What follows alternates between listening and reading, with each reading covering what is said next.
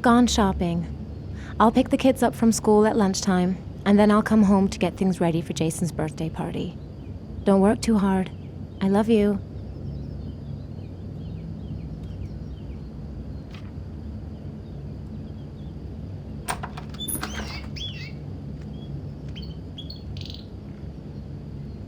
I better take a shower and get dressed before I go downstairs.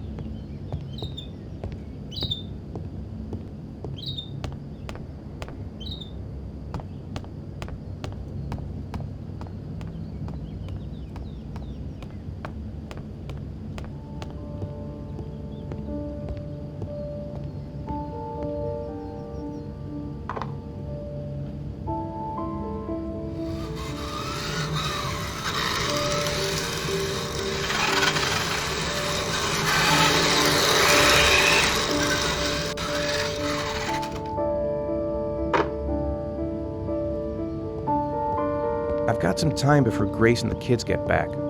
Better get some work done.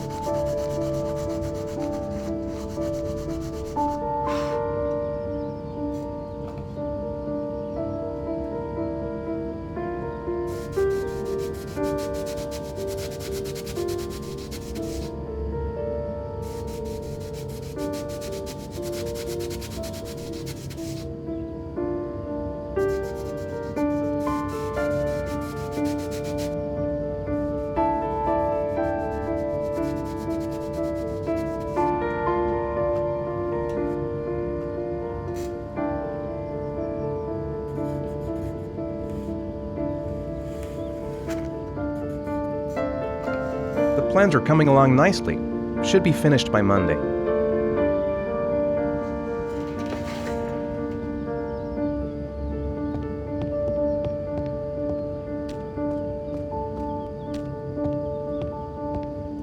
Finished.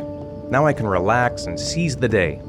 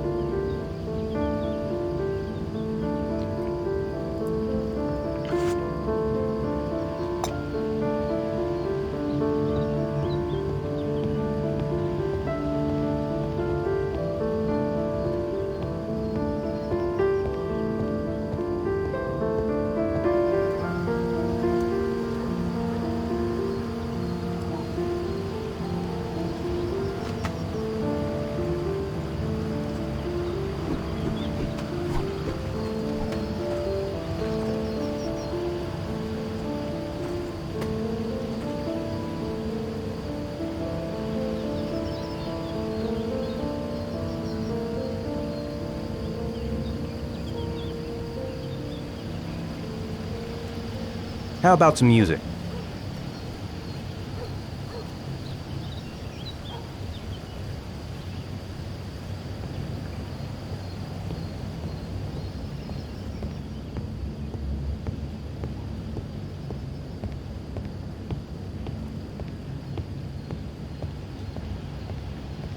Maybe there's something on TV. I could just relax on the couch until Grace and the kids come back.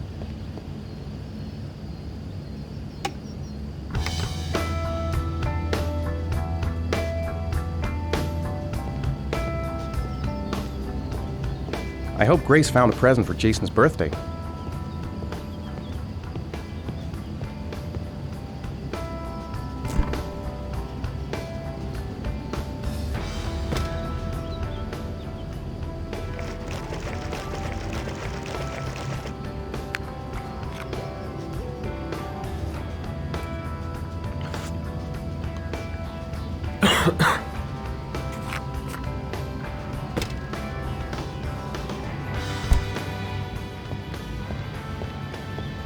It's almost lunchtime.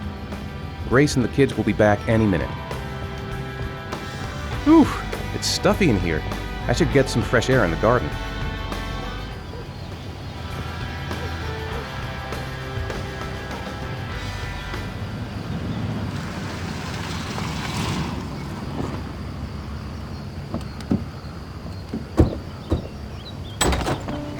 Dad! Hey, take it easy, you're gonna knock me over. So this is your big day, huh? Am I grown up now? 10 years old, that's not exactly grown up, but you're getting there. Now, can I drive your car? And I think you're gonna have to wait a little while for that. Ethan, can you please help me? I'm coming.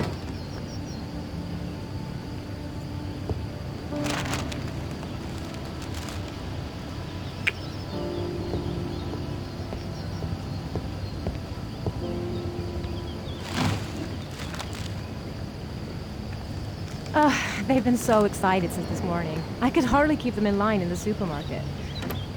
How's your day been? Managed to get any work done? I made some pretty good progress. I've just got to work on a few more details, and then I should be ready to present the plans to the client. I've got a billion things to do. It'll never be ready before Jason's pals arrive. Can you please help me? There should be plates in the living room cupboard. No problem, leave it to me.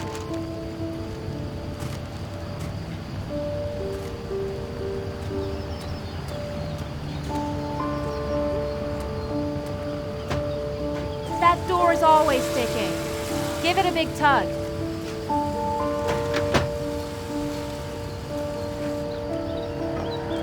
That's the set my mother gave us. Be careful, okay? Don't worry, I wouldn't want to be responsible for a diplomatic incident with your mother.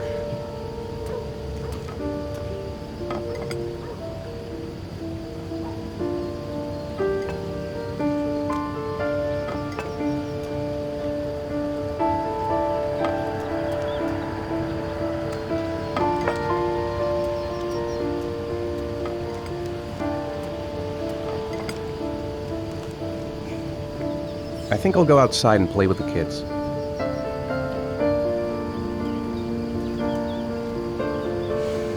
Ethan. I don't know if I've already told you this today, Mrs. Mars, but I find you very attractive. You're not so bad yourself, Mr. Mars.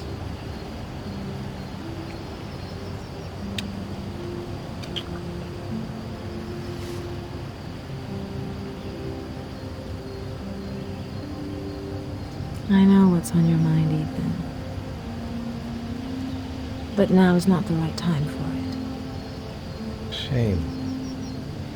I've really got to focus on this party. We'll continue this little conversation later.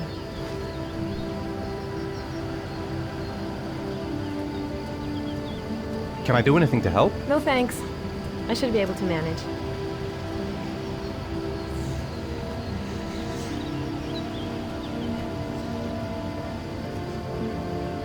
That's it, I'm free as a bird! Hey, 5 minutes, boys, okay? After that, we've got to eat, because your friends are going to be here soon. Okay, we promise, Mom. Who wants to go first? Me first! No, me first! Easy, fellas. You can both have a turn.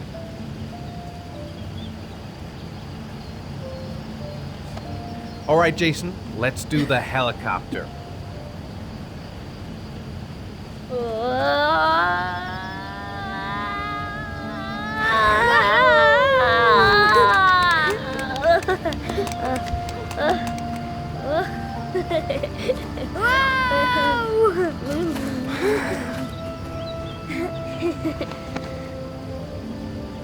It's my turn now. It's my turn. Okay, Sean, get ready. Here we go.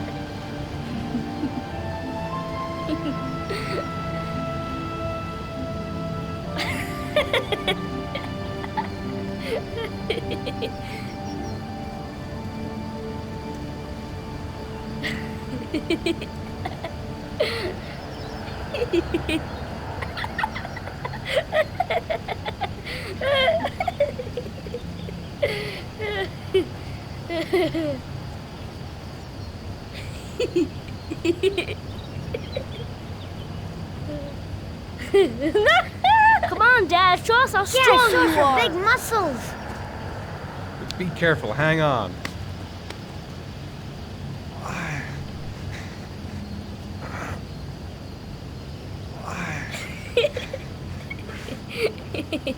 Ah. Oh. Whew.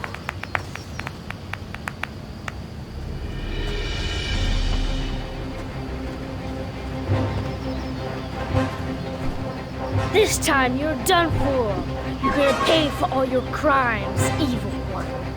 Ha! Surrender, weakling. Say your prayers. Come on, Jason. Hoya! Give up. I am victorious. Watch out. Oh! Attack, attack. Whoa! Ah! Pay for that. Come. Oh, that's gonna leave a mark. Yeah, Jason. Ah! Continue. Ah! Watch out. Yeah! Ah! Go, Jason. Yeah. Hoya! Oh, no. My life is gone. Woohoo! Food's ready, kids. You coming in?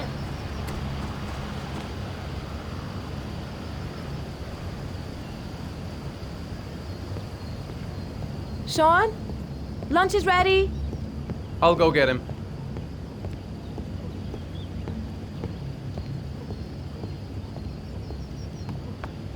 Why isn't Sean at the table? He should be around here somewhere.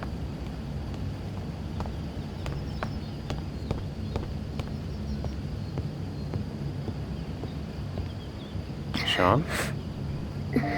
What's up? It's Merlin. He's dead. He's dead and it's all my fault. No, it's not, Sean. Of course it's not your fault. I'd give anything if you could come back to life. You know, Sean, there's some things which just have to happen. Even if you don't want them to. It's not fair, Dad. It's not fair. I know. I know.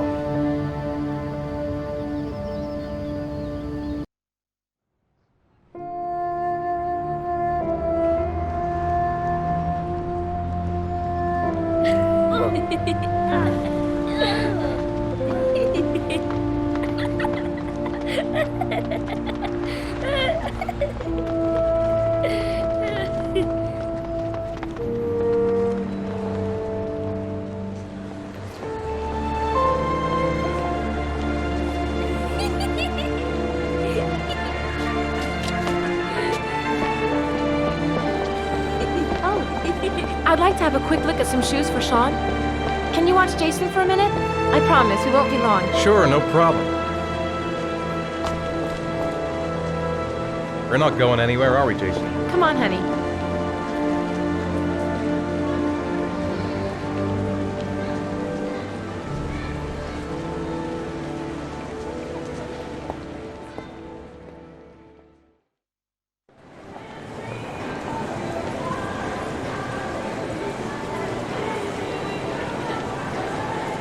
Jason!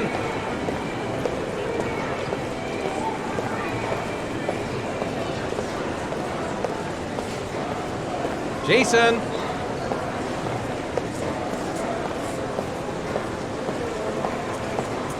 Jason! Jason!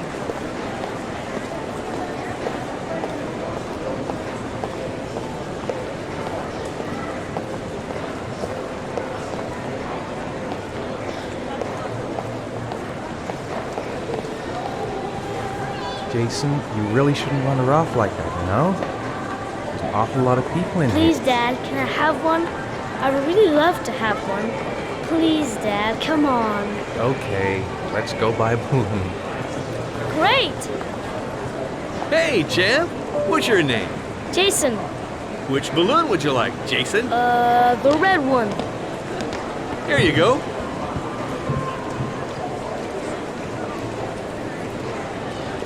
That'll be $2, sir. Jason, wait for me. Wait for your dad, son. It's really crowded in here. Keep the change.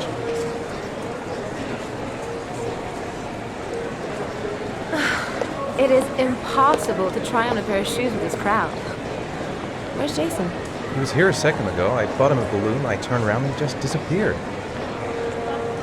Disappeared? What do you mean disappeared? Stay here. I'll go get him. I'll be right back.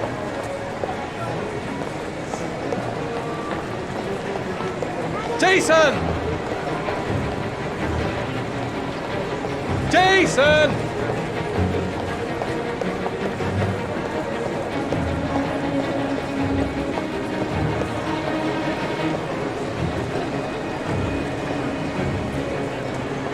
Quick, I need to go downstairs now or I'm gonna lose him in the crowd. Jason! Jason!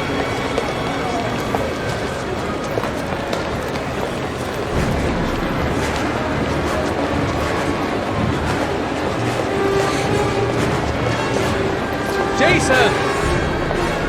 Hey, man, watch it!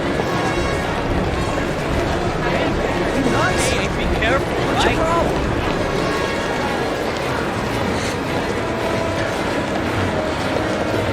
Jason, God, you really had me scared there.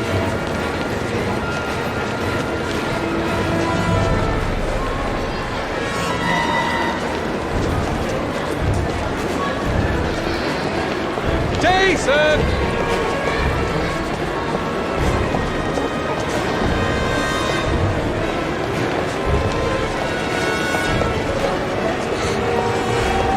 Jason!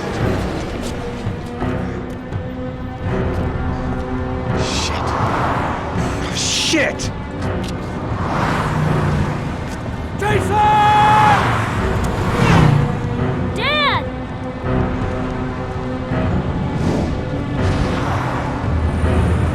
Jason!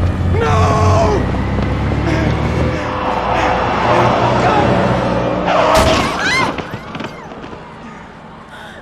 Jason! Jason! Oh my God, no! No! No, Jason! Oh my God, no! No! Oh my God! No!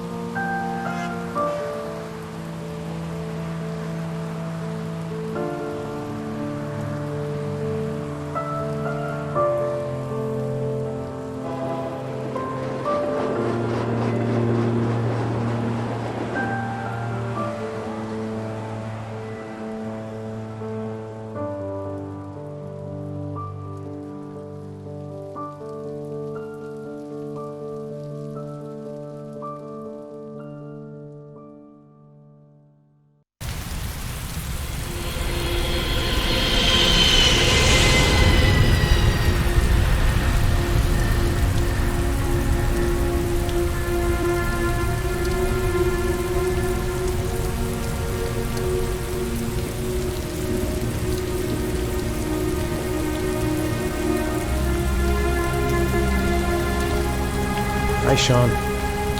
My dad.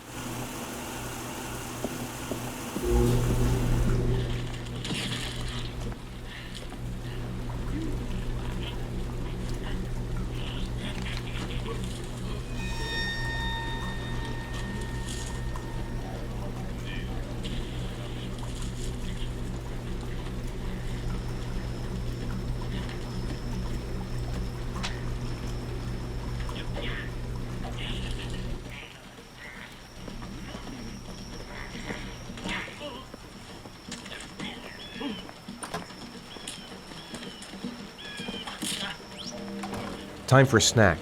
Maybe Sean is hungry.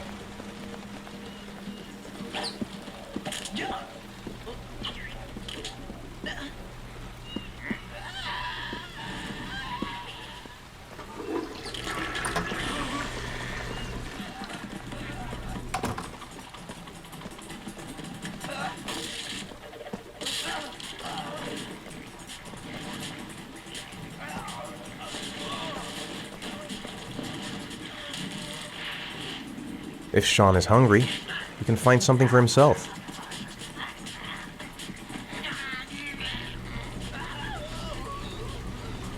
It's time for your snack. Are you hungry? I guess, a little. Let's see what we can find in the kitchen.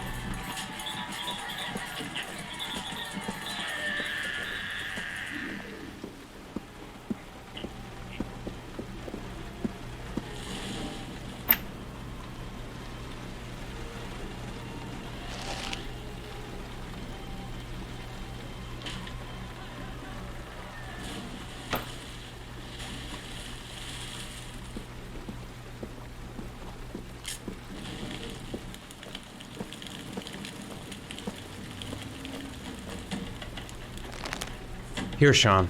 Here's your snack. Thanks, Dad.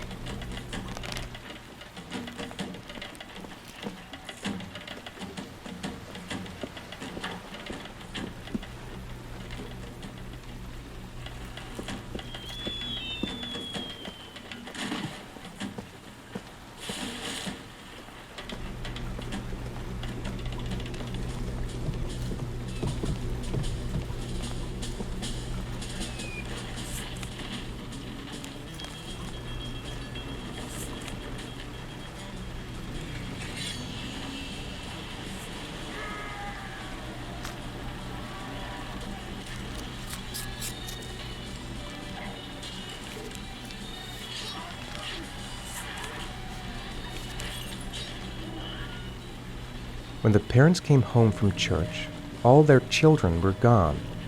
They searched and called for them, they cried and begged, but it was all to no avail. The children had never been seen again.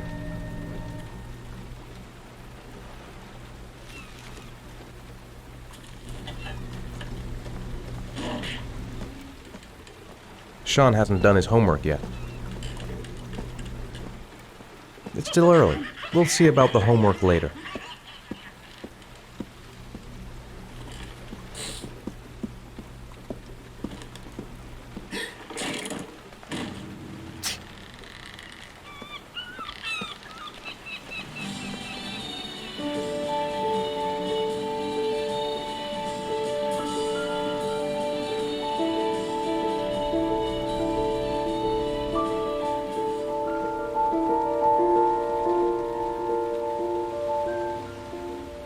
Sean's sneezing. I think he's catching a cold.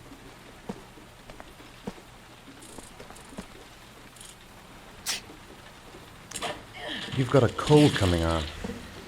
I'm gonna see if I can find some medicine for you.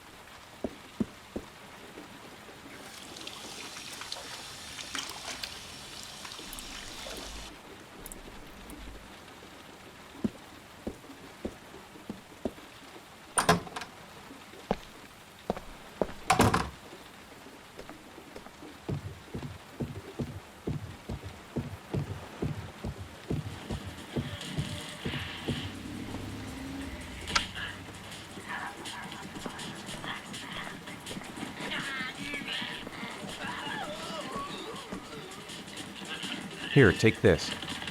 It'll make you feel better. Thanks, Dad. Grace has Sean this weekend. Seems like he can't wait to get back to his mother.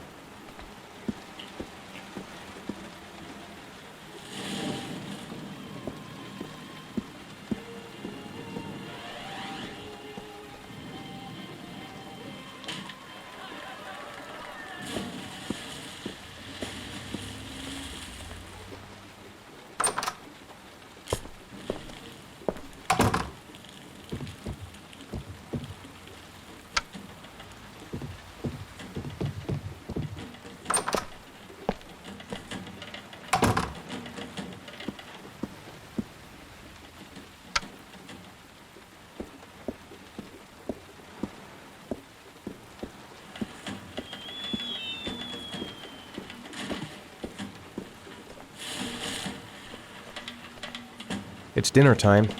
I'd better make something for Sean.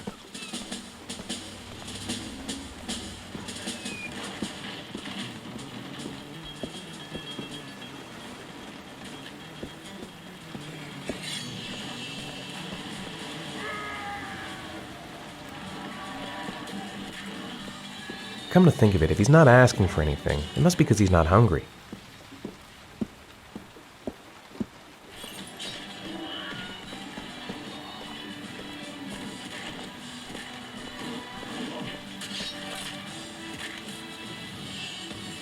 Do you want me to get your dinner? Oh yeah, I'm really hungry. Okay, I'll go see what I can find. I'll call you when it's ready.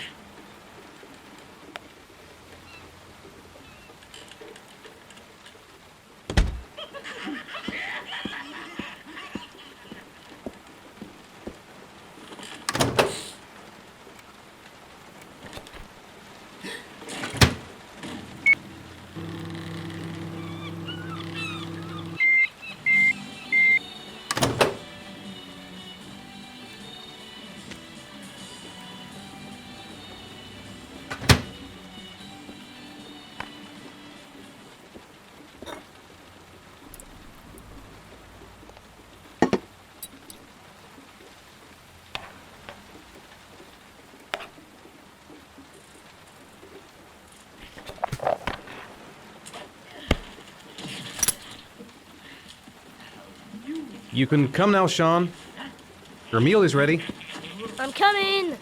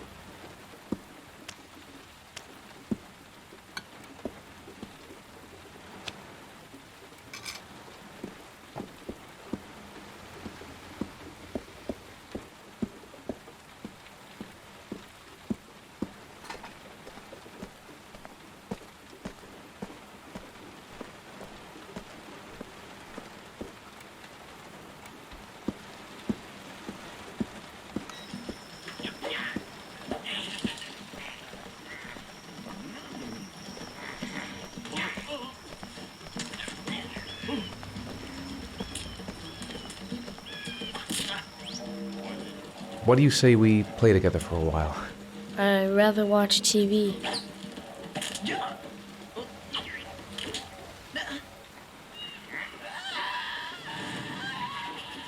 How are things at school? Is your teacher nice? Everything's fine, Dad. Come on, Sean. It's time for bed. Oh, but I never go to bed this early. You're right, it's still early. I'll come back for you when it's time.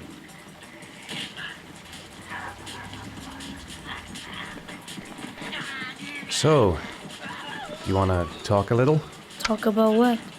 I don't know, about you, your friends, how things are going. Nothing special.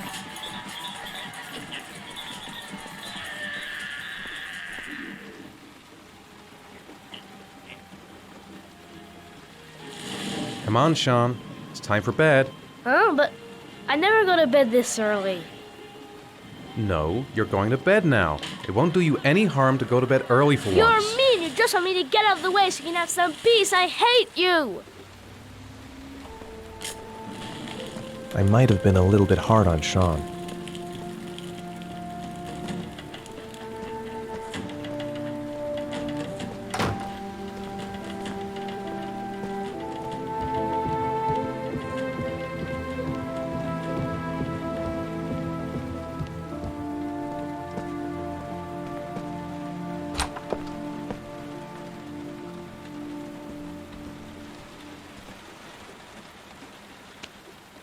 Leave me alone! I hate you!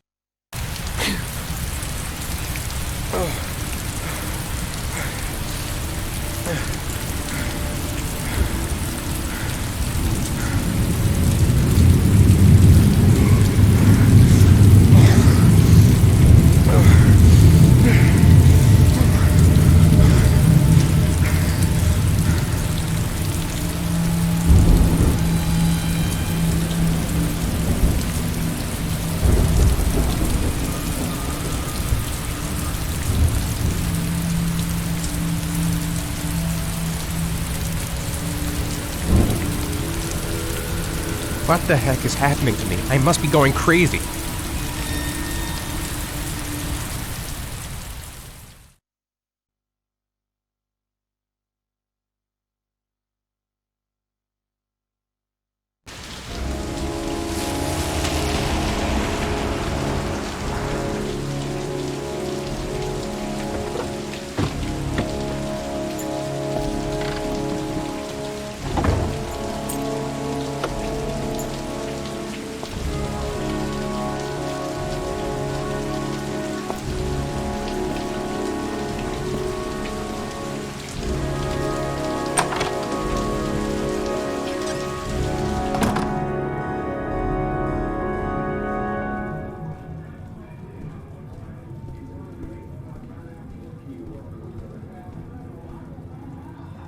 Lauren Winter.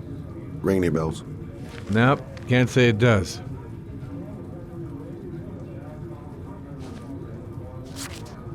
Oh, that Lauren Winter. 3rd floor, last door on the left at the end of the corridor.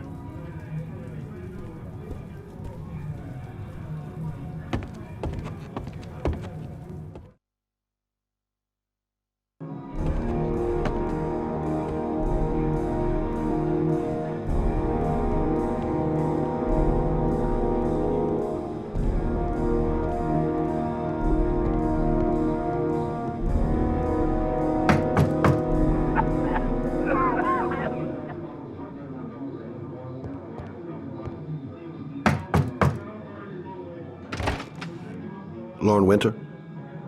Sorry, I only see clients by appointment. Wait.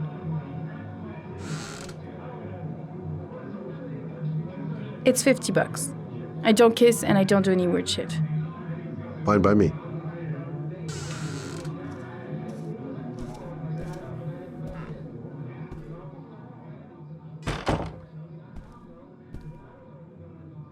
Put your money on the table. You got exactly 10 minutes. When the alarm rings, it's over, okay?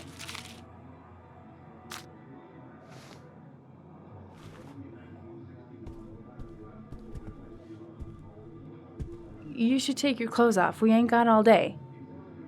Actually, I'm not a customer. Shit, a cop. I should've known. What you want, a freebie? Is that it? My name is Scott Shelby. I'm a private detective. The families of the victims of the origami killer asked me to investigate the murders.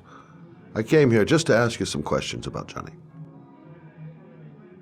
I already told the police all I know and I have nothing to add. Leave me alone. The killer is walking around free as we speak. He'll kill again if he's not arrested. My Johnny's dead, so what difference does it make? I understand, Lauren. I know what you're going through. Oh yeah? You know what it feels like to find your own son's body on a wasteland? I'm sorry, I don't believe you have the slightest idea what I'm going through, Mr. Shelby. If we don't find the killer, there'll be other mothers who find their son's body on a deserted wasteland. But you're right. Why should you care? It's not your problem anymore, right?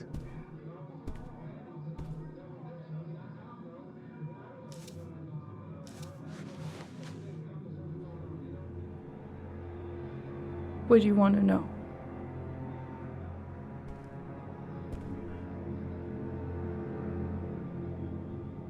Tell me about Johnny. What kind of kid was he? Johnny was really a good boy.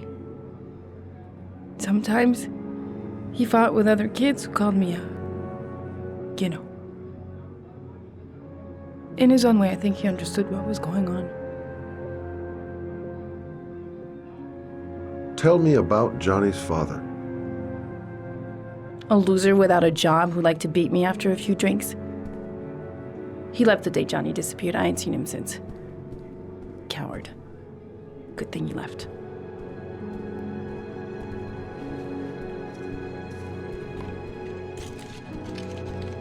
You want one? No thanks, I quit. That's brave.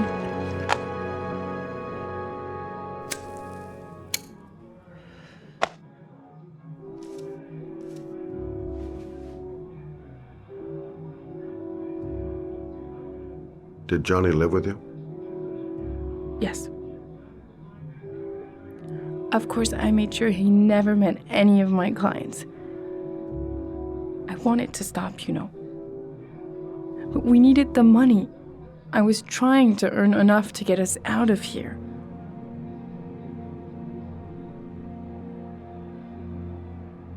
Did you suspect anyone after he disappeared? I meet a lot of pretty shady characters in my line of work. Sure, I thought of it at first. But it didn't seem to make any sense. I don't believe any of my clients could have done that to my Johnny and all those other kids.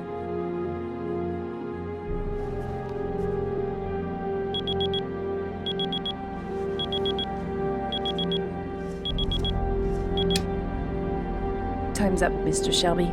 I hope you got what you wanted. Now get out of here.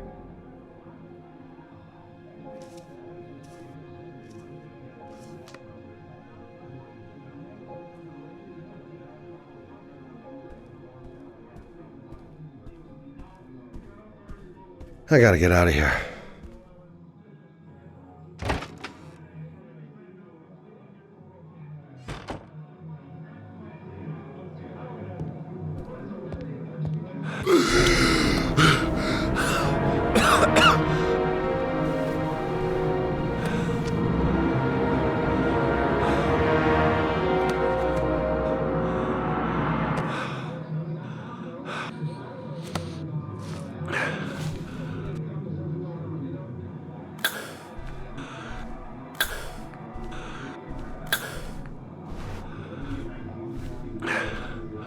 Lauren! Lauren, open up, baby. It's me. Troy, what are you doing here? I already told you I don't want to see you anymore. Sorry, Dal, but I really wanted to see ya.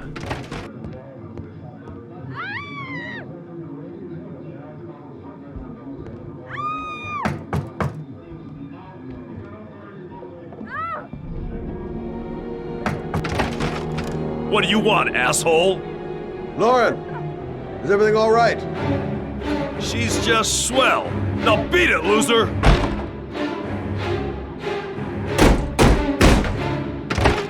You again?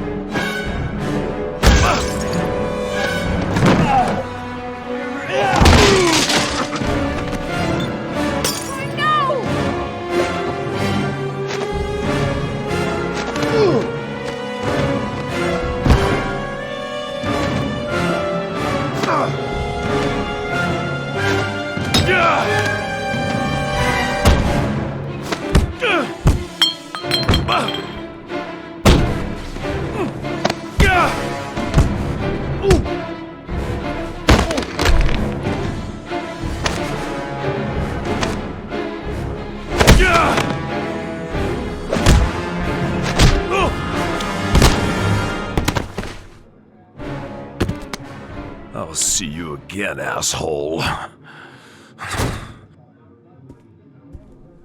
Are you all right? Better than him, I guess. Who is he? An ex-client who thinks he owns me. He was getting violent, and I told him I didn't want to see him anymore. Well, you should be careful. He'll probably be back. Sorry about the mess. Mr. Shelby, Yeah. thanks.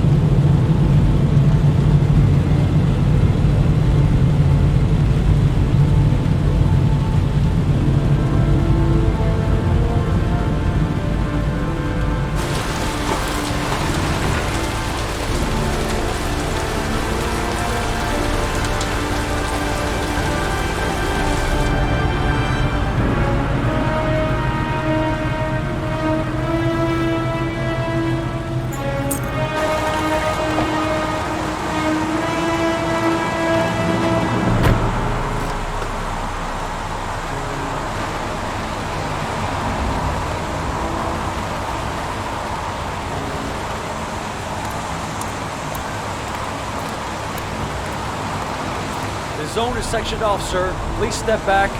Agent Norman Jaden, FBI? You got a badge or something, Mr. Jaden? Yeah. Yeah, of course.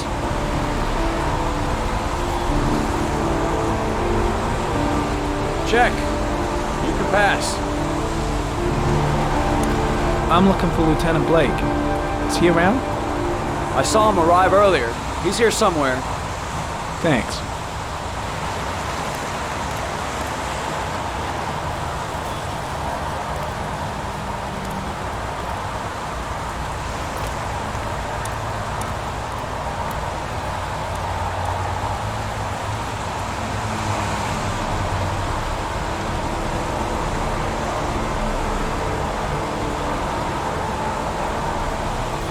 Video memo recording, Agent 47023, Norman Jaden, Tuesday, October 4th, 2011.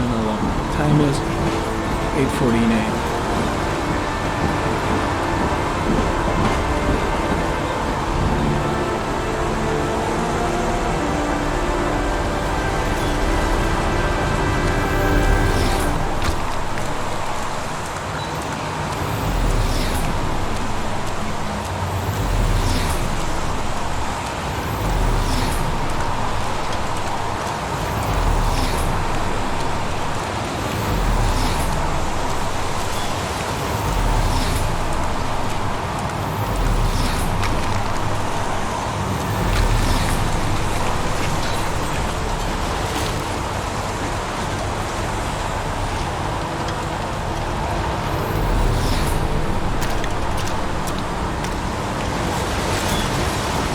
Some orchid pollen. The concentration of pollen in the air is quickly decreasing because of the rain, but it gets higher in the direction of the body.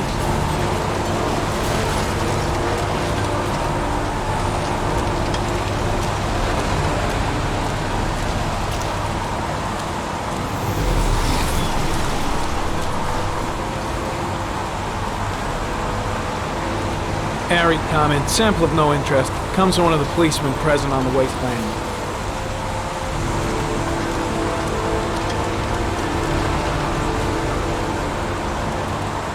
Hey!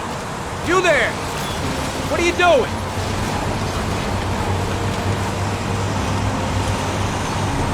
Lieutenant Blake? I'm Agent Norman Jaden from the FBI. I went by your office this morning. They told me you'd be here. Now, if you're looking for rain, dead bodies, and highways, you come to the right place. Mike, will you tell that asshole with the bulldozer to stop for 5 minutes? I can't hear myself think here. Right away, Lieutenant. Well, are you coming, Jaden? So, what happened? Some guy taking his dog for a piss found a body about 6 o'clock this morning. We don't know much more right now. Based on what we've seen, looks like the work of the origami killer. Any news on the coroner? He's on his way, Lieutenant. We've been waiting for an hour, for fuck's sake. Has the body been identified? No, not yet. We should know more later today. There are a lot of people on the crime scene. Aren't you afraid your men might destroy some clues? You don't find proof sitting behind a desk. We're not in the habit of trampling things into the ground, even if we're not in the FBI. No, of course not. That's not what I meant. Tony, I don't want to see a single shit-stirring journalist within a mile of here. You got it? Yes, Lieutenant. Do we know the cause of death? There are no marks on the body. Chances are he was drowned, like the others. Any witnesses? None yet. Given the neighborhood, I'd be surprised if anybody saw anything. Listen, I'm a little busy here. Why don't we discuss all this a little later, back at the office? Oh, no problem. I understand. Do you mind if I have a look around? Be my guest. Hey, Jaden, you come and see me if you find anything, okay? We're on the same team now.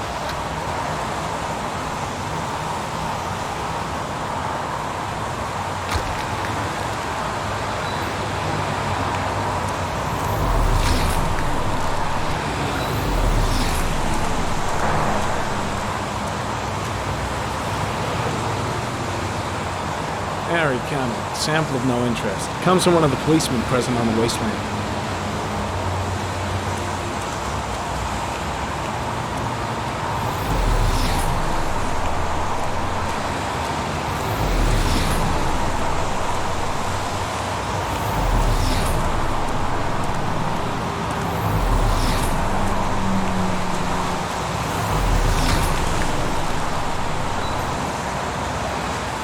Harry comment. Traces of blood detected on the fence behind the railroad line. The blood report indicates an advanced and long-lasting state of exhaustion.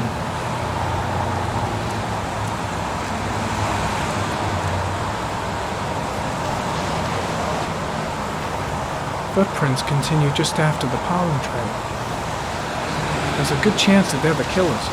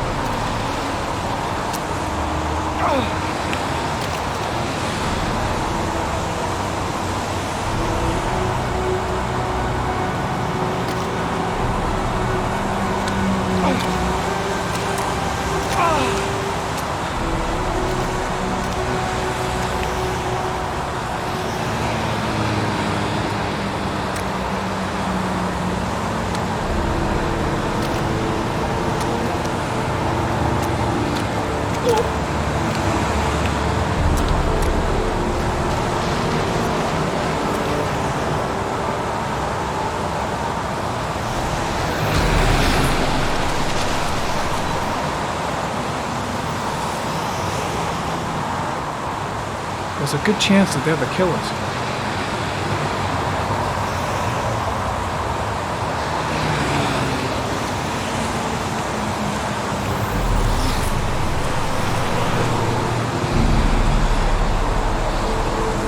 Harry, comment. Tire tracks on the side of the road behind the railroad line. It may be the killer's car.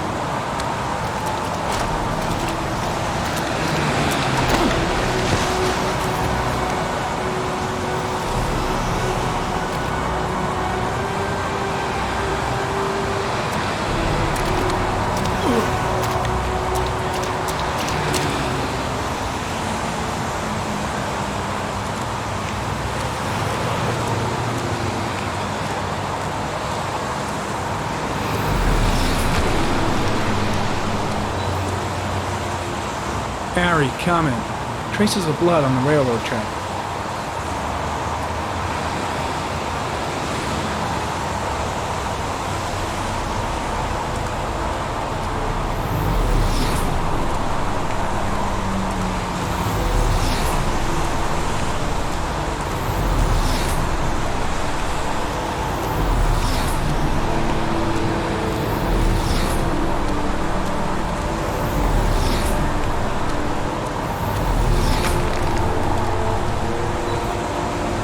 Dead cat.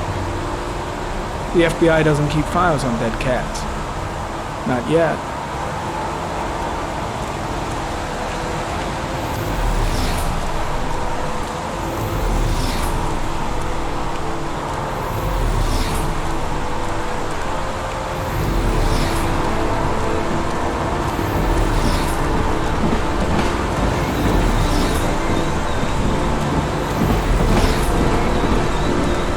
I'm heading back to the office. Stay in. Yeah, I'm gonna have another look around if you don't mind. Take all the time you want.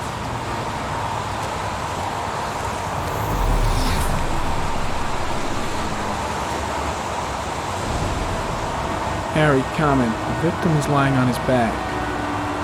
No visible signs of violence.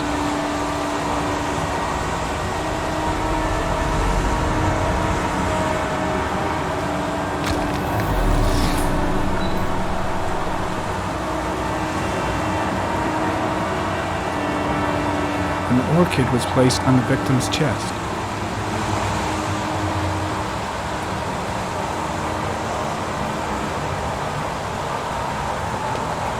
A small origami figure in the right hand. Fingers were probably closed after the time of death. The victim is Jeremy Bowles, declared missing 5 days ago. See reference file.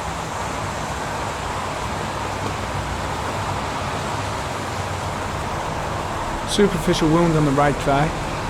The blood is identical to that on the fence.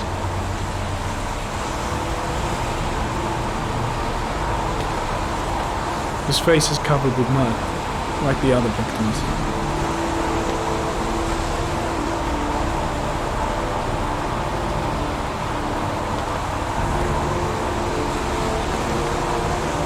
Think I've seen all there is to see.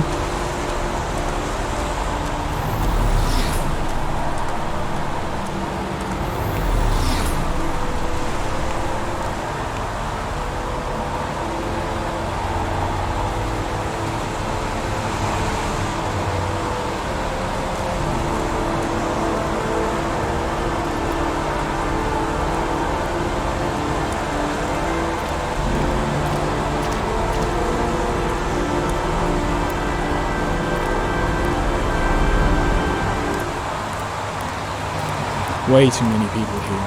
They're trampling all over the crime scene. I think I've seen enough. Better get back to the station before I catch pneumonia.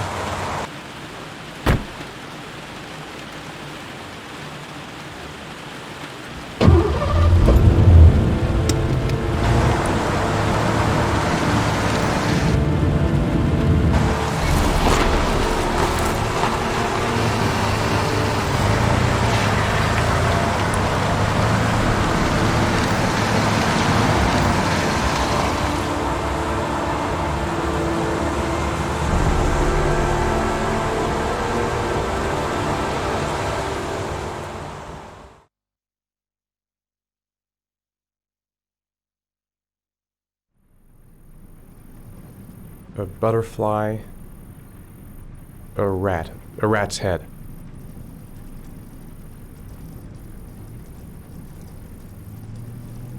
Sharp blades. Blood. Blood spreading through water.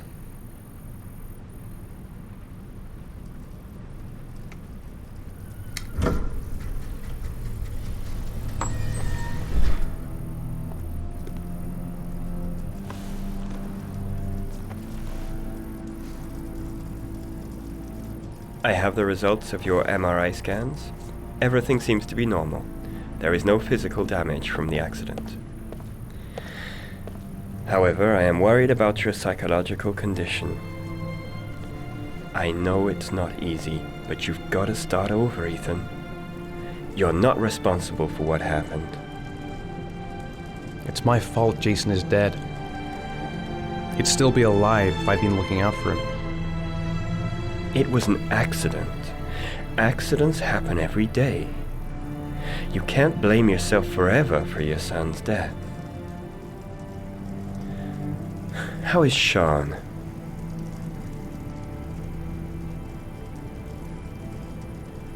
I know he's disappointed in me. I'm not the father I used to be. He's a great kid, you know. He deserves better. And what about you, Ethan? What do you feel?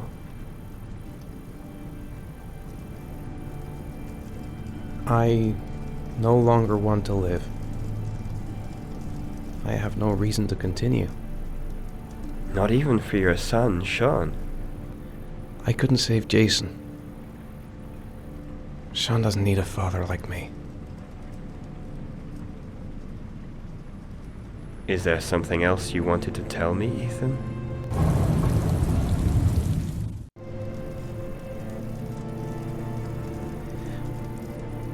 I sometimes have these blackouts. Times when I don't know what I'm doing. I recover consciousness sometime later, but I'm someplace else. And I have no idea how I got there. Do you think this could be related to the accident? You suffered a massive concussion and were in a coma for 6 months. We really don't know what effect a shock like that can have on the brain. That's the end of this session. We'll continue this conversation next week. You were lucky, Ethan. It's very rare to survive such a traumatic accident. I don't exactly feel lucky, Doctor.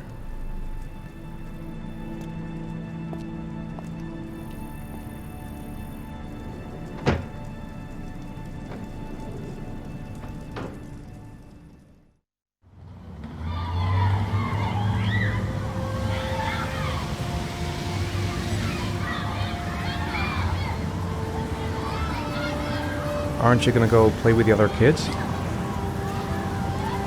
I don't feel like it. How did things go at school today? I was punished because I didn't do my homework. I'm sorry about that, Sean. Next time, we'll really pull it together, okay? Is something the matter, Sean? No, I'm alright.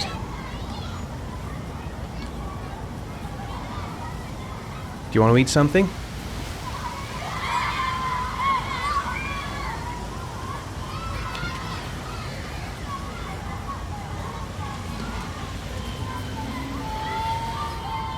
What about that merry-go-round? I bet I can push you so fast you won't be able to stay on it. Great!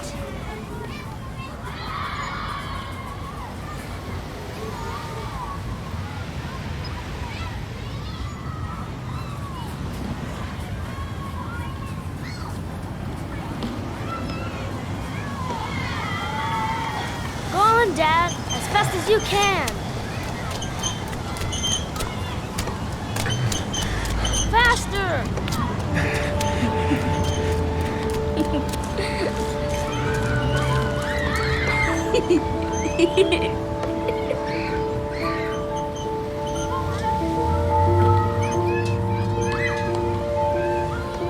Whoa! I think my head is spinning. Good training for astronauts, though.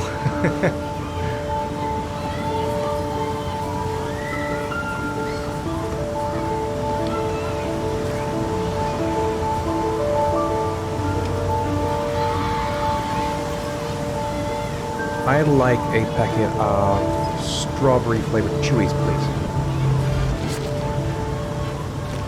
Thanks. Hey, I got you some Chewies. I hate strawberries. Thanks. It was nice of you anyway.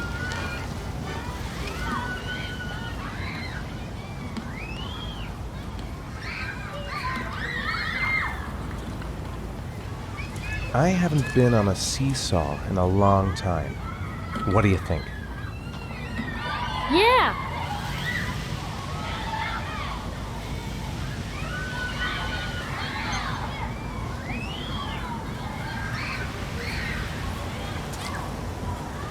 Come on, Dad, make me fly!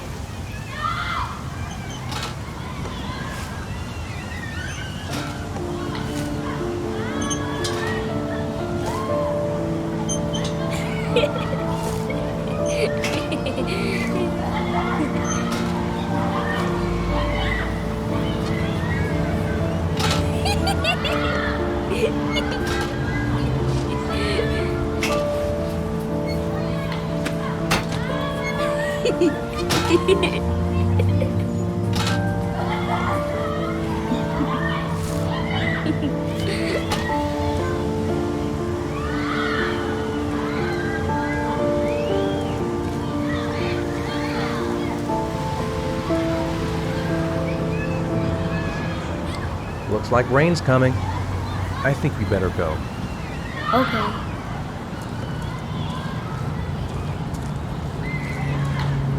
You know, sometimes I remember before. I mean, when Jason was still here. Sometimes I wish everything could just be the way it was before. Me too, Sean.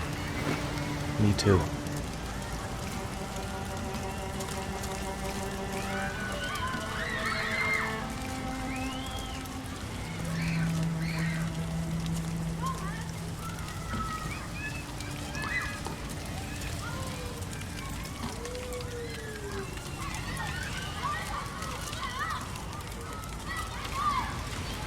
Hey, Dad, can I have a ride on the carousel? Can I? Sure. Go pick a horse and get on. I'll get a ticket.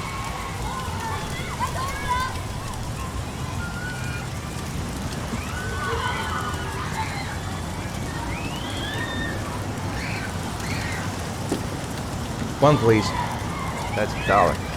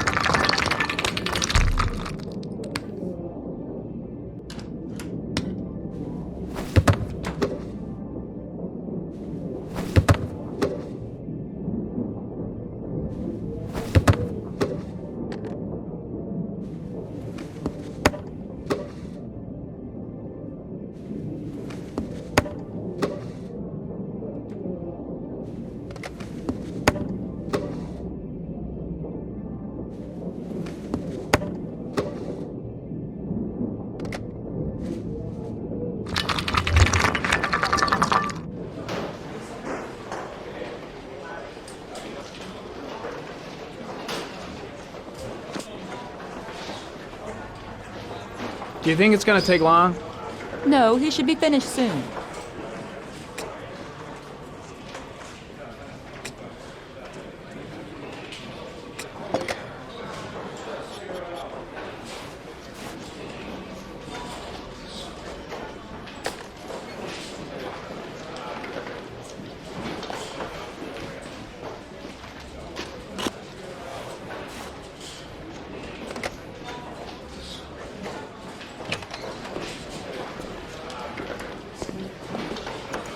I'm off, Charlene. I'll look at the reports later. Oh, cancel all appointments for this afternoon. Okay.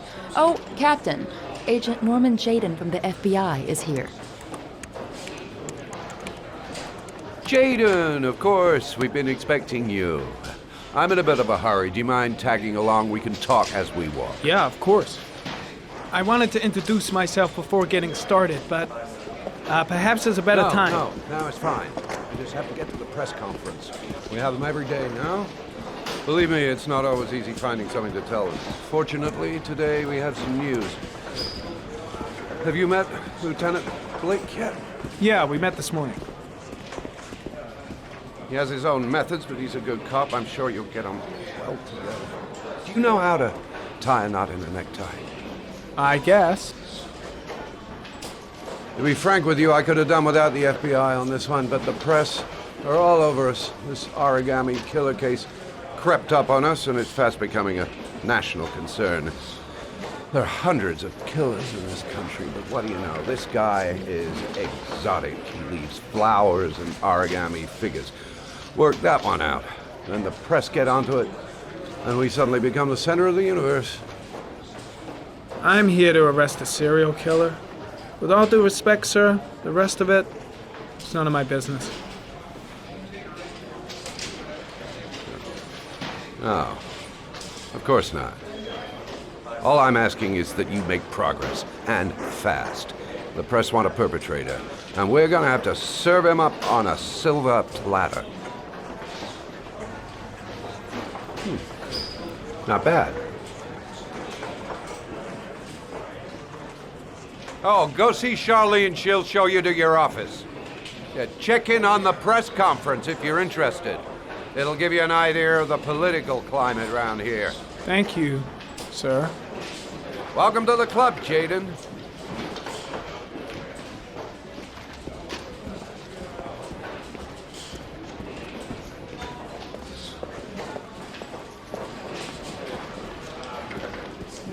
I saw Blake when I arrived.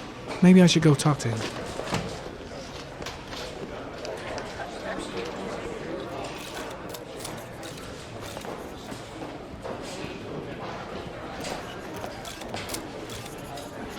The body of Jeremy Bowles was found this morning on a patch of wasteland in the East End at about 6:30 a.m., 5 days after he was reported missing.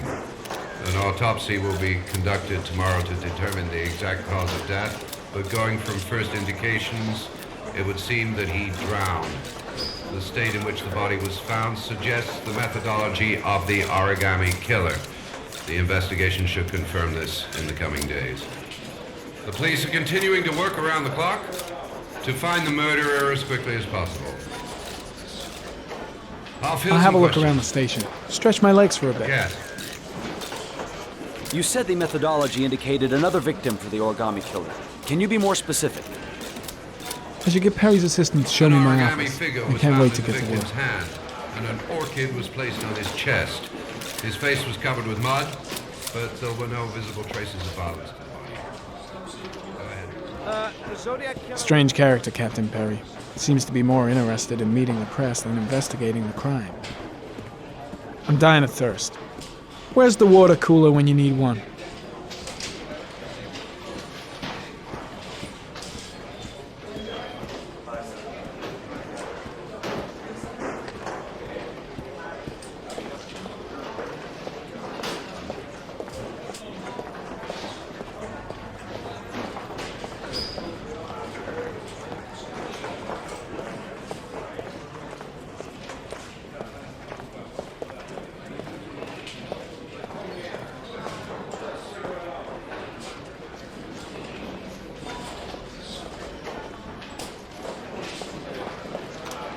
Nice watch. Oh, it's the present we offer to our new lieutenants. We bought the same model each year for the past 20 years for each promotion. It optimizes everybody's time, and it's the kind of thing that always goes down well. You can contribute to our fund if you like. We're still a few dollars short. Congratulate Larry on my behalf. I'll be sure to do that, sir. Captain Perry said you could show me to my office? Yes, of course. Follow me.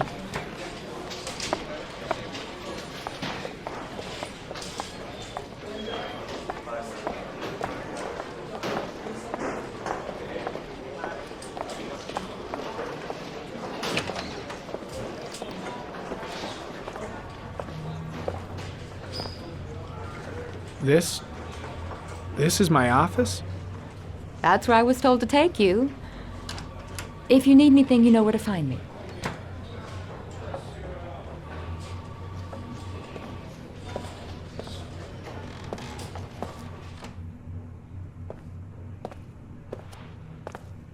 Okay, time to work.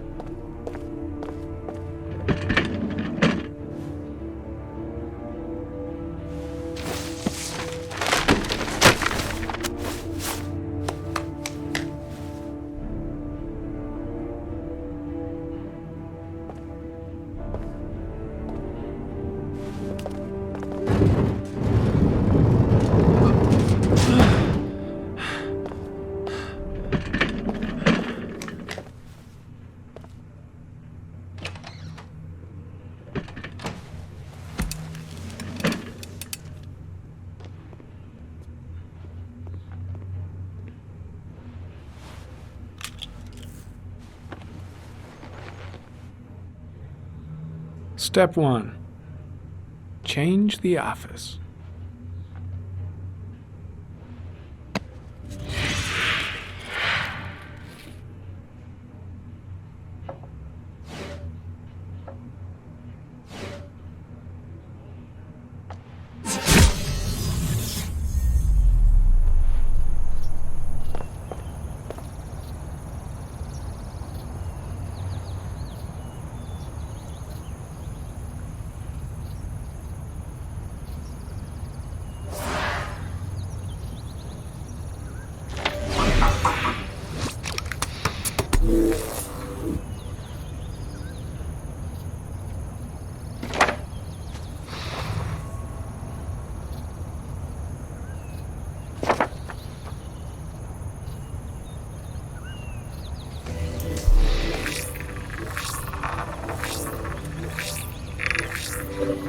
The killer's car is probably a Chevrolet Malibu 83.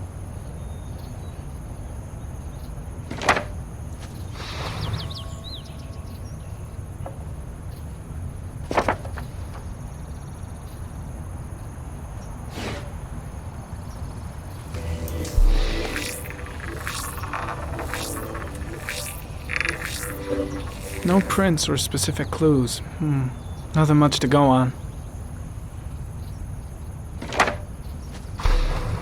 Just one origami store in town.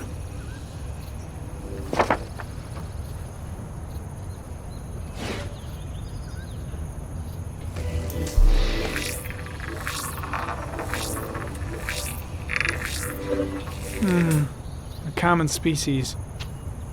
That doesn't help much. The orchid is a common species. It can be found at any flower shop.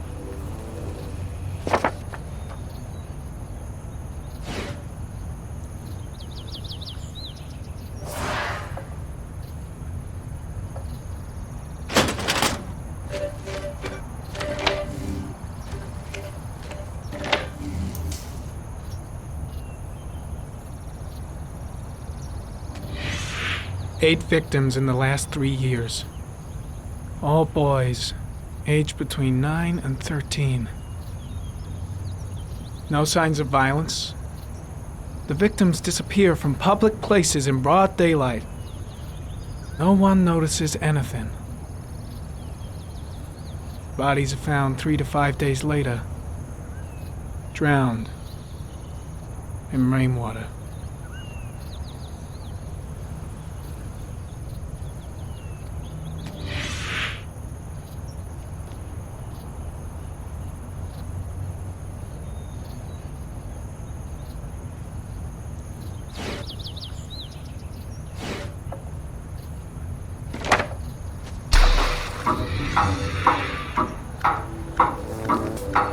killer has a large comfort zone. He gained confidence rapidly and moved away from his base. This won't make the geoprofiling any easier.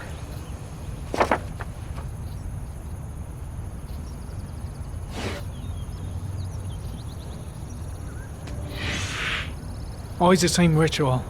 An origami in the hand, an orchid on the chest. The victims have always been dead for less than 6 hours when they were found, which means they remained alive for several days before being drowned. Over 3,500 people questioned. Over 100 suspects interrogated. Not a single lead to go on.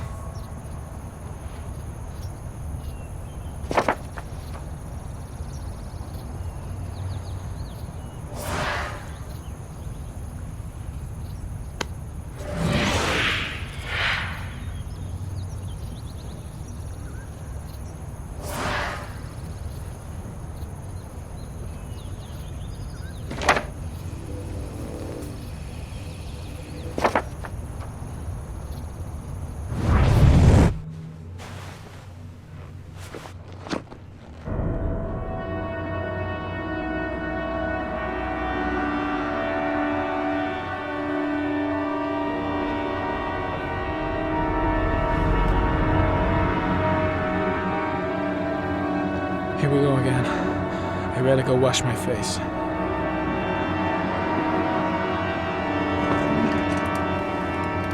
I need to take some. I'm gonna faint if I resist. It's all right. I know I can make it. I know I can make it.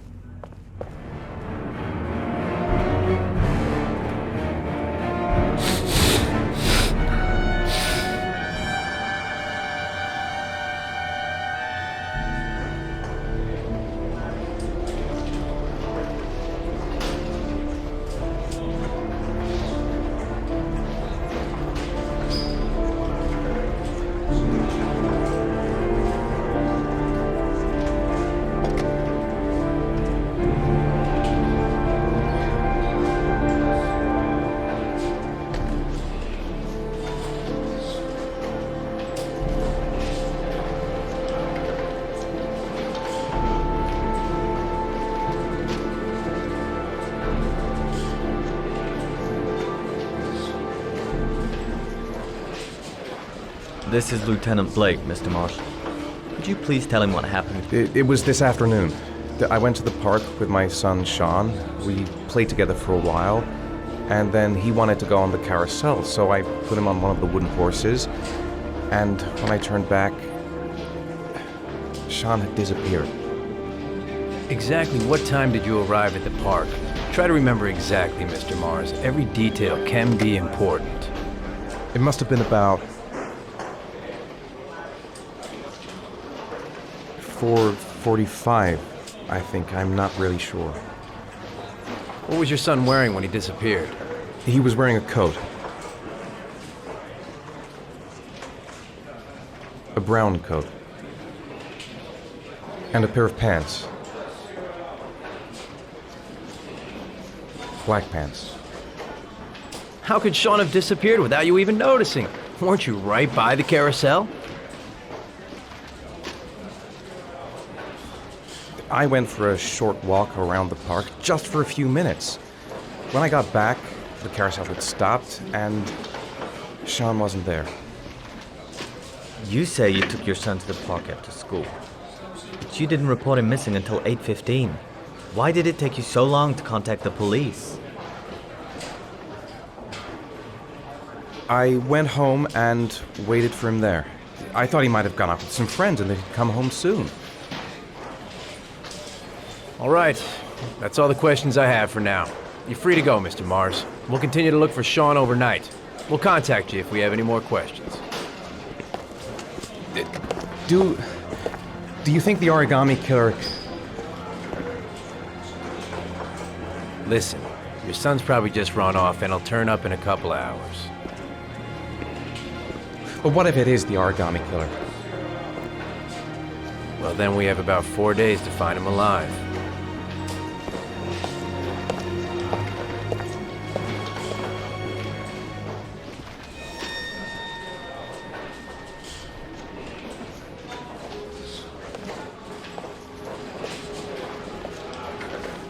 Did they find something?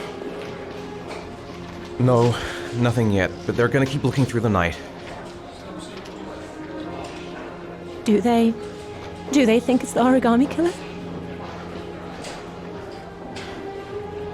It's still too early to say.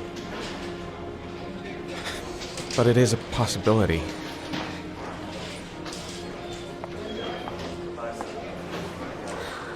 What happened, Ethan? How could you lose Sean like that? You should never have taken your eyes off him. I mean, for God's sake, how hard is it to keep your eye on a child in the park? Why did you leave him, Ethan? Why? Wasn't it enough losing Jason? I'm sorry. It's not what I meant to say. I miss him so much.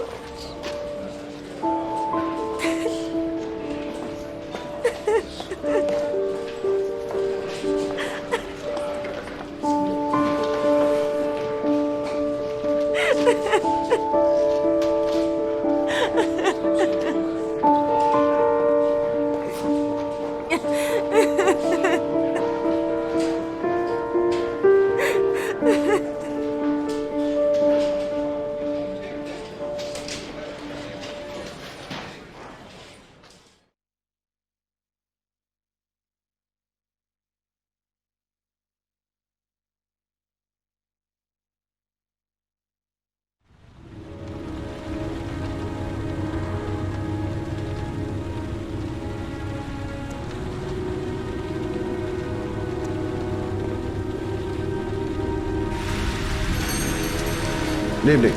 Good evening to you, sir. Can I help you, sir? Well, I hope so. My name's Scott Shelby. I'm a private detective. I'm investigating the case of the origami killer. I'd like to ask you a few questions. My son is dead, Mr. Shelby. I have nothing more to say. I also lost someone I loved. I know what you're feeling. Then you will understand that I do not wish to talk about it. You may know something that could help save other people's lives. I was unable to save the life of my own son. I do not see how I could save the lives of other people. Oh, do you sell inhalers? I'm all out, and at least I won't go away completely empty-handed. In the back of the store, to the right. Thanks.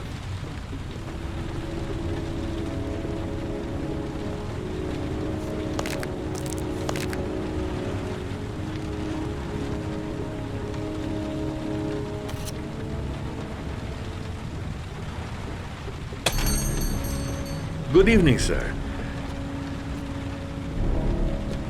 Are you looking for something in particular? Give me what you got in the register. Don't fucking try anything. Open the register, you dumb fuck. Put the money on the counter. Shit, are you deaf or what? Are you gonna open that fucking register or not? No, sir. You do not have the right to steal that money from me. I have worked very hard to earn it. You cannot have it. Hey, you! Come here! I said come here now! Don't move! Hands up! Put your fucking hands up or I'll shoot!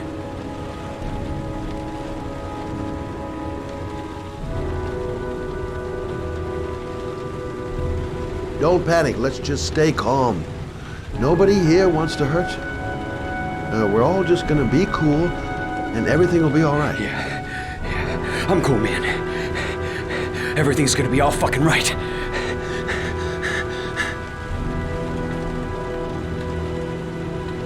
So what are you gonna do? Someone could walk in the store any minute and sound the alarm. You haven't got a chance of getting out of this. The first guy to walk in here gets it right in the face. Fuck it, man, you're making me nervous. And when I'm nervous, there's no knowing what I'll do. My name's Scott. What about you? What's your name? Andrew. My name's Andrew. You don't really want to shoot anybody, do you? I'm sure we can find a way out of this mess, right? You're not a killer, are you? You just want a few extra dollars. No blood on your hands. No, I'm not a killer. I ain't no killer. Now, I want you to put the gun back in your pocket and quietly walk out of the store. My friend and I will forget about what just happened, and you'll have earned a second chance not to fuck up your life. What do you say?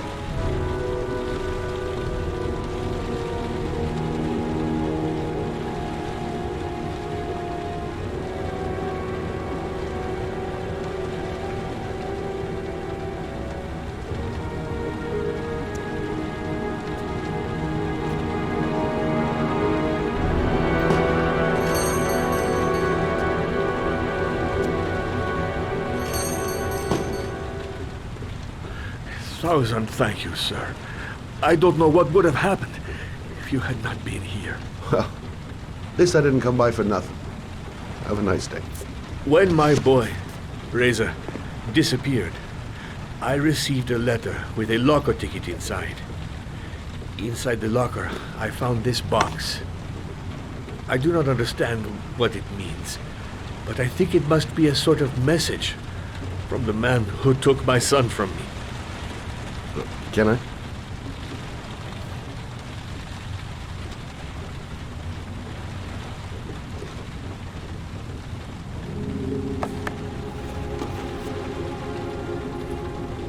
Please, take the box if it can be of any use to you at all.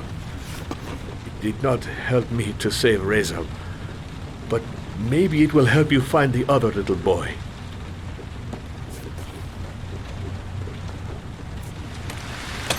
Mr. Shelby, I was beginning to think that there was no good to be found in this place.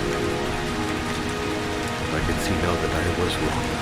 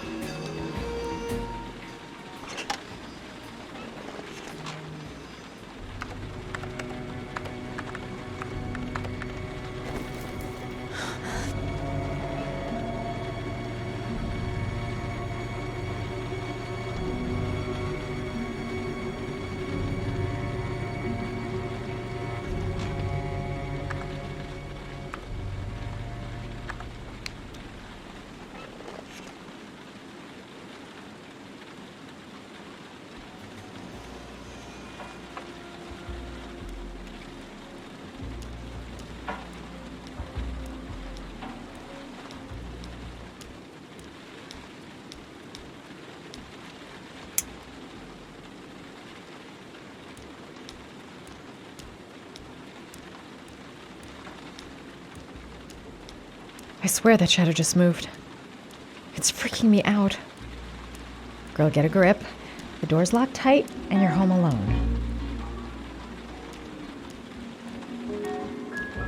A hot shower. That'll create the magic of sleep.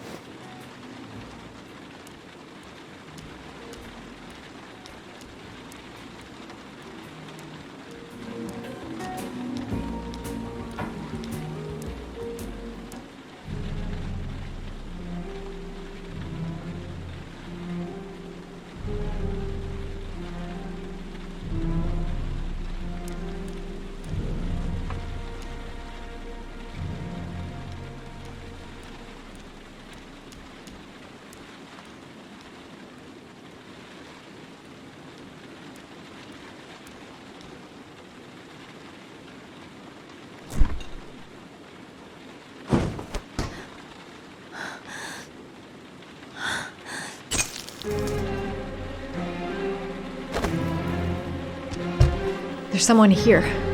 There's someone in the apartment. The phone on the desk. I could call for help. The front door. It's the only way out. If I can reach it, I still have a chance.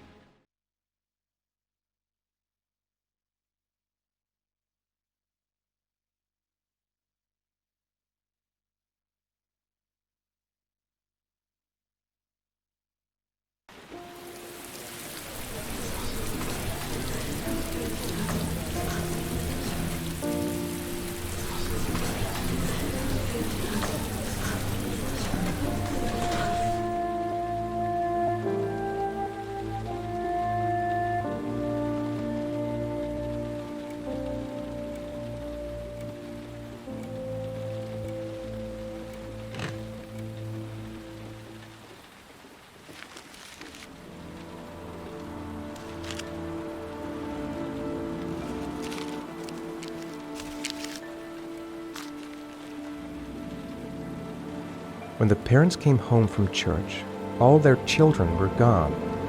They searched and called for them, they cried and begged, but it was all to no avail. The children have never been seen again.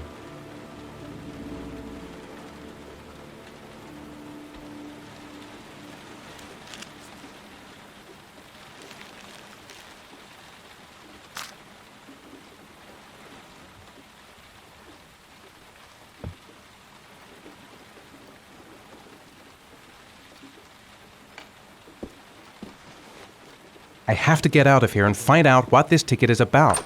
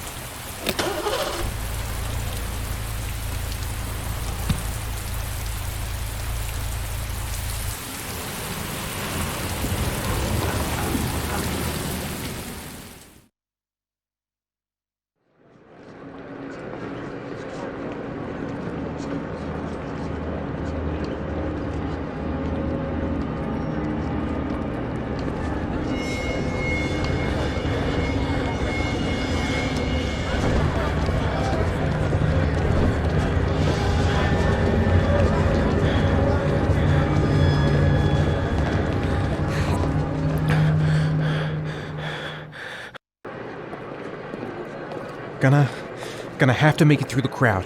I can't take crowds. Just can't handle it.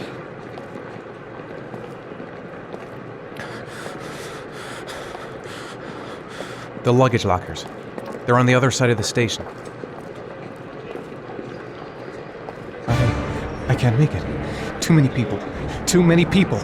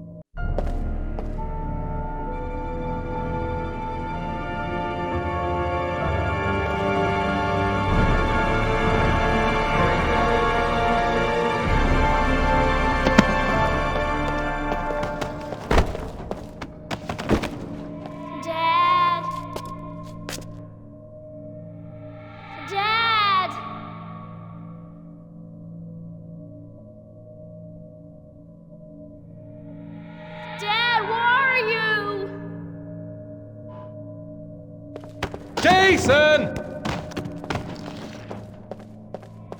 Dad! Jason! Dad!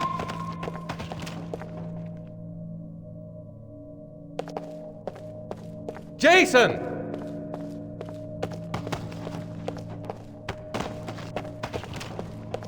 Dad! Jason! Dad! Jason! Dad! Dad! Jason!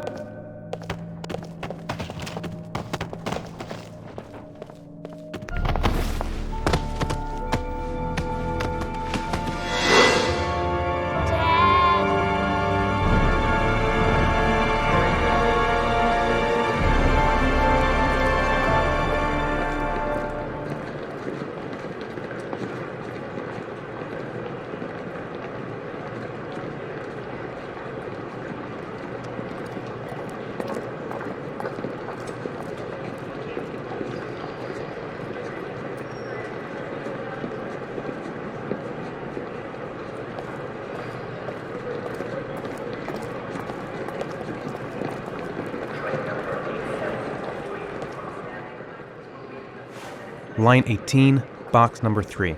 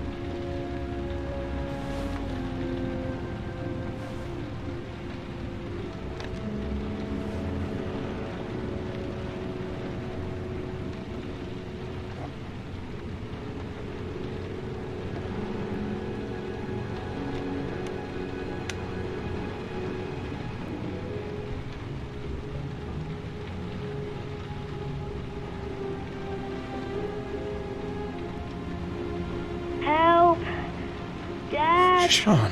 Where are you? I'm so cold. Dad! Dad!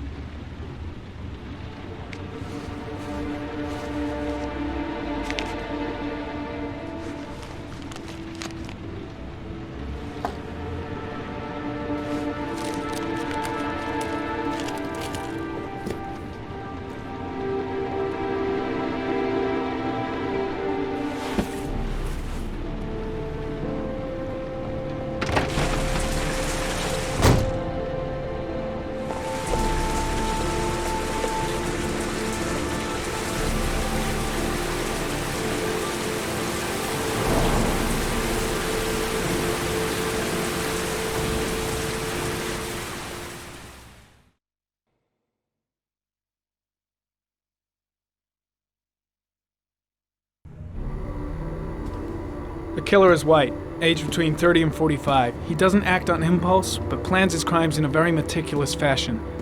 He doesn't have anything personal against the victims. That's why he covers their faces with mud, to make them anonymous. Why does he kill them if he doesn't have anything against them? For him, they're more of an image, a symbol. That's probably why he gives them an origami figure and an orchid as gifts to apologize for what he's done to them. Very interesting. And where does all that get us? The best way of tracking a predator is to be familiar with his behavior. That may be true in novels, but there's a child's life at stake here. Continue, Jaden. Then I studied the geographical distribution of the murders. Generally, a killer commits his first murder near to where he lives, so he has a safe place to flee to if any complications arise. The more confident he becomes, the further he roams from his base. By analyzing the locations where the victims disappeared, I was able to isolate a zone where the killer might live. And what size is this, zone? For the moment, about 10 square mile. Oh, great. There must be 10,000 people live in that sort of area. You gonna question them one by one? The more clues we get, the more we can reduce the zone. We can then cross-check it with our list of suspects and identify the killer. One detail attracted my attention. The interval between the time when a victim disappears and the time when the body is found ranges from 3 to 5 days. But the rainfall is always at 6 inches, give or take 10%. What on earth does that mean? All the victims were drowned in rainwater. The killer kills only in the fall when there is plenty of rain. It could be that he puts them in some sort of well or tank that is open to the skies and that fills up with rainwater. The more it rains, the less time the victim has to live. So what's next? There are 2 suspects whose psychological profile might fit and can be connected to the comfort zone. I'd like to question them. God damn it. We're wasting our time with this bullshit. The killer's out there somewhere. We gotta get off our asses and find him. The killer is no ordinary murderer. He is intelligent, organized, and methodical. You won't find him by patrolling the streets. Tell me, Agent Jaden, did you get your vast experience on the job, or did you just fucking read about it in some school book? Your vast experience hasn't prevented 8 victims from being murdered. Fucking asshole! That's enough! You said it took 6 inches of rainfall before the victim died. How much time do we have left? If the weather forecasts are right, less than 72 hours.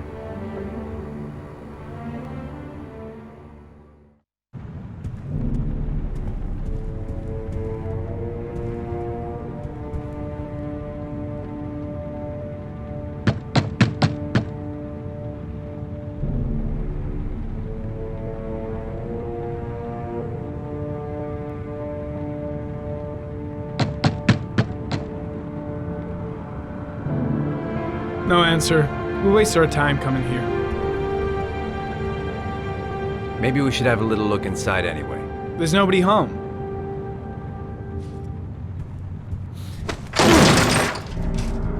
There is now. I'm not sure that's entirely legal. Call the cops.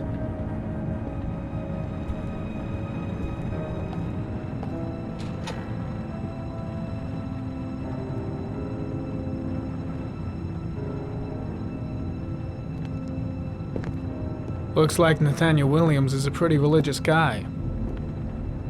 He's a God-fearing idiot, waiting for the end of the world. We questioned him a few months back because he was causing a disturbance in the park. He was ranting and raving. Said he heard voices. Had this idea in his sick little head that I was the Antichrist. I'd come to Earth to persecute him. Real twisted.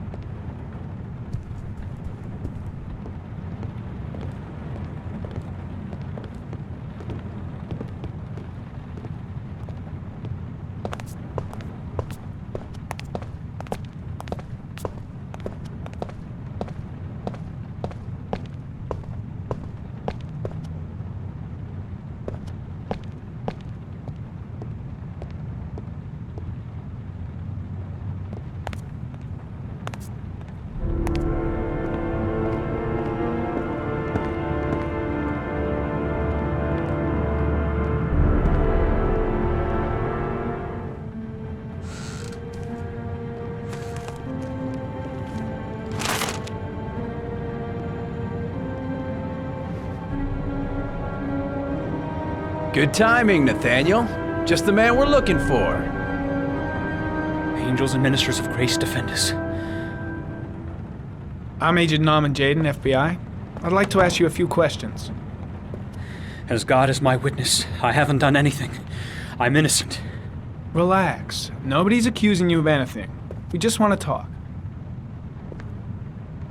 Nathaniel, do you remember where you were last Tuesday at 4:30 p.m.? Here? I was here. I was praying.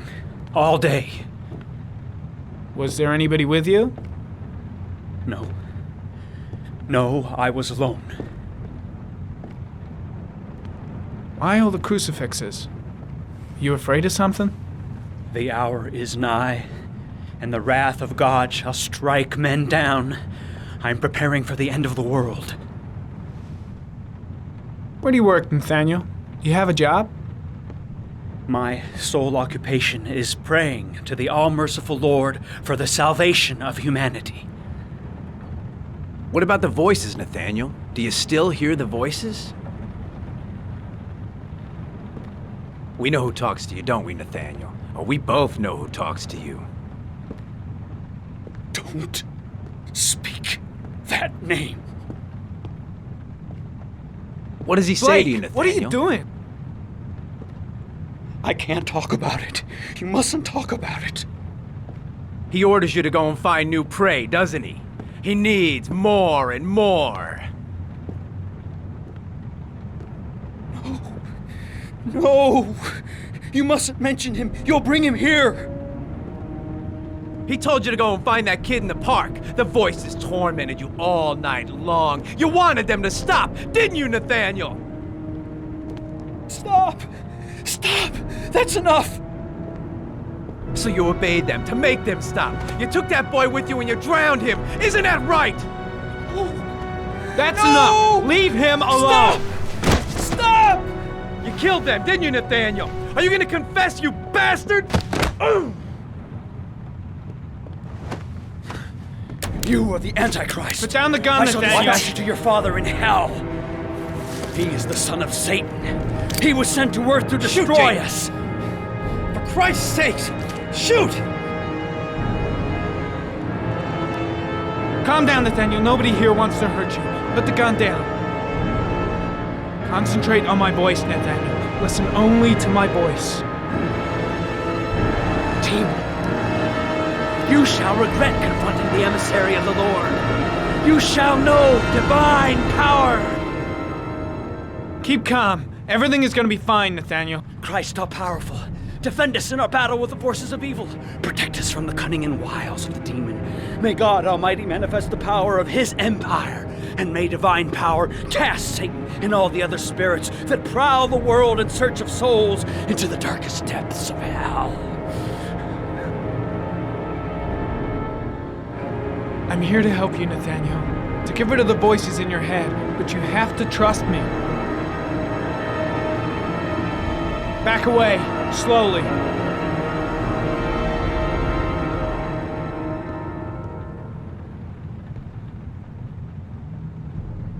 Now drop the gun. Drop it, Nathaniel.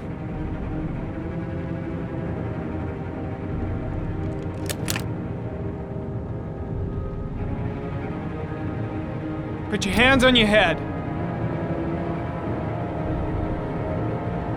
Turn around.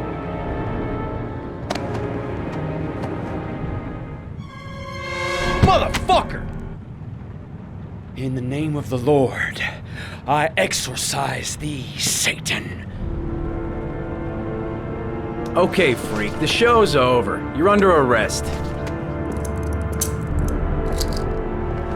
Pretty damn cool under the circumstances. I would've just shot him. A gun isn't the answer to every problem, Blake. Maybe not, but most of the time it helps.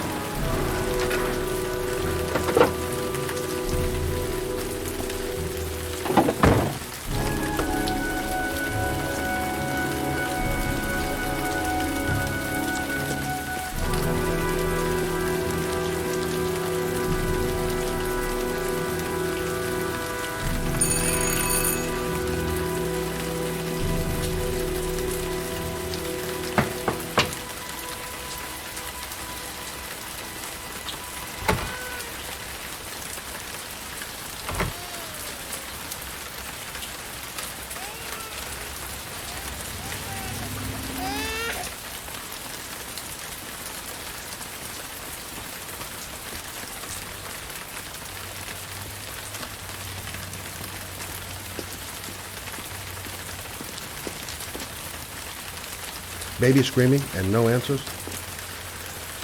I don't like the look of this.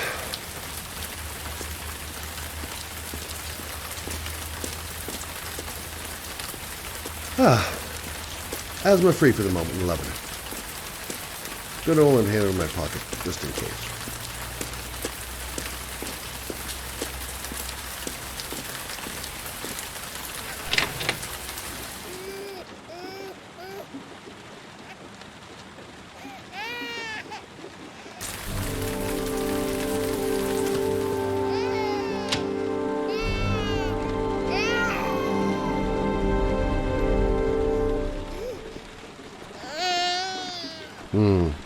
I don't know why, but I got a bad feeling about this. Oh, Jesus.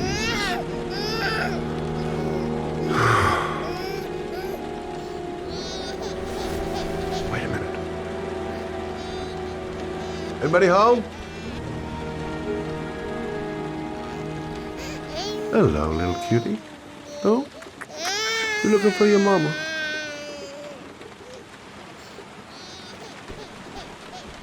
Mrs. Bowles.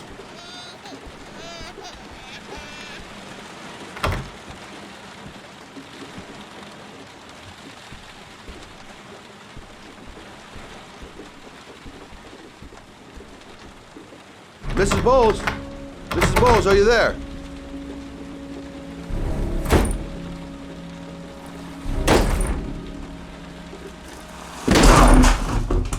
Oh, shit.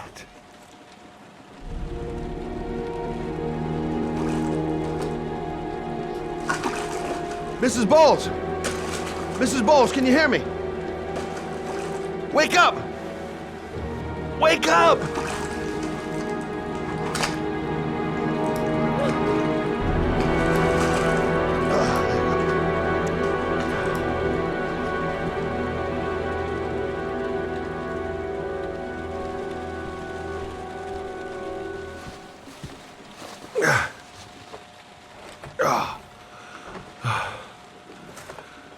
I'm gonna call an ambulance. No, I don't want to go to the hospital. Please. Okay. You got something around here I can dress this wound with? Yeah, I think so. Okay, don't move. I'll be right back.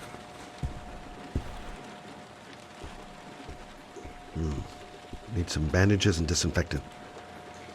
Gotta be here somewhere.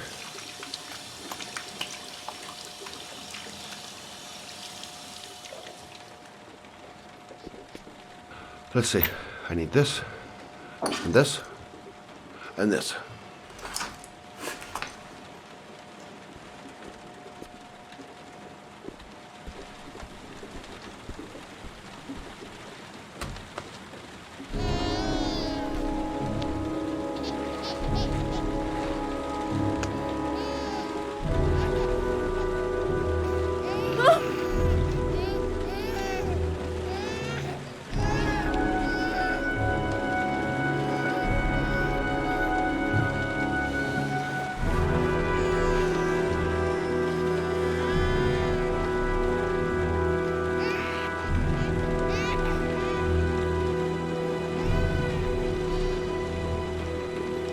There, I done what I can. That should stop the bleeding. Well, luckily the wounds aren't too deep.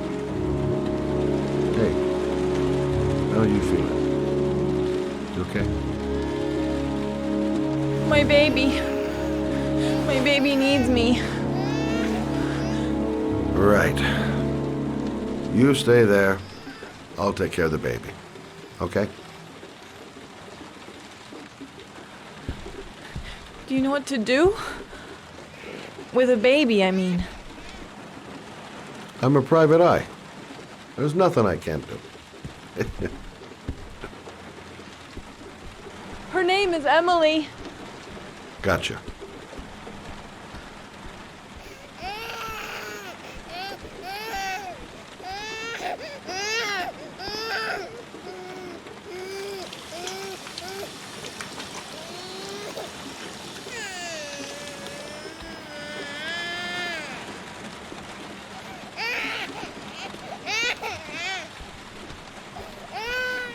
Hi there, Emily. So, What seems to be the problem, huh? Oh! Going by the smell, I got a pretty good idea.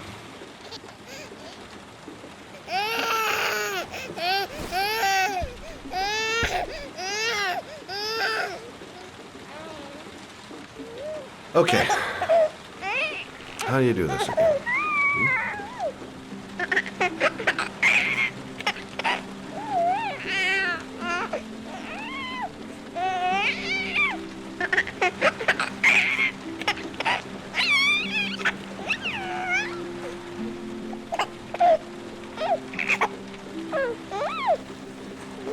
There you go, fresh new baby. That should feel better. Right, Emily?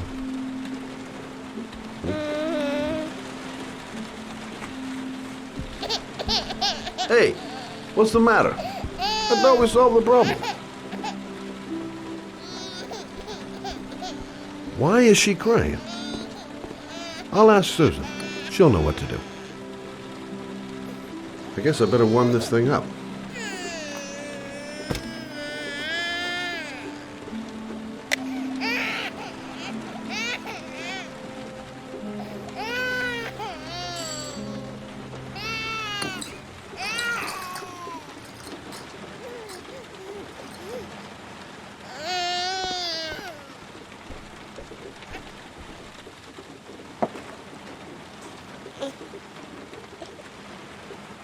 Oh, Emily, are you hungry? Huh? You hold on. I'll just tilt this bottle a little bit so you don't choke.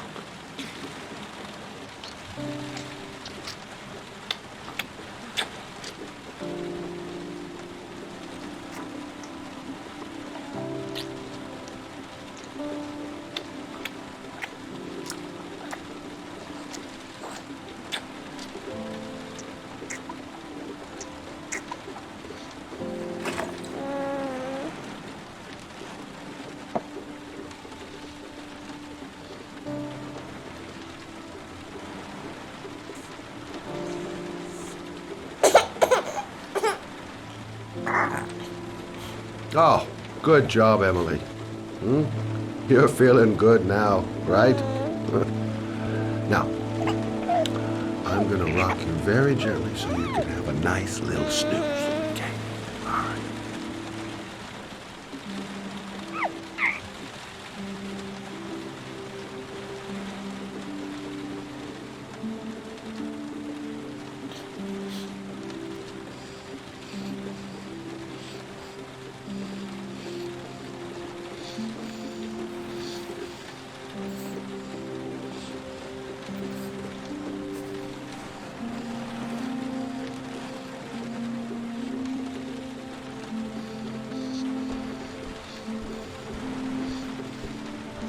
Right. That's about the limit of my maternal powers. Poor kid.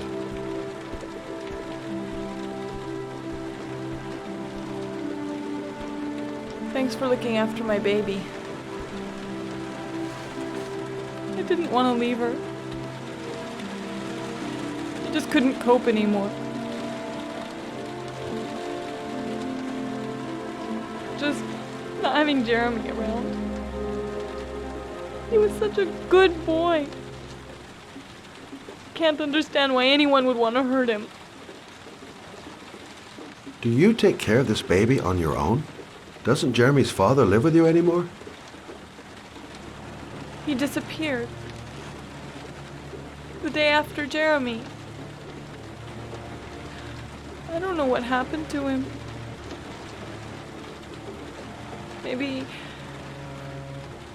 Maybe he couldn't take it. Ever since I've had to look after Emily all on my own, and I couldn't do it anymore. I understand. Did your husband say anything before he disappeared? Did he leave a note or something? No. He left the house without a word, and there was just the cell phone. A cell phone? Yeah, I found a cell phone in his dresser. I'm sure It wasn't his. I'd never seen it before. I tried to turn it on, but it didn't work. Do you still have it?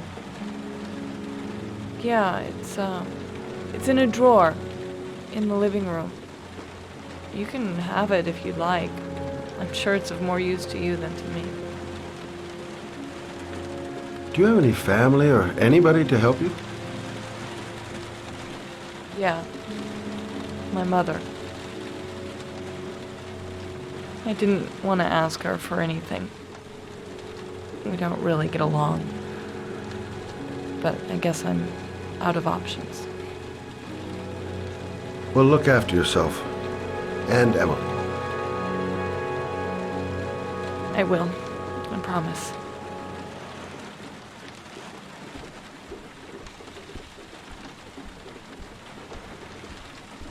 In a drawer in the living room. That's what Susan said.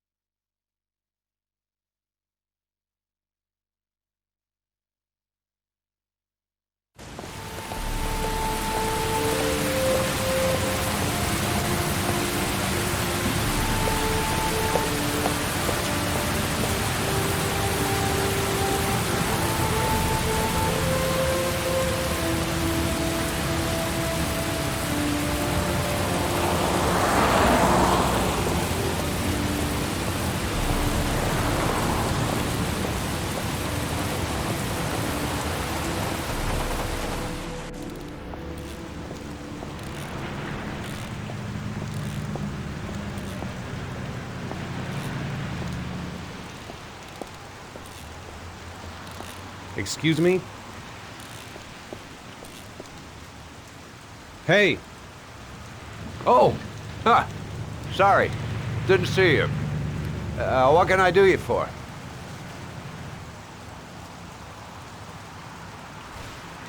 I'd like to get my car.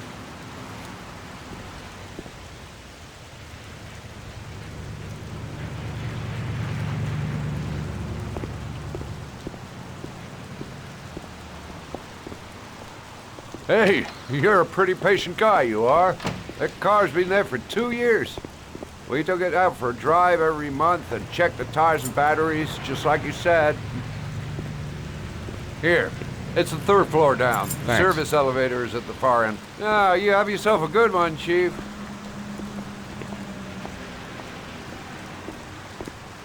Can't stop thinking about that well. Sean seemed exhausted. But at least he's alive. I'll do anything to get him out of there.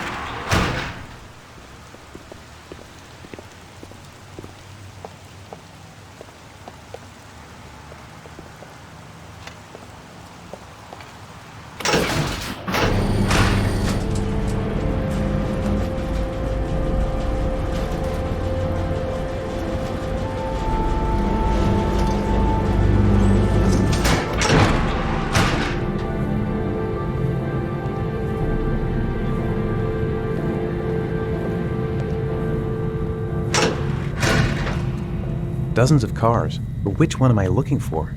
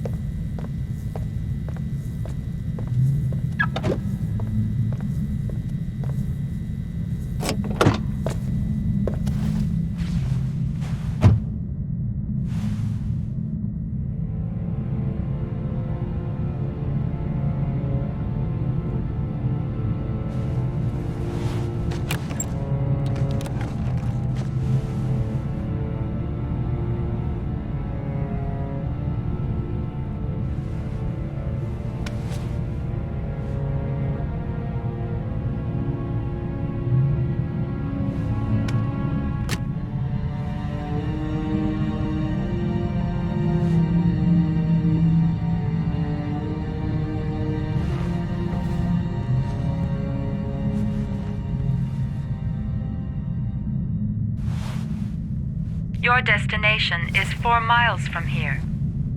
Leave the parking lot and take the first right.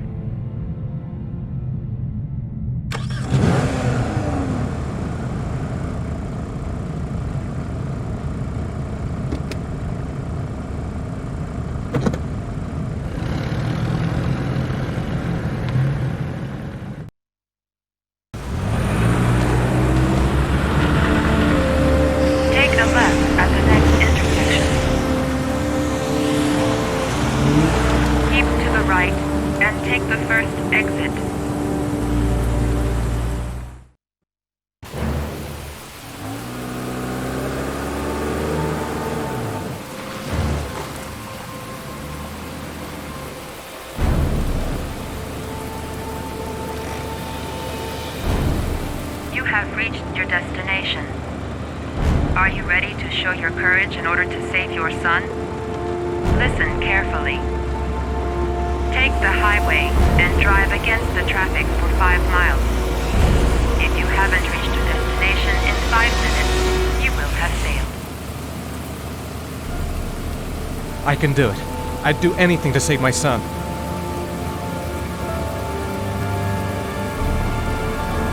If I succeed, I'll get more letters for the hangar. It's my only lead. No turning back now.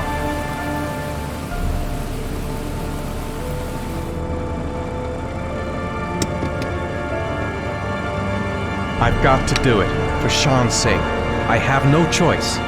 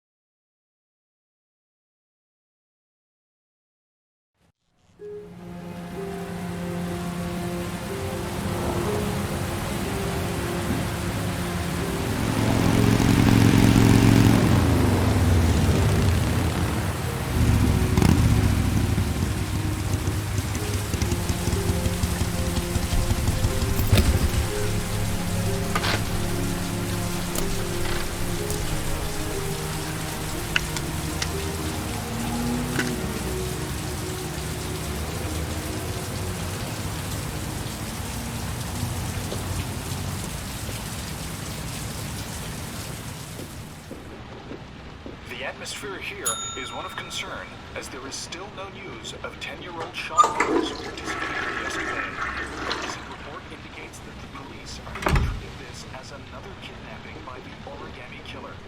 If this information is confirmed, Hello there, sweetheart. What can I do for you? I'd like a room. For you? Anything. Feeling the register.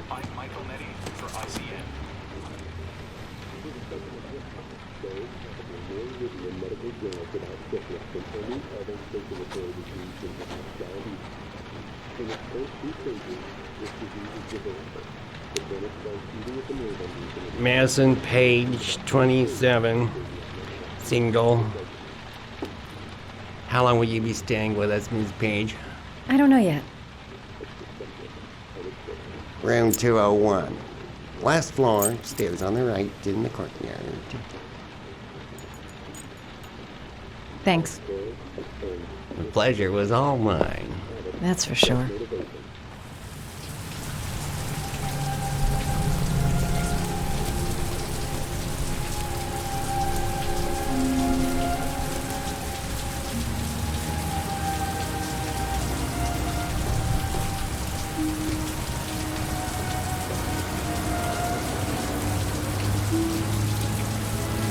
Room 201. Stairs on the right, last floor.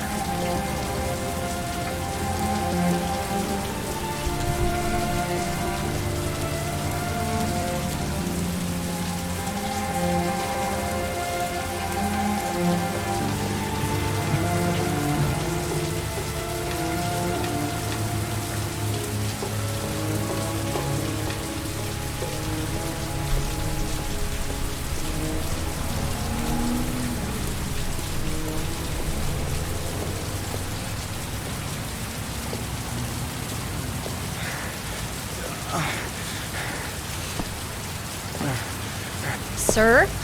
Are you all right? I'll call an ambulance. No ambulance. You're badly hurt. You need a doctor. Please, just help me to my room. It's number 207.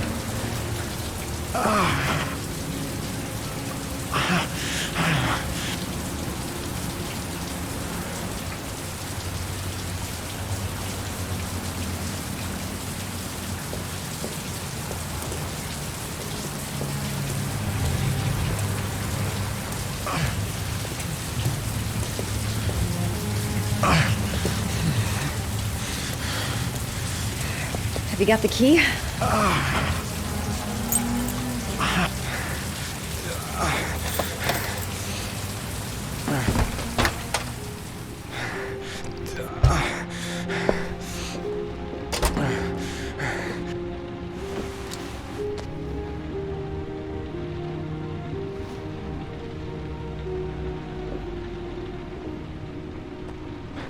You're really in bad shape. You should see a doctor. Must have one, maybe two broken ribs. It's not fatal. But it's sore as hell. Your head is bleeding. It looks deep. He's in trouble. I can't just walk away and leave him like that.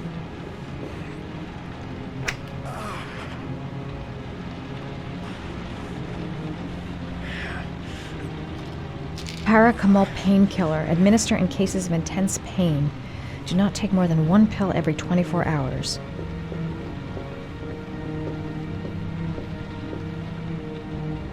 Here. Take this. It should do you some good. It's a painkiller. It'll help reduce the pain. It says on the box to take one every 24 hours. I don't think it's a good idea to exceed the dose. I can't afford to wait.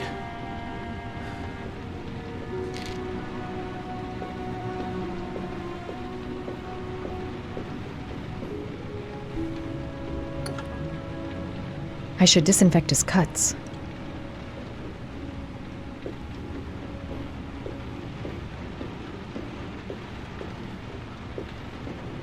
I'm gonna disinfect your wound. This might hurt a little. Sorry. Are you okay?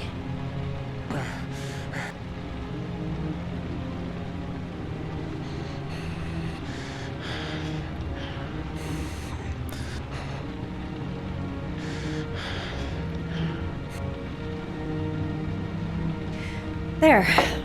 At least I won't get infected. Thanks. I wouldn't move around for a few days if I were you. I'm gonna take a shower. All right, let me help you.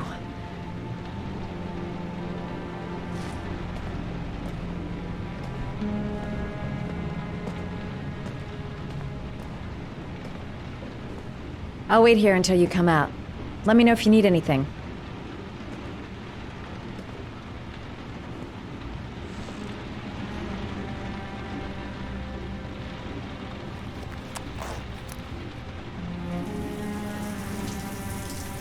Talk to me. That way I'll know if you pass out. What's your name? Madison. Are you staying in the hotel? No, I live in town. I suffer from chronic insomnia. I seem to only be able to sleep in motels. Don't ask me why. Whenever I get too exhausted, I come and spend a night here. I'm just passing through. And what else do you do, Madison? Apart from fixing up strangers. I'm a photographer. I take pictures of furniture for fashionable design magazines. And you? I'm an architect.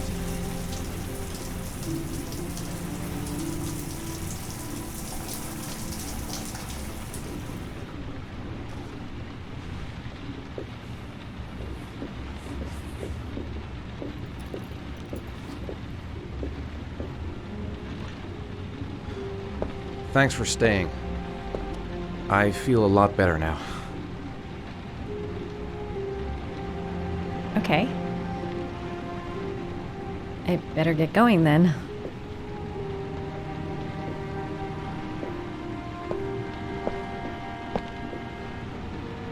By the way, you never told me your name. Ethan. Be careful, Ethan.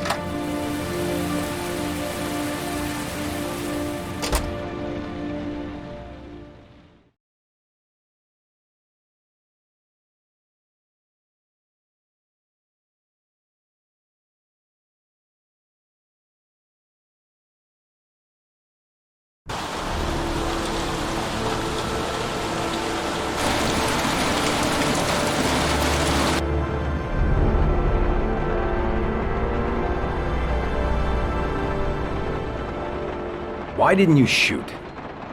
Sorry? Well, back there. Nathaniel could have had a gun. Could have killed me. Why didn't you shoot?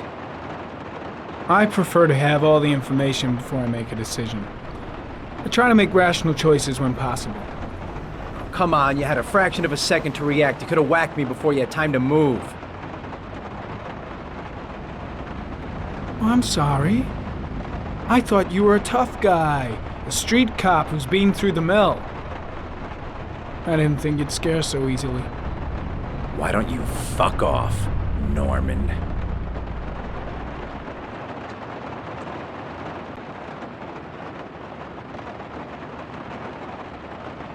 That's him.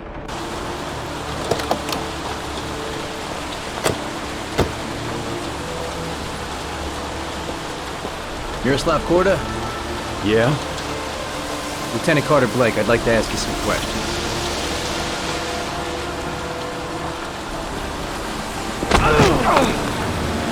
Shit, don't just stand there, he's gonna get away!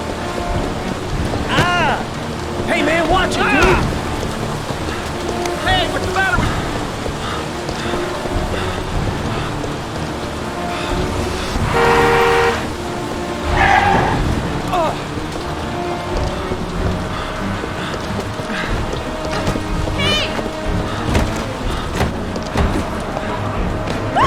Hey, watch it, man! Whoa!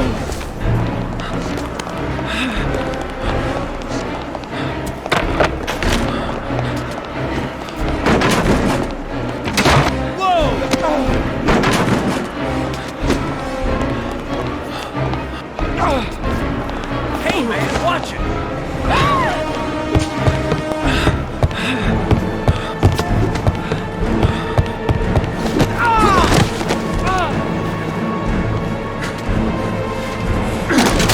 Hey, man, what's your problem?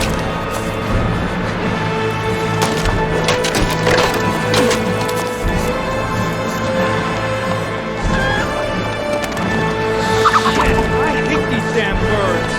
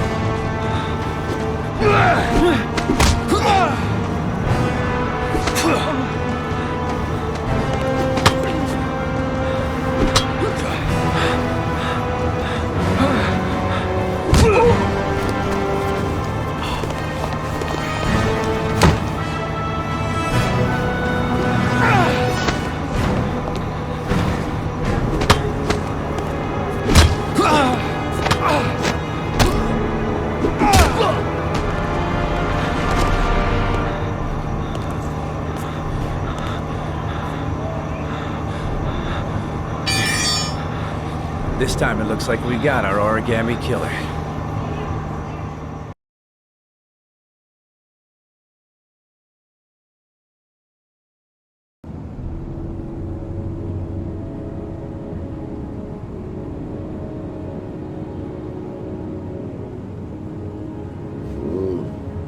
No. Mm.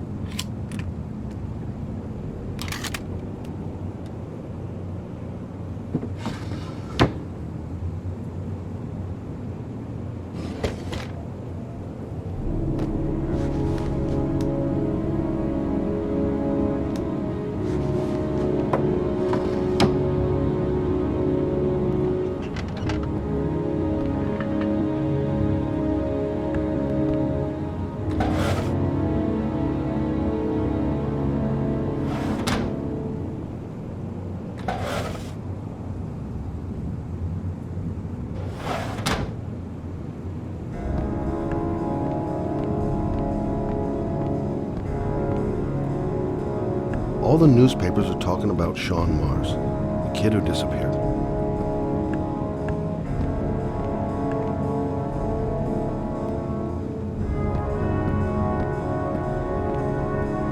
I've seen the parents of all the victims, and all I've come up with is this telephone and a box of origami figures.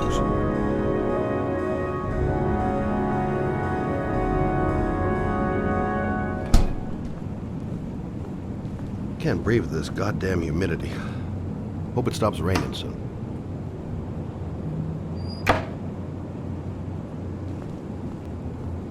I needed the rest. I haven't been sleeping well since the murder started up again.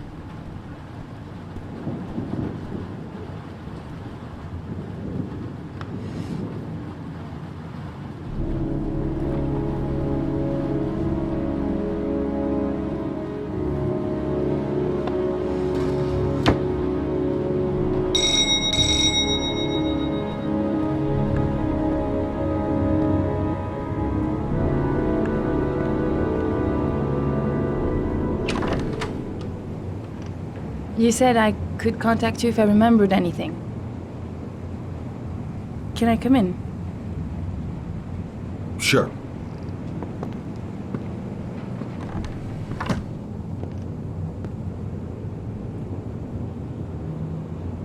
Let me take your coat.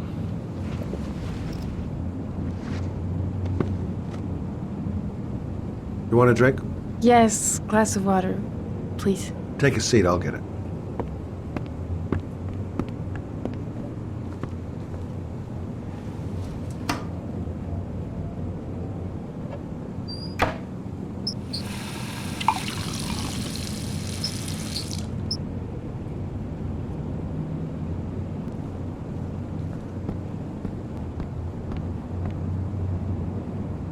Thanks.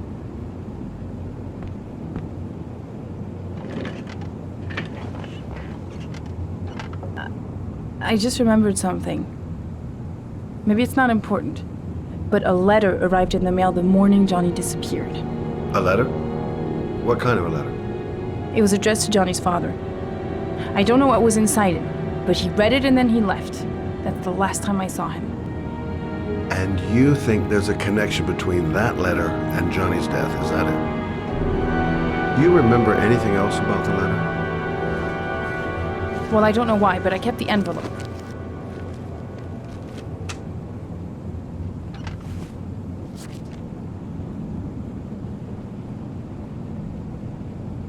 It was mailed in the Carnaby district, the day before Johnny disappeared.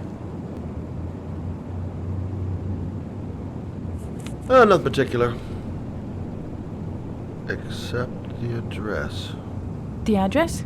It was typed with an old typewriter. Could be a lead, you never know. Well, thanks for your help, Lauren. I'll let you know if it leads to anything. Wait, I can't just sit around and do nothing while you're out there looking for the man who killed my son. Ever since you came around, I've been thinking, and I want to come with you. Help you in your investigation?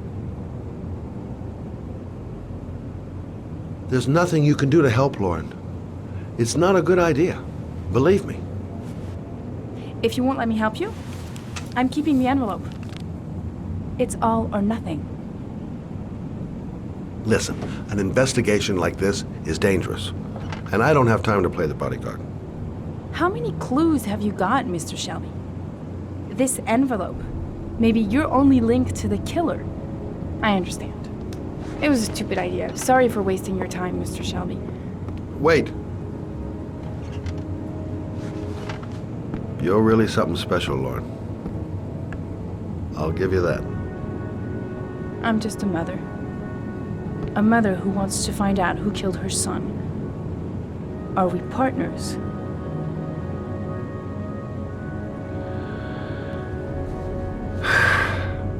We're partners.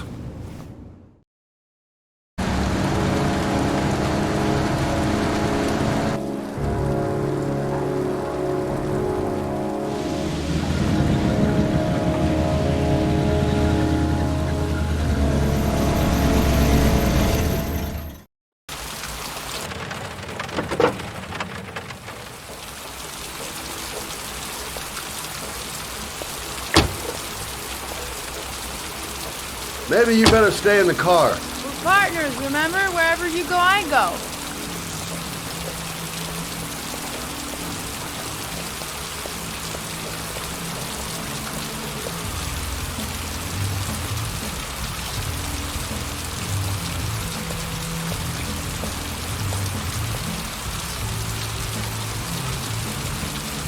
What are we doing here?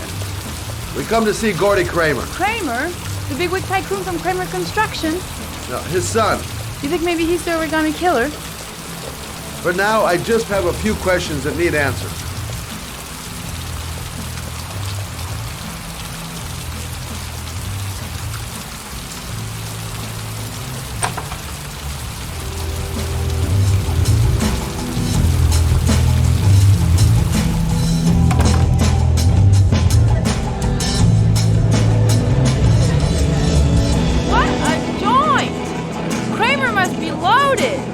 What'd you think he paid for all this shiny crap?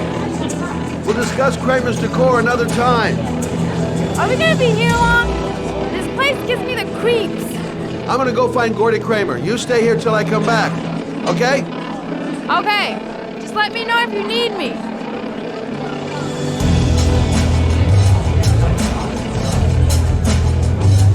Have you seen Gordy? Sorry, no.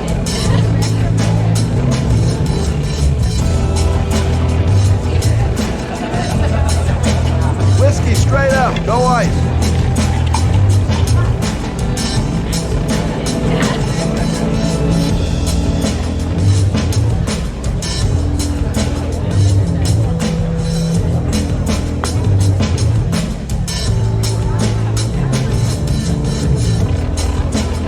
Okay, gotta find Gordy Kramer.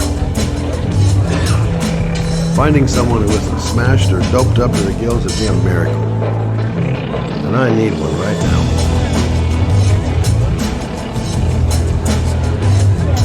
Excuse me! I'm looking for Gordy. I saw him going upstairs a while ago. I'd be surprised if he comes down again this evening.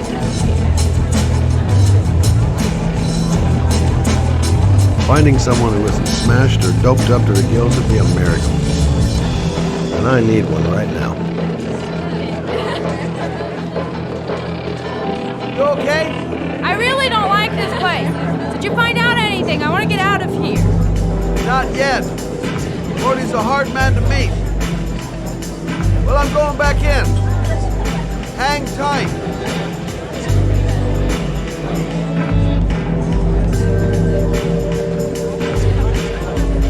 Okay, gotta find Gordy Kramer. Okay, gotta find Gordy Kramer.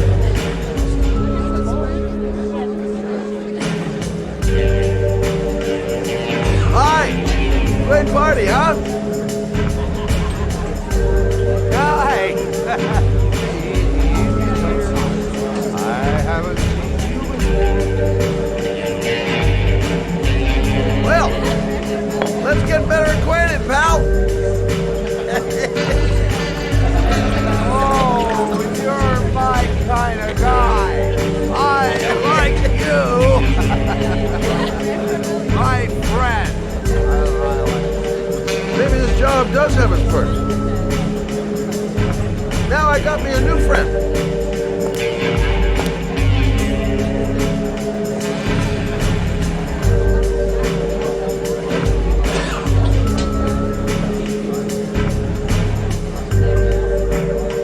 Hi, I'm Scott. I'm looking for Gordy. Have you seen him?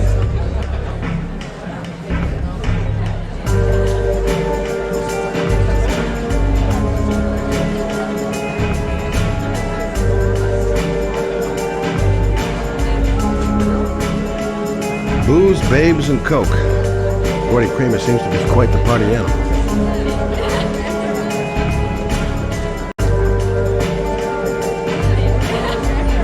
Hey, good-looking girl. Keep your mind on the job, Scotty.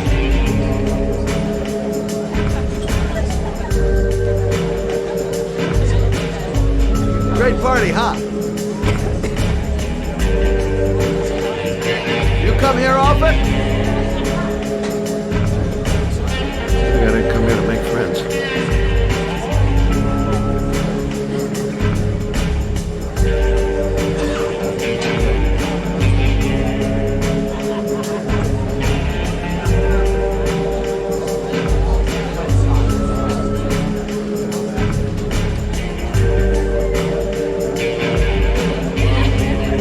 Excuse me? Nobody allowed upstairs.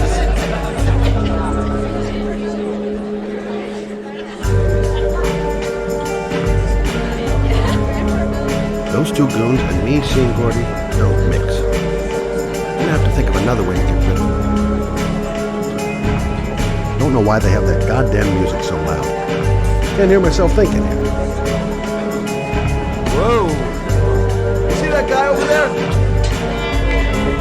Do you know what he said about you? What'd he say?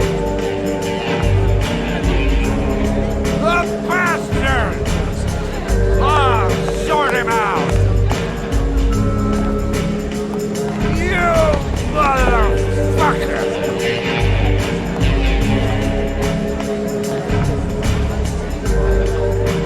Were you talking about my brother, you great monkey in a cheap suit? You're thinking, oh, you big man, I'm bigger man. Ah, you just know. Hey, Ooh, monkey, I'm talking to you, you big ape. What you saying about my mother? You get filed with me, my little friend. And you know who I am?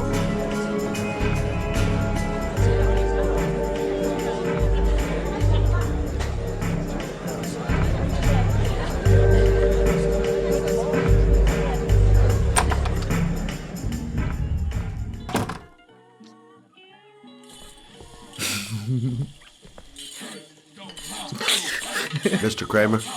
Shh! This is the best part.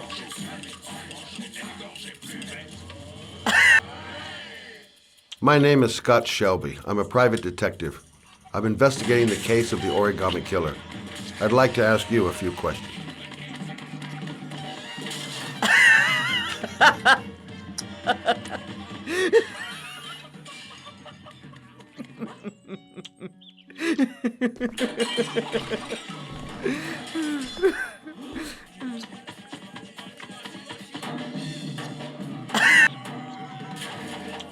I'd like to know exactly what happened to little Joseph Brown. Beat it! You hear me? Get the hell out of here!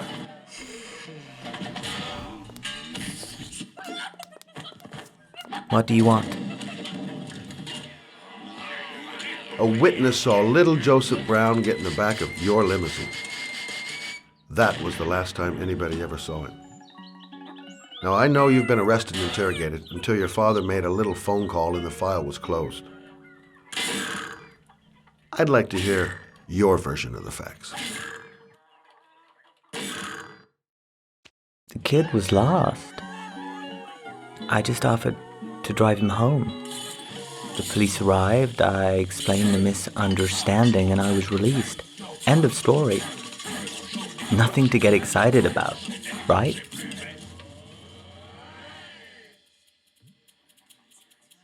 Okay, so you're a good Samaritan taking kids home who happen to get lost right next to your limousine? Now be a nice guy and tell me something I can believe.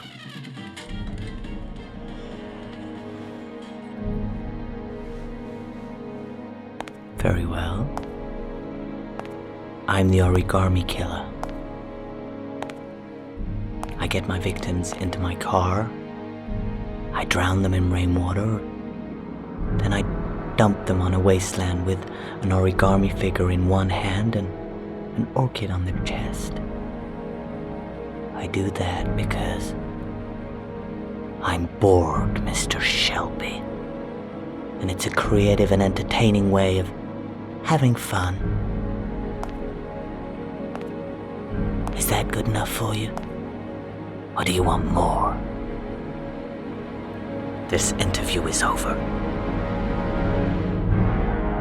Get rid of this clown!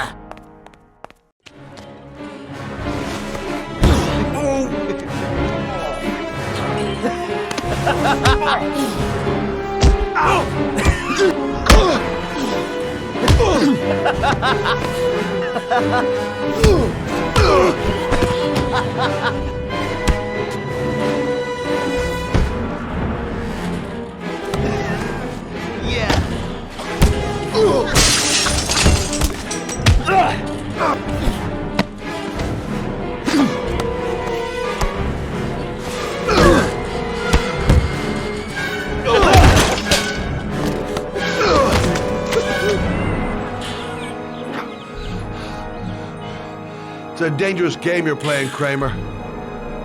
Do you know who my father is? He only has to lift one finger and you won't wake up tomorrow morning. You're the one that should be afraid, Mr. Shelby, not me.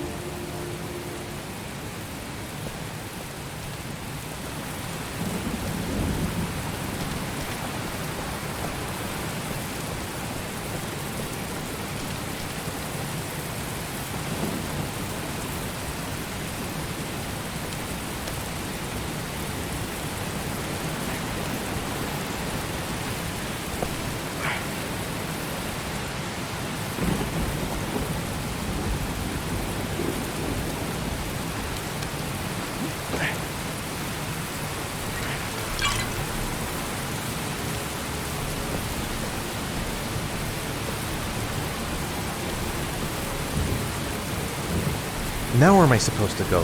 There must be a clue or something.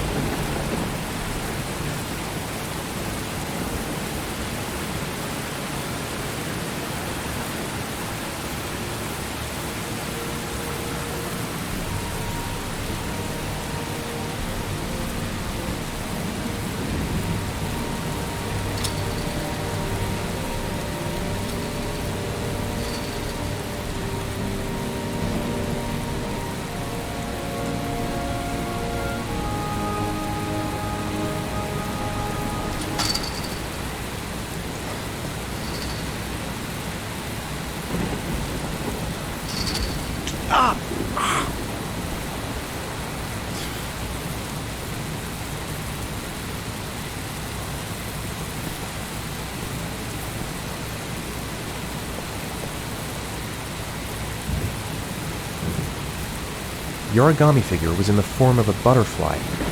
So, am I looking for a butterfly?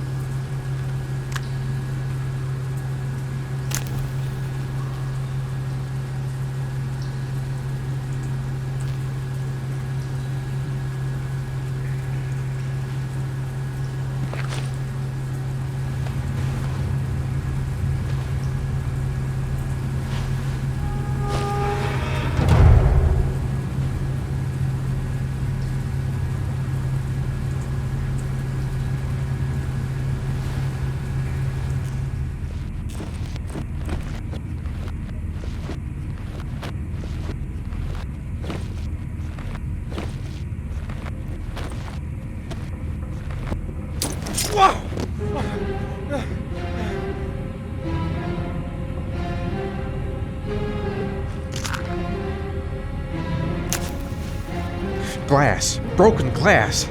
Sharp as a razor. Impossible to go back. I'm gonna have to crawl through it, slowly, so I don't tear up my arms.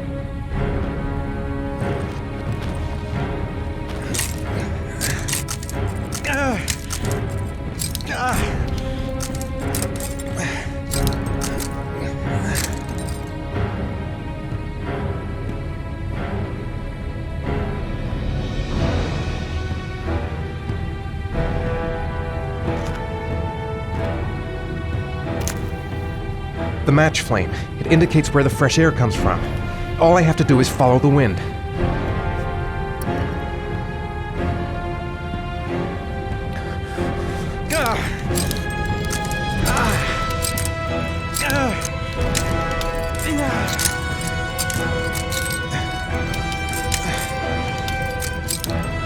A dead end. I'm gonna die in here if I don't find a way out soon.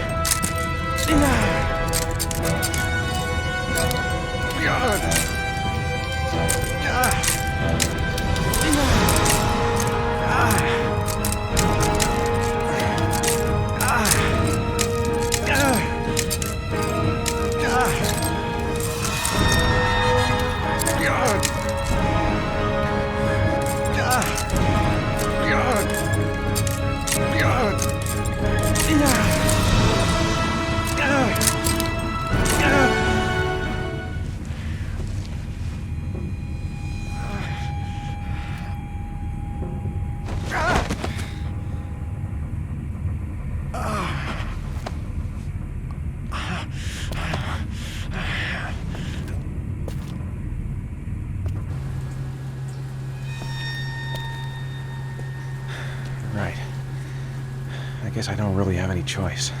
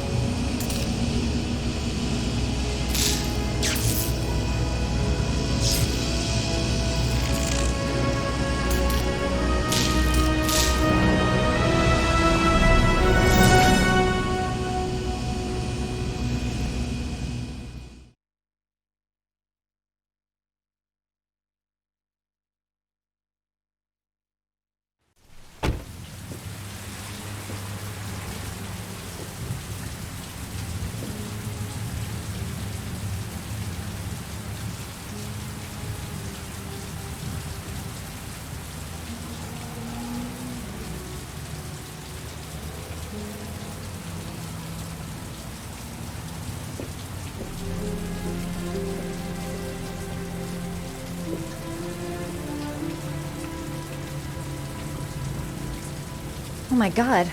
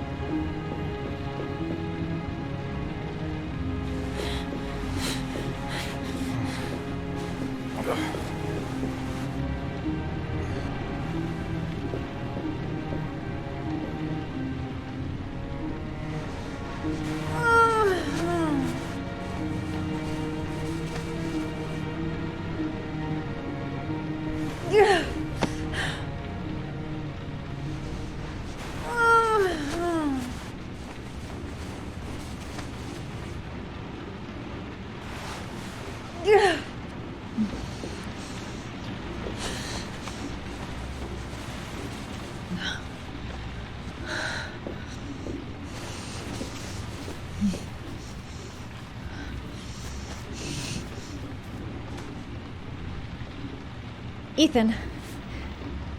Ethan, can you hear me?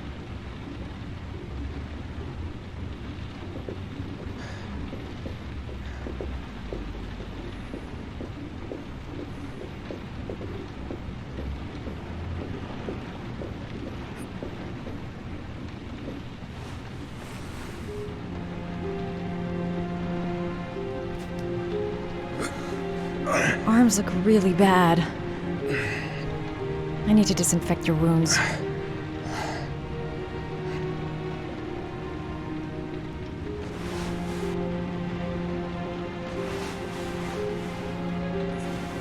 I'm gonna have to get your clothes off to disinfect those wounds.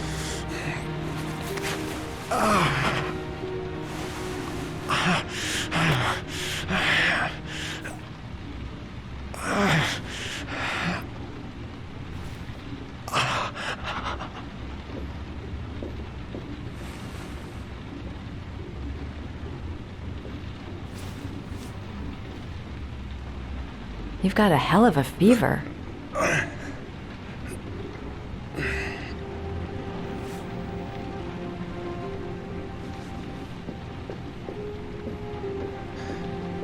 Calm down, girl. There must be something I can do to help him.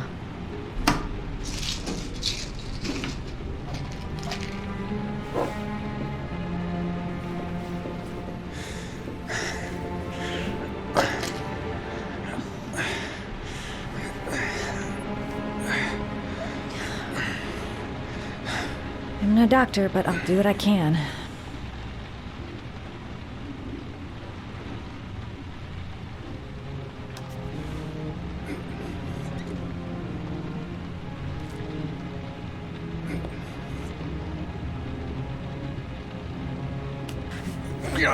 Sorry, I'm stupid. I'm using anti-burn ointments on your cuts.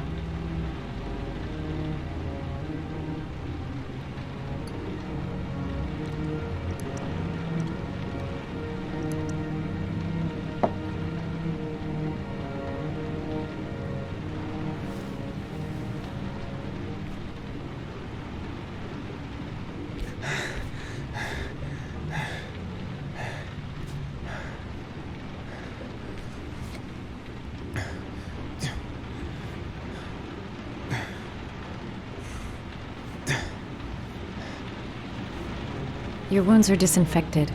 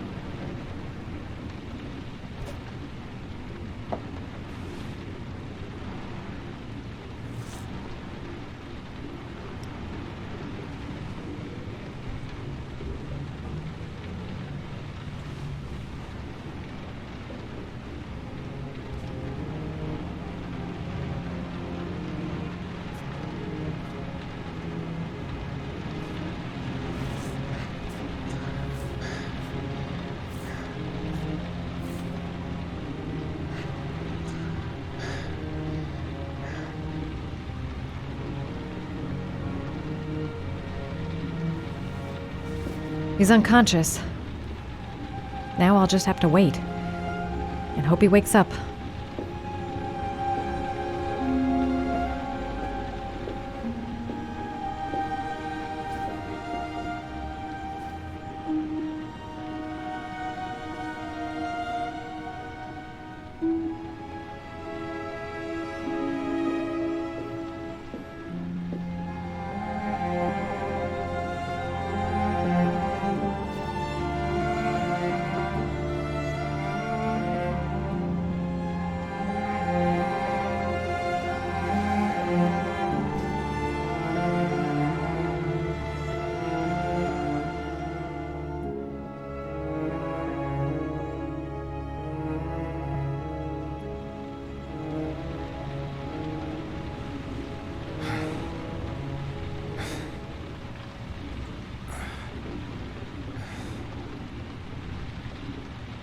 How do you feel?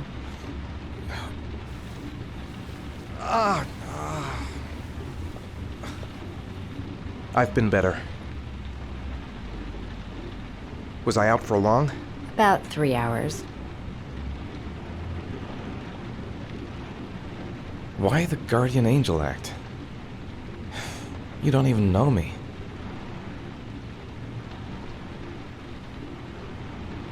When I was a child, I was always the one who used to fix my brothers up when they'd been fighting with the other kids on the block.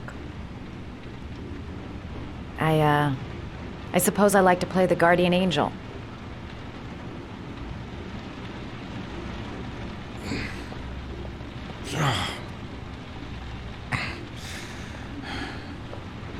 You said you were here because you're an insomniac?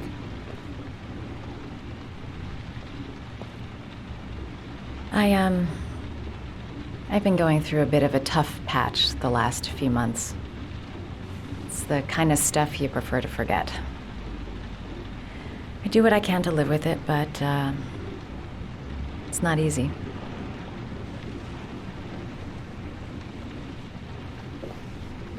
You seem to lead a dangerous life.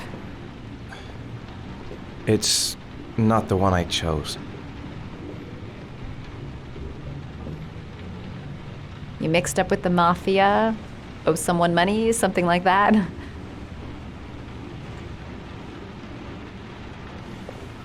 Listen, I'm truly grateful for your help, but for your own sake, I think it's better if you don't ask any questions. Maybe I could help you. No one can help me. You've already done a lot, Madison. Right. I'm gonna go. Take care.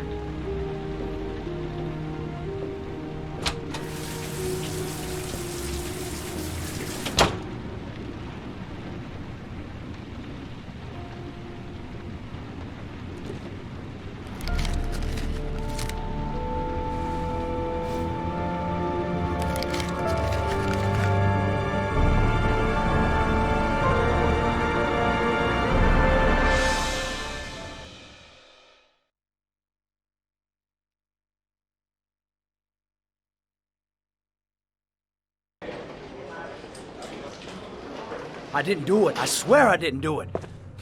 I've got nothing to do with that business. I never killed nobody. Oh, no? Then why did you run away when they came to question you? I already told you I forgot to report to my parole officer. I didn't want to go back to prison. When I saw the cops, I just bolted. I wasn't thinking straight. We checked out his statement. He has an alibi for at least 3 of the murders. Fuck, that bastard was a perfect fit. Shit!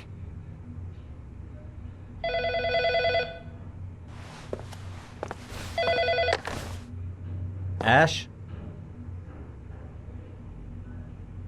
Okay. Sean Moss's mother's here. She'd like to speak with you.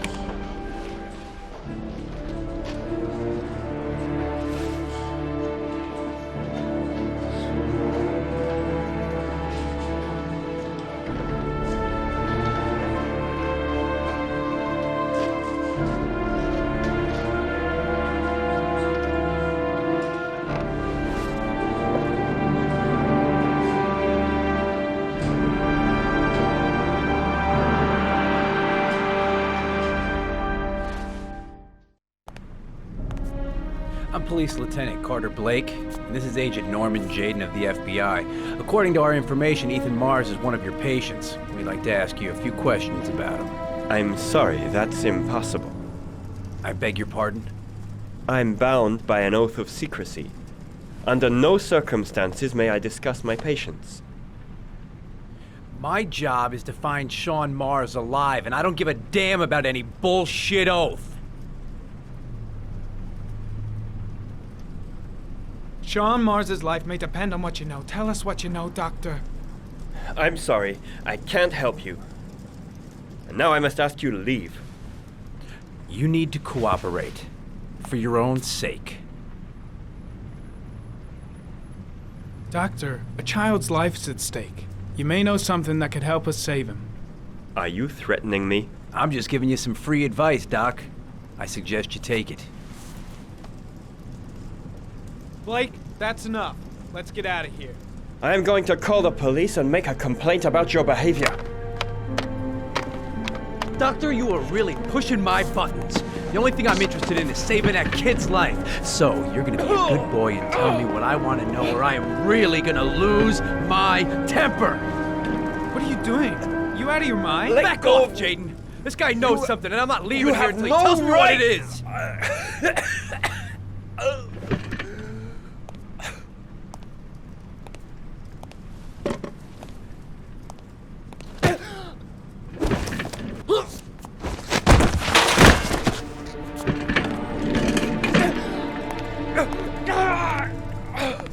Come on, Doc. There's an easy way and a hard way. It's your fucking choice. You have no right to hit him. I'm saving a kid's life for Christ's sake. If you don't like it, leave.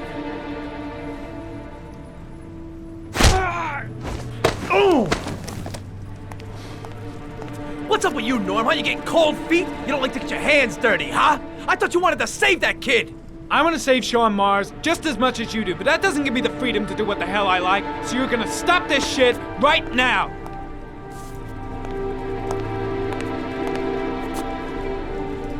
I'll get you for this, Jaden.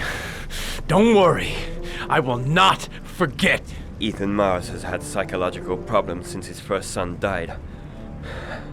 He feels responsible for his death. A sort of morbid neurosis. He is haunted by visions of drowning bodies. A few weeks ago, after one of our usual sessions, I found this on the floor. It must have fallen out of his pocket.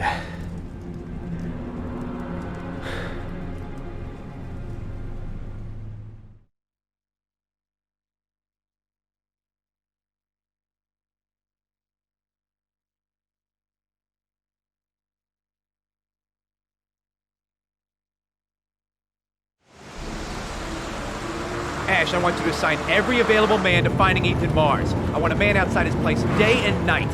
Notify all agencies to start looking for him. I want you to keep an eye on the train stations, the airports, the bus terminals. I want every cop in the city on his ass, so that if he moves, we know about it. Yes, Ethan Mars is the origami killer.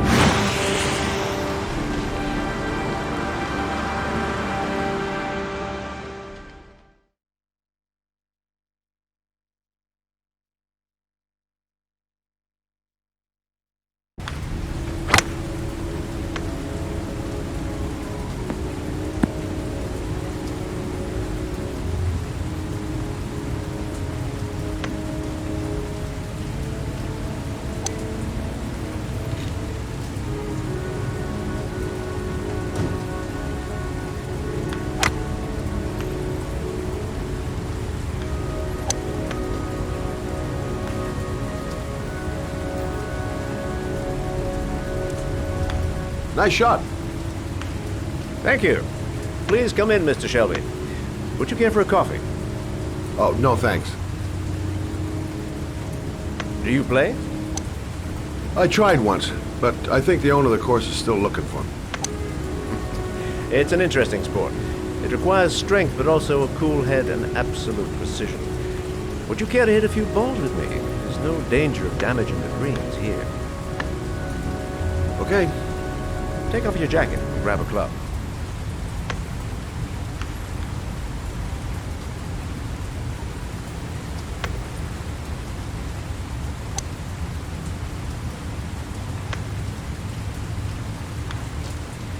The balls are in that basket.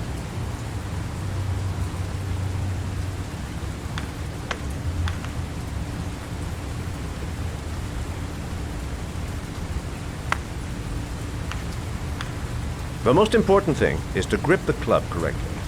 When you feel ready, you swing.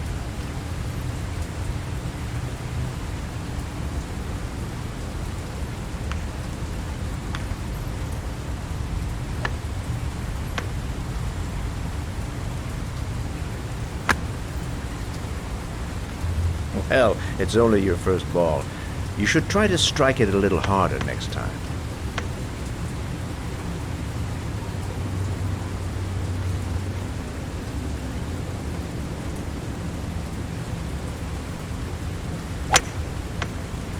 I'm assuming you didn't invite me here just to play golf, Mr. Kramer. I hear you've been asking questions about my son. That's right. I want to know if Gordy is linked to the origami killer case in any way.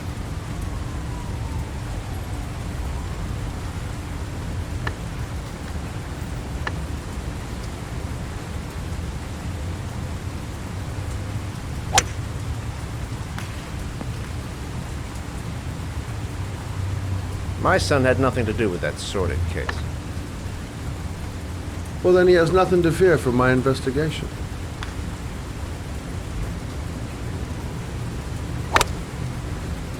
You have no business investigating my son. I told you, he had nothing to do with it.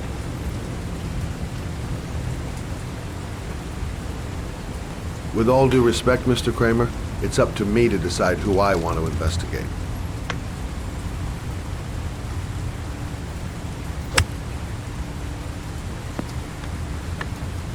I'm an influential man, Mr. Shelby, and I pay very well for loyalty.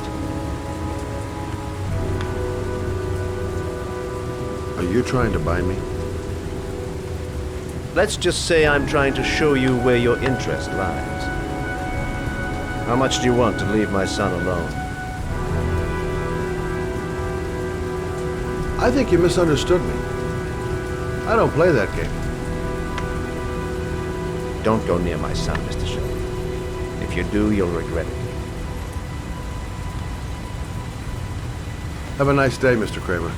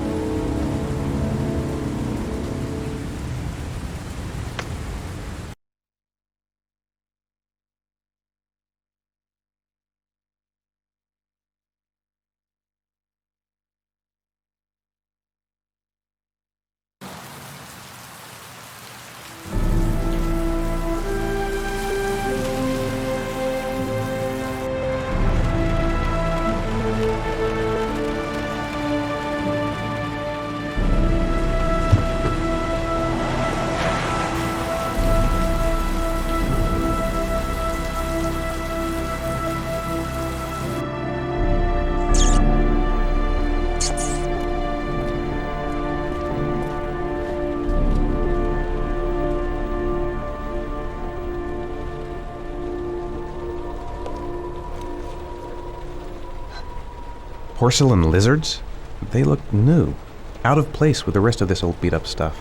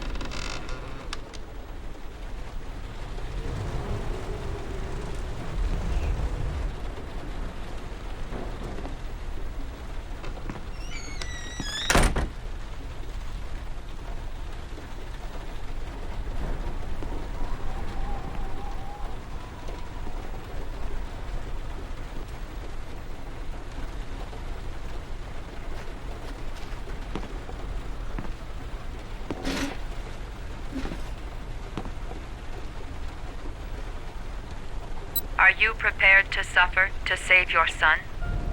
You have 5 minutes to cut off the last section of one of your fingers in front of the camera. If you succeed, you will get your reward.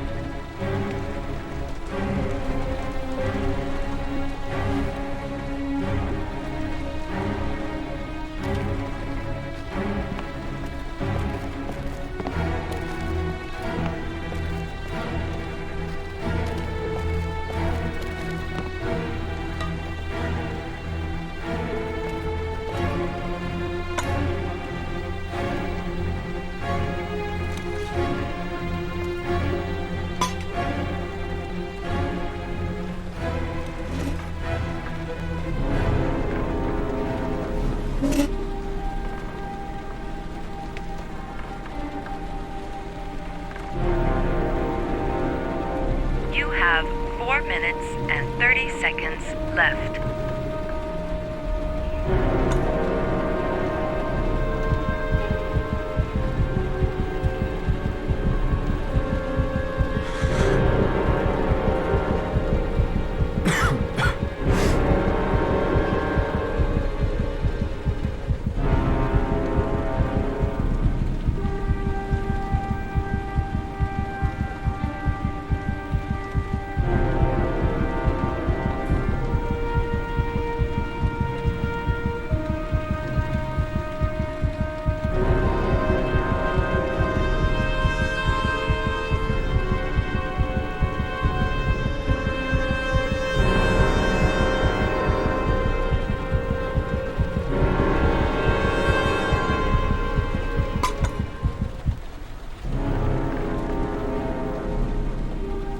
You have 4 minutes left.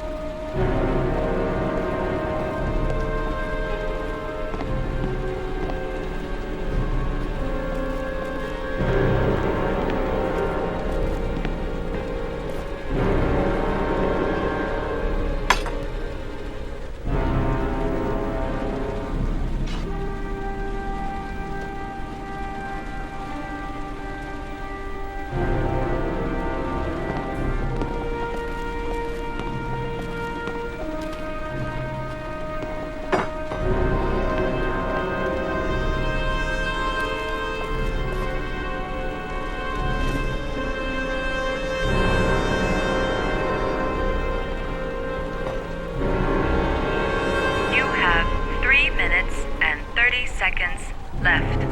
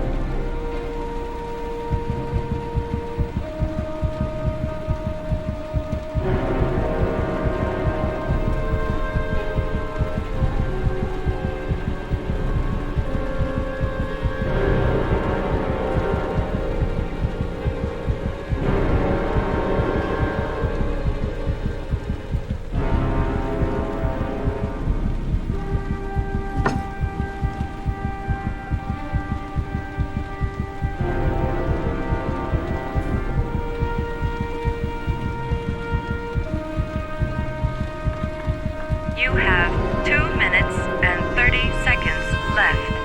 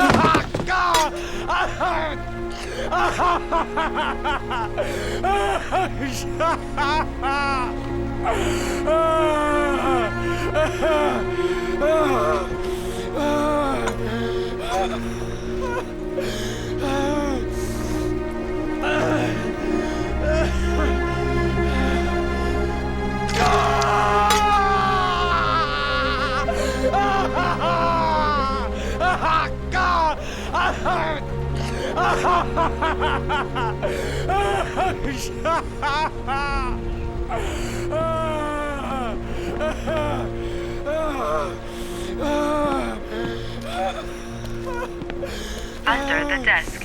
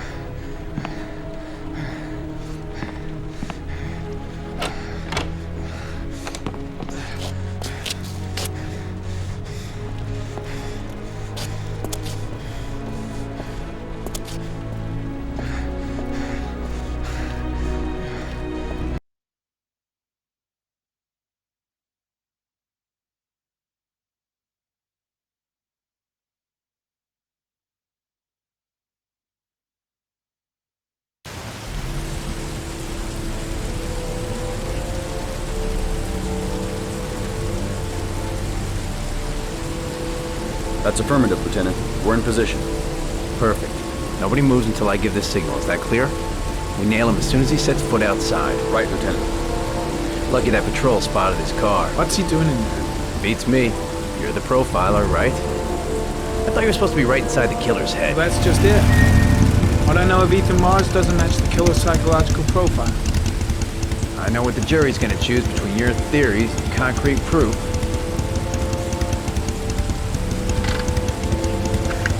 What the fuck is that girl doing there? Marsh comes out now, she's gonna be in trouble. What do we do, Lieutenant? Want to get her out? No, stand down.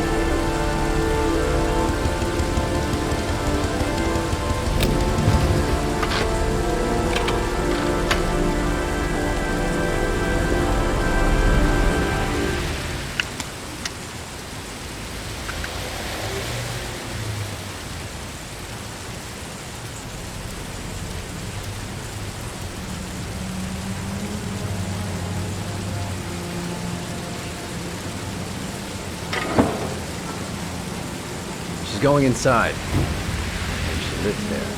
Well, it's just as well. We don't want anyone hanging around if Mars comes out. Ethan, what happened? The police. They're out there. I think they're here to arrest you. We've got to find another way out.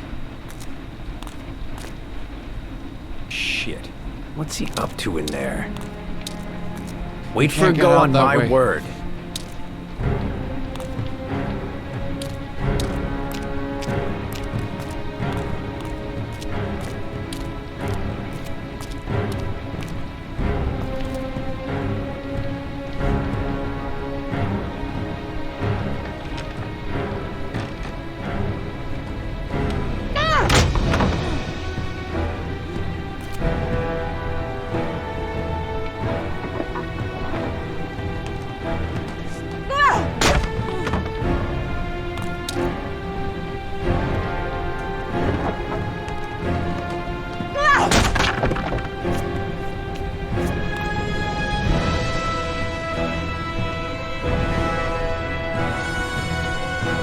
Shit! It's too high.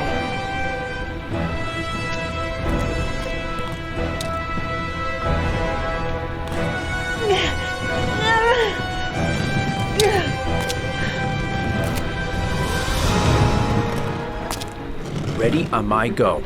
Stay here, Jaden. Out of the question. I'm coming with you. 2 men at the door, hold your positions. It's a go.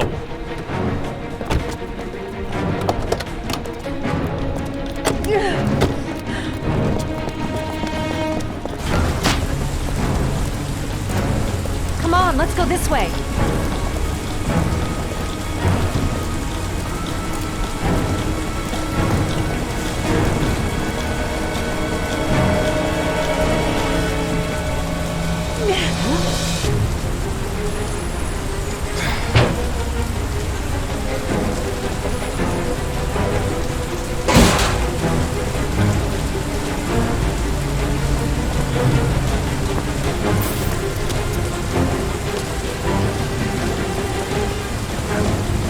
Hey, you, don't move! I'll shoot!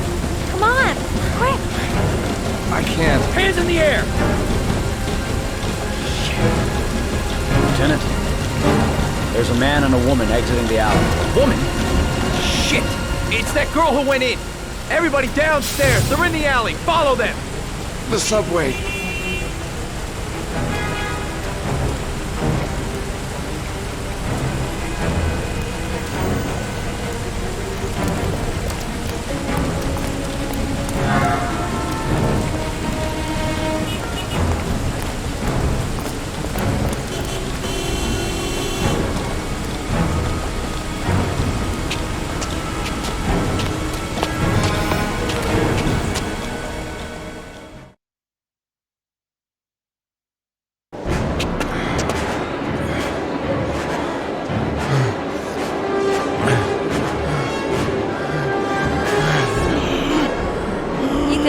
Ethan, what's the matter?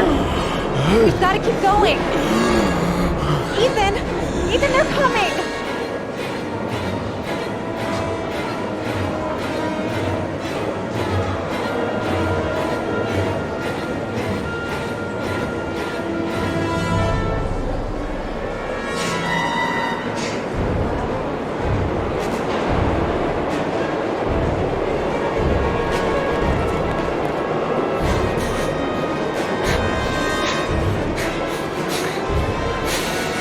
I'm so tired. I have to keep going.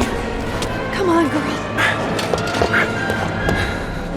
Careful! Hey! Goddamn it, watch where you're going, motherfucker! Ow! Hey, watch it, man! Please!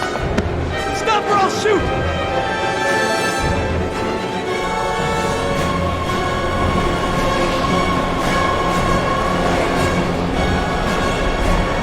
Think of something fast. Anything.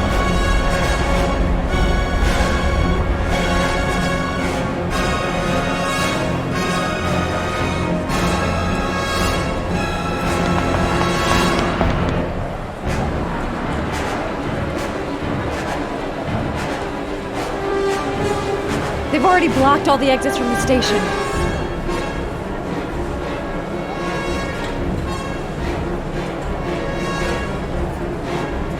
Shit! He's getting worse and worse. What's happening to him?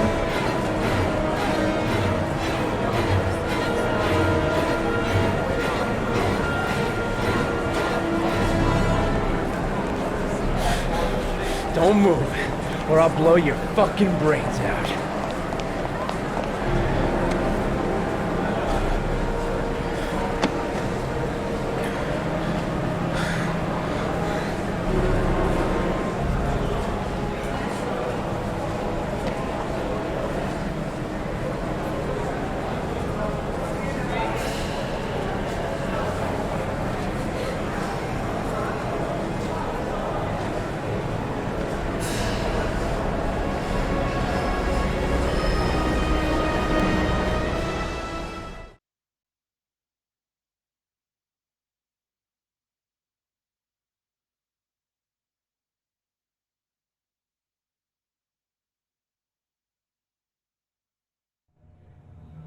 I'm not here to judge you, Ethan.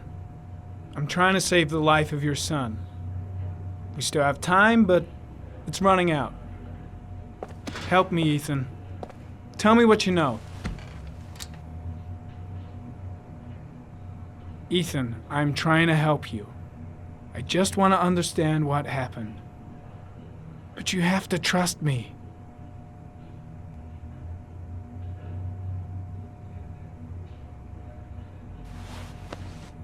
Look at these, Ethan.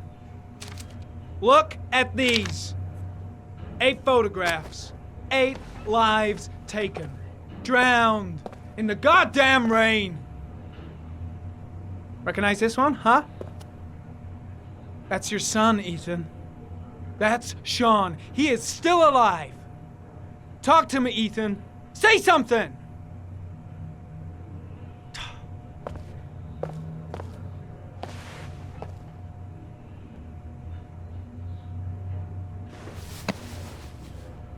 You've lost, Ethan. What will you gain with one more victim? Huh?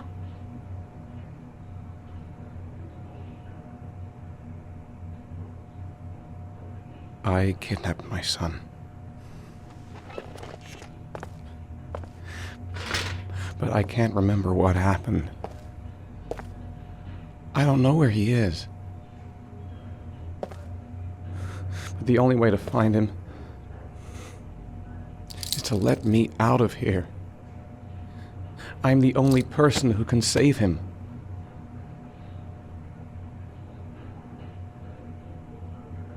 You say you can save him, but you don't know where he is. It doesn't make sense, Ethan. I love my son.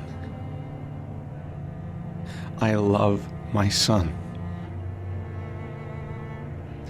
If you keep me here, Sean is going to die.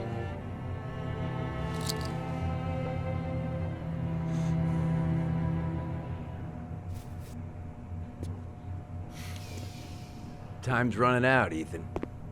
And frankly, I don't care why you did it. The only thing I want to know is where you've hidden Sean. I don't know. I would already have saved him if I knew where he was. Okay. This is your last chance, Ethan. And this time, I suggest you think carefully before you answer. Where is Sean?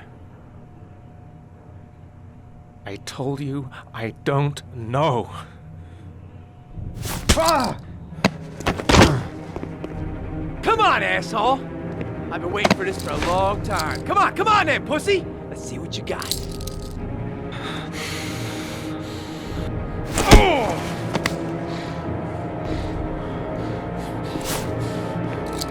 Wanna play games, asshole? Come on, let's play a little game. You're out of your mind, Blake. This is gonna cost you your badge. You better get the hell out of here, Norman, before I give in to the temptation of painting the walls with your fucking brains.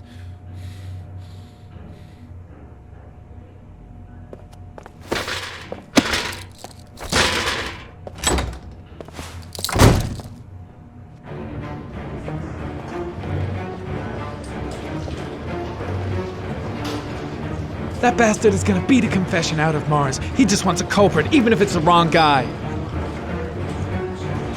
Fuck! That asshole has gone too far this time.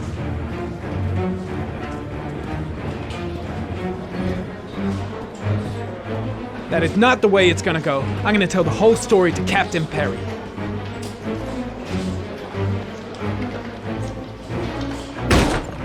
Blake is trying to beat a confession out of Ethan Mars. You've got to do something! Which is more important, Norman? Finding little Sean Mars or sparing that lowlife a few bruises? You can't make omelets without breaking a few eggs. God damn! Ethan Mars is innocent! We've got to get back to looking for Sean if we're to have any chance of finding him alive! This case has worn you out, Norman. You need some time off to think it through.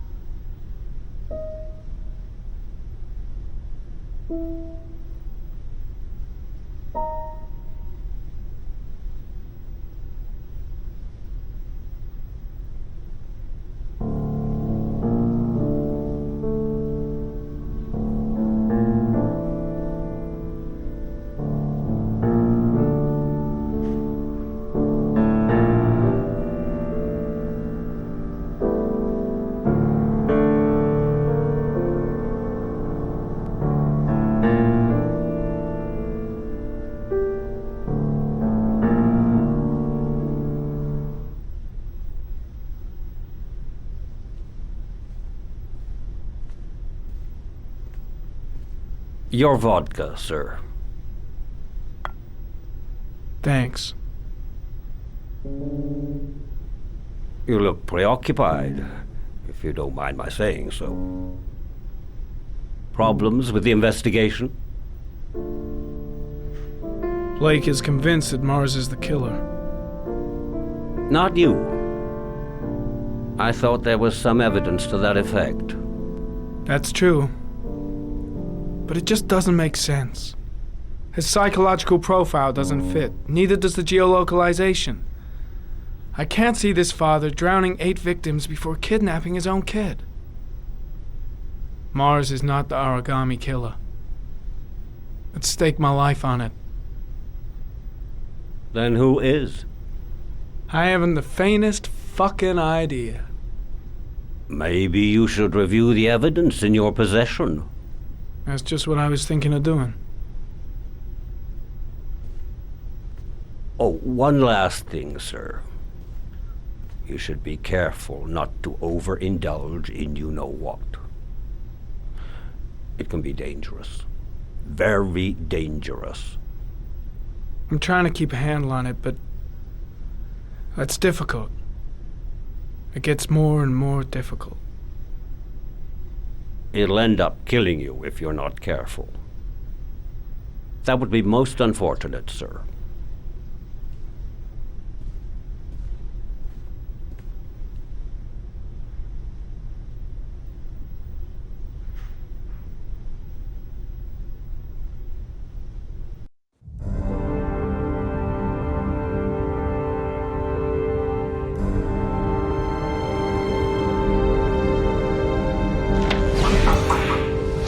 Well, looks like there's something new. The video recording from near the park on the afternoon Sean Mars disappeared.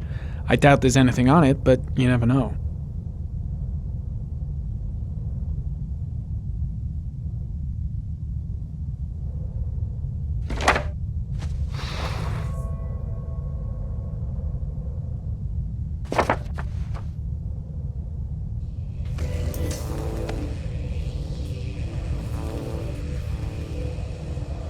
A Chevrolet model corresponding to the tire prints passed at 16:02 heading for the park, when in the opposite direction at 16:37.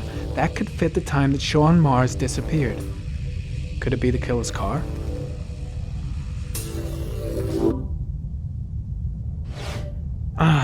Pity we can't see the driver's face.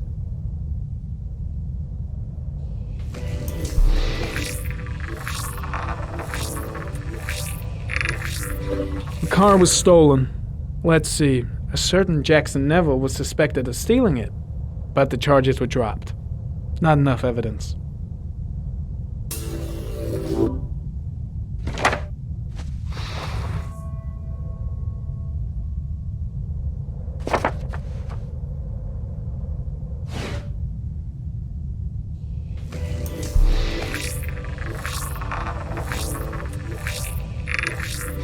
Jackson Neville, aka Mad Jack, involved in several cases of buying and selling stolen vehicles.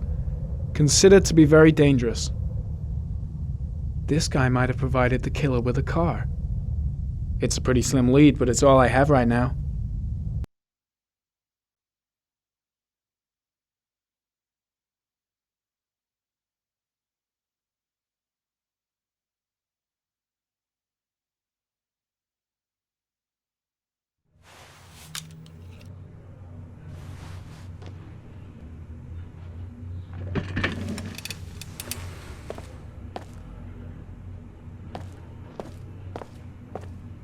I gotta find some way to get Ethan Mars out of here. Even if there's only a 1 in 1,000 chance he's telling the truth, he may still be able to save his son.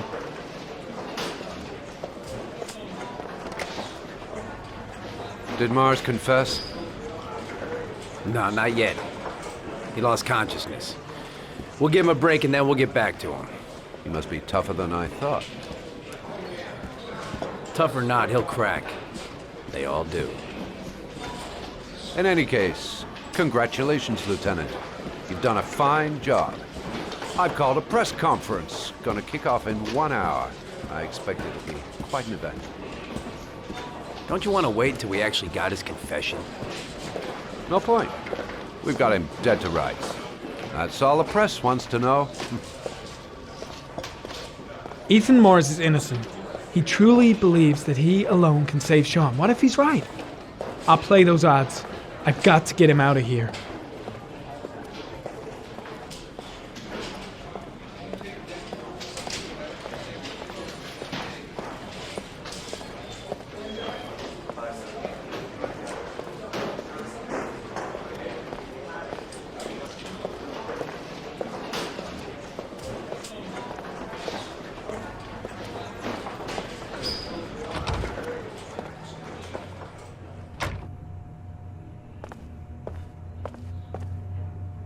Leave us alone.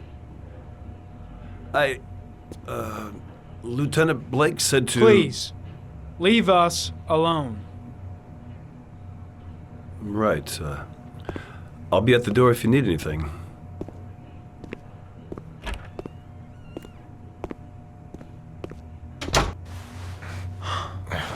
Christ.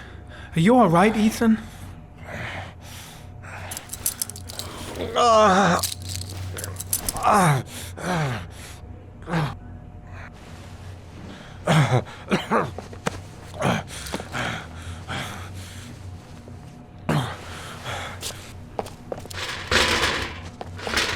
I gotta get out of here. I've gotta save my son. I'll see what I can do.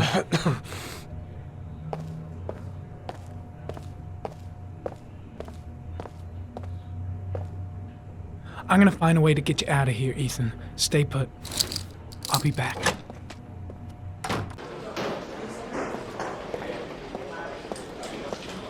Shit! What am I doing? Helping a suspect to escape? That'll cost me my badge and earn me a 10-year stretch. Should be able to get him out of here without being noticed.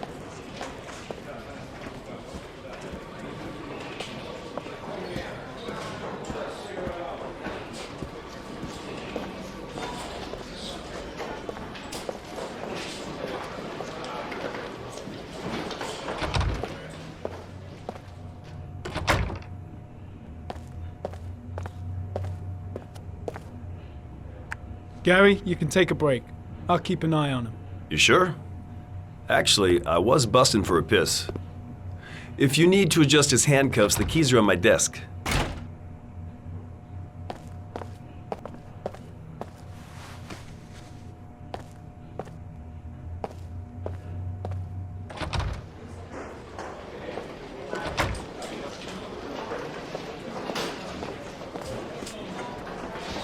First, get rid of the cuffs.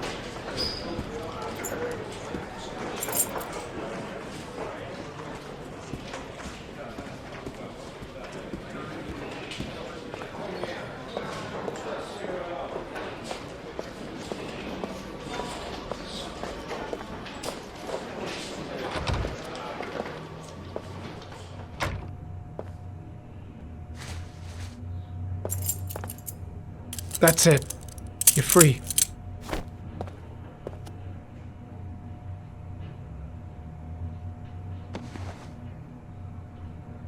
Here, put this on. They're having a break. If you're quick, you'll be able to slip out without being noticed. Head straight to the exit. Don't stop, don't talk, don't even think. Just walk. I don't know what to say. Just say you're gonna save your son. I hope I won't regret that.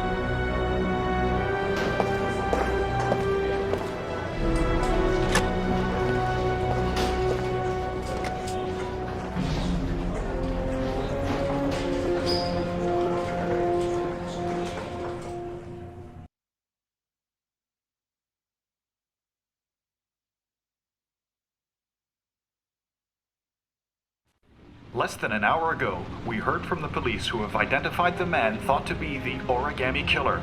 Ethan Mars, father of the kidnapped victim Sean Mars, is on the run and should be considered armed and dangerous. A police manhunt is now underway, and they hope that they will soon be able to announce the apprehension of this dangerous lunatic.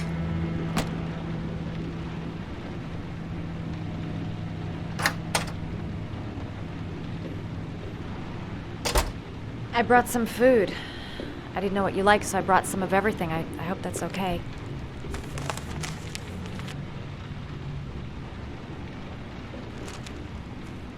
Why are you helping me, Madison? You know nothing about me. You could have been killed. I don't know. I guess it just seemed like the right thing to do at the time. You needed help, I helped you. You're all over the news reports, Ethan. Every cop in the country will be hunting you. They say you're the origami killer. Is it true? Are you the killer, Ethan?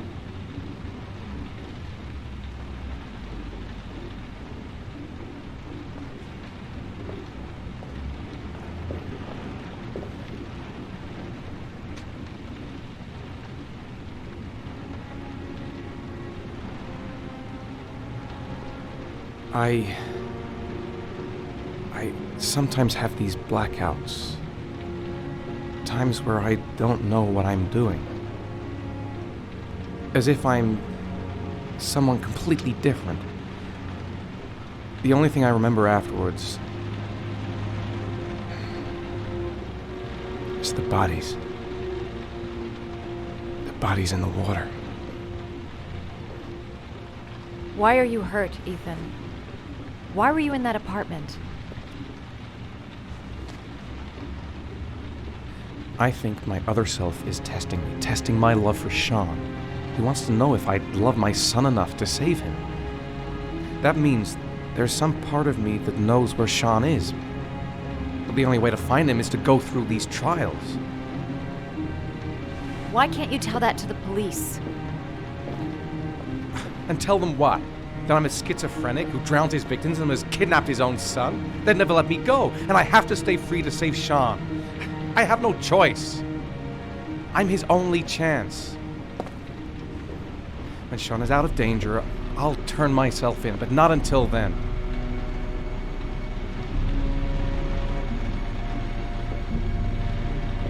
You can't keep going like this. You're destroying yourself, Ethan.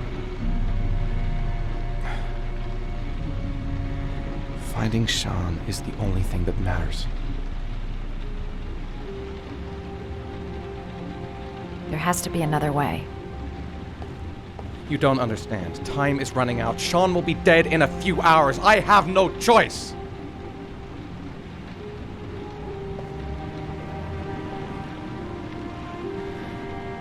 Please, Madison, leave.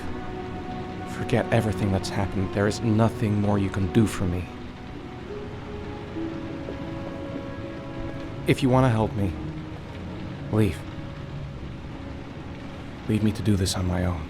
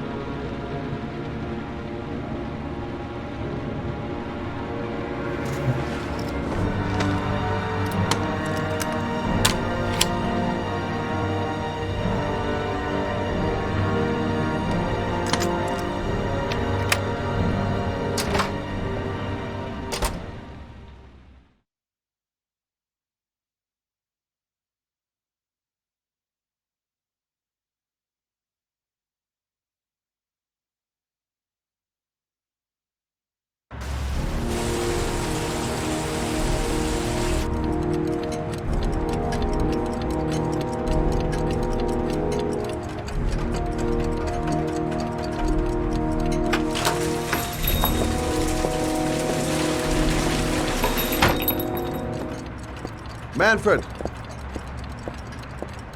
Manfred! Anybody home? Nothing much changed here. Just the dust and the clocks ticking on and on. Hi there, Manfred. Who is it? Scott. Scott Shelby. Do you remember me? Scott? This is Scott! Oh, yes, of course. Well, good to see you. How long has it been? Oh, about 10 years, I guess. At my age, time means nothing anymore. I repair clocks, but I try to forget about time. How about you? Are you still with the police? Oh, no, I quit. I'm a private investigator now. This is Lauren. She's a friend. Hello. Oh, hello, young lady. Well, this calls for a celebration. I've just the thing. Wait there. I'm sure I saw a bottle of scotch around here somewhere.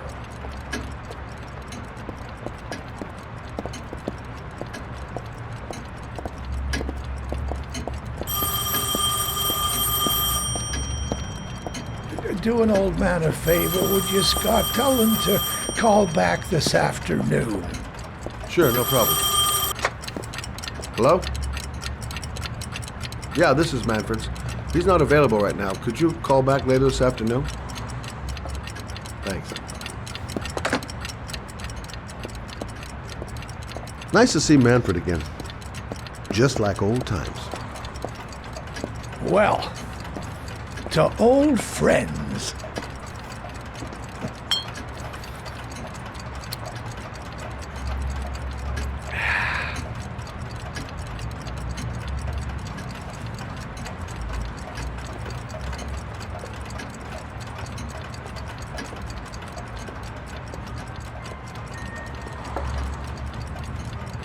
Do you like it? Yes, it's beautiful. It's a Stradelli, crafted in Venice in the 18th century. It's one of my favorite pieces.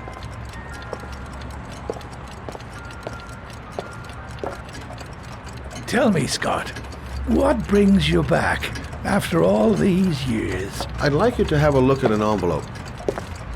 I thought maybe you could tell me about the typewriter that was used to type the address on it. No. Let's have a look. Now, could you pass me the magnifying glass from behind the counter, sure, please? I'll get it. My eyes are beginning to fail me.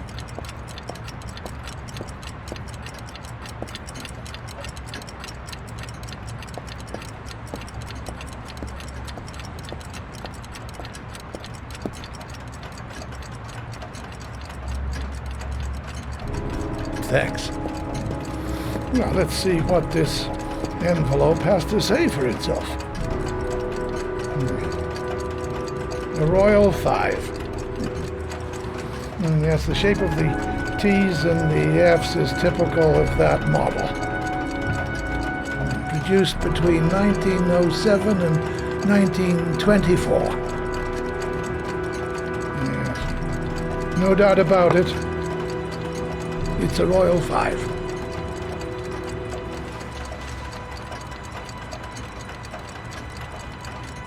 These typewriters, are they rare? No, they're fairly common. I'd say many folks have one gathering dust in an attic or in their cellar. Do you keep a record of all your clients? Oh, yes, indeed. At least the ones who pay. Any chance I could get a peek at that? Yes, of course. I keep my account books in the office. If you're not in a hurry, I have a list of all the clients who ever bought a Royal 5 or had one repaired. Yeah, that would really help us out. Delighted to help. Give me 2 minutes, and I'll be right back with the list.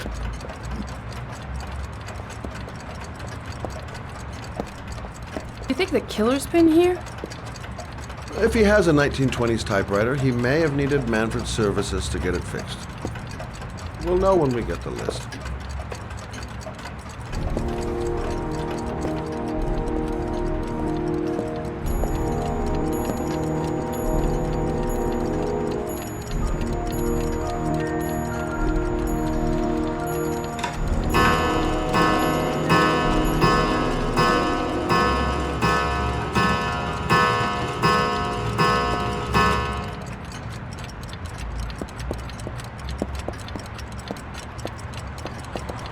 The killer's name might be in Manfred's papers.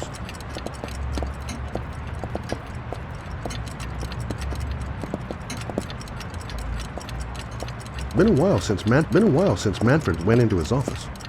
Let's take a look. Lauren thinks she's about to find the killer. Hello? Manfred! Hello? Your call is lodged, sir. A police car will be there in a few minutes. I need to know who you are, sir. Sir? Hello?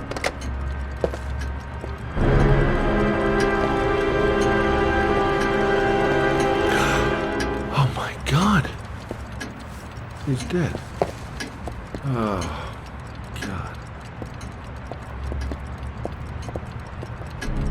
Scott? Oh my God. What are you doing? I'm calling the police. The killer has already called the police. I think he wants us to be his scapegoats. We gotta get the hell out of here. What do you mean? We have nothing to do with his death. We were just here when it happened. Look, we're running out of time to find Sean Mars. The last thing we need is 24 hours in a police station explaining this whole thing. Well, so what do we do?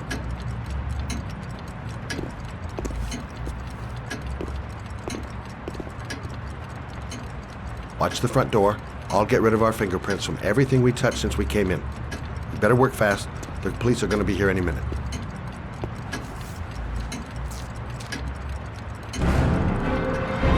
What are you doing, Lauren? If someone comes in, we're going to be in trouble.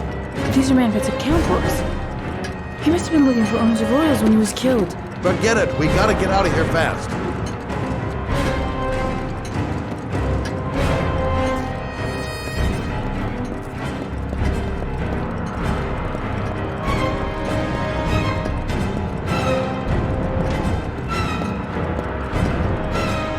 Where did we leave Prince? Gotta remember. Fast.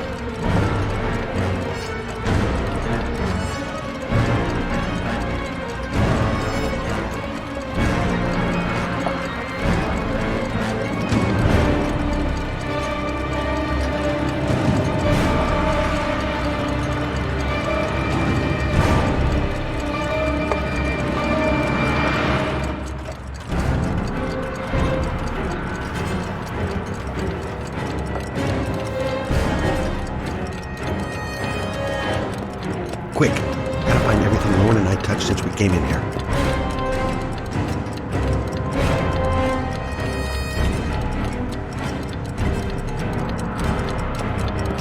Scott, will you give me much longer?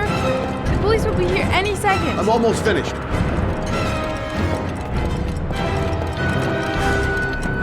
That's it. We're done. You get all the prints?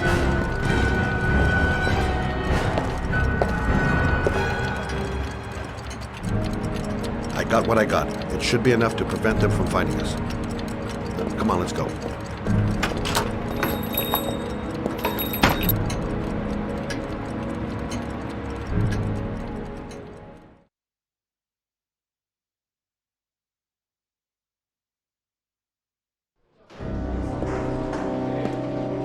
So, you claim the victim was killed while you were in his shop, correct? Yes, he went to get something in his office. A few minutes later, I went in to see if he was okay. That's when I found him.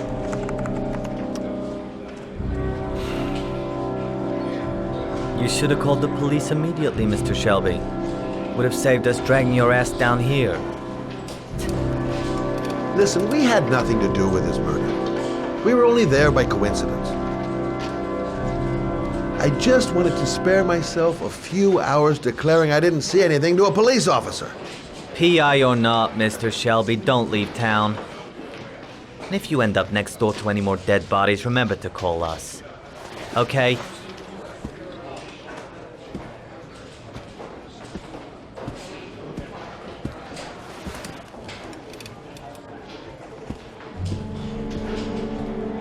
Well, well, Scott Shelby. You in trouble again? Wrong time, wrong place. You know what it's like. Don't sweat it. I'll take care of it. For old time's sake. Thanks, Carter. I owe you one. You on to anything at the moment? Well, I got some ideas. Nothing concrete. Well, if it goes beyond the idea stage, you'd tell me about it, wouldn't you, Scott? Sure.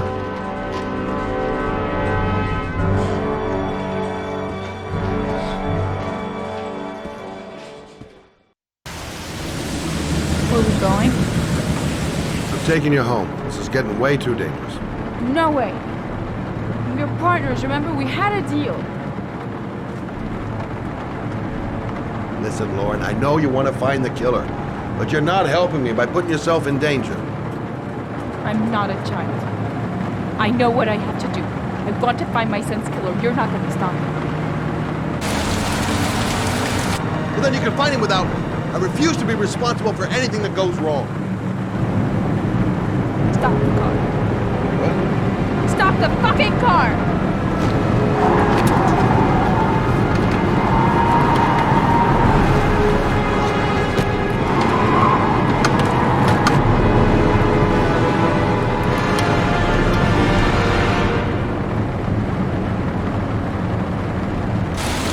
You're not gonna help me find the bastard who killed my Johnny. I'll do it on my own.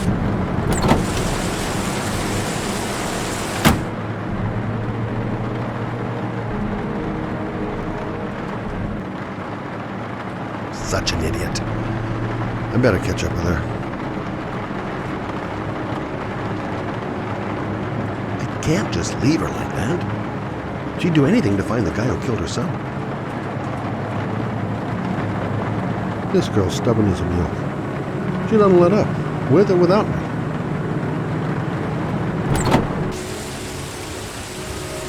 Lauren!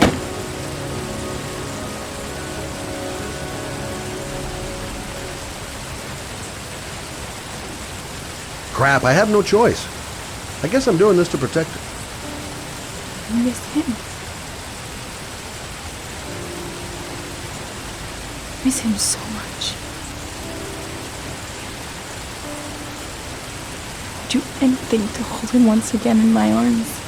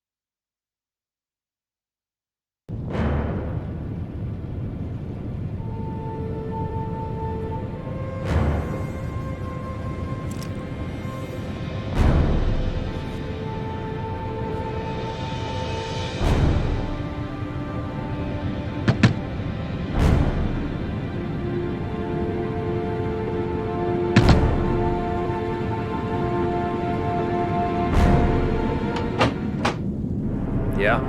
What do you want? Oh, fuck it. I said 1,000 times that I don't want any junkies at my door. Hey! Take it easy, man, huh? Keep cool. What do you want? Dope? Money? Tell me what you need. Sure we can make a deal, huh? God, I'm gonna blow your brains out, you son of a bitch! You think you can come into my house and steal my dope? You're gonna be shooting up your head, motherfucker! Would you stop fucking moving? Nowhere to hide, junkie asshole!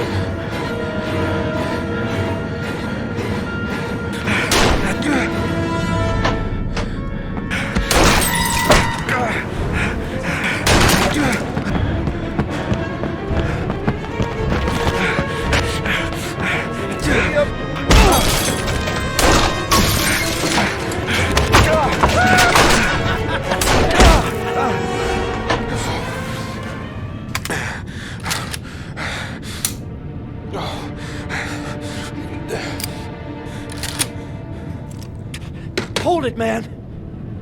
I give you whatever you want. Got dope? I got cash? You want some dope? Please. Please don't kill me, man. I got children. These my girls, see? This one's Sarah.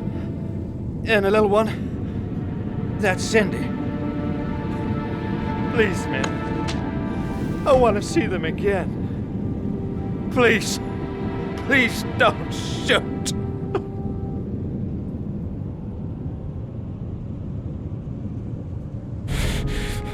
I'm a father too. But I'm no killer.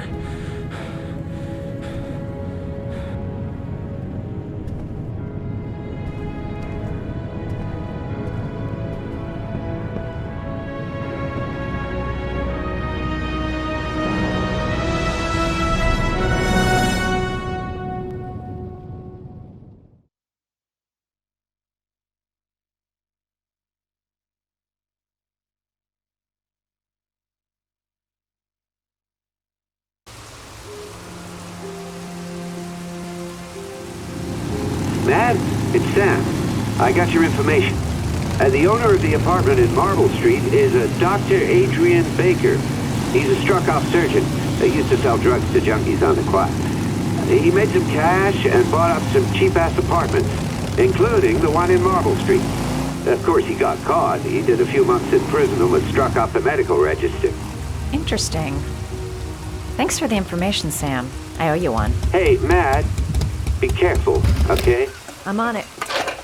Talk to you later.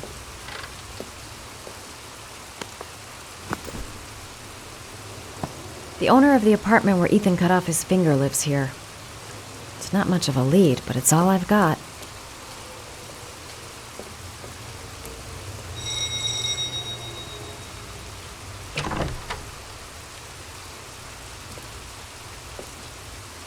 Hi. I was told that you could get Bitropin without a prescription. Sorry, you were misinformed. Goodbye. Hold on. I really need your help here. I can pay. Well, why didn't you say so? Please come in.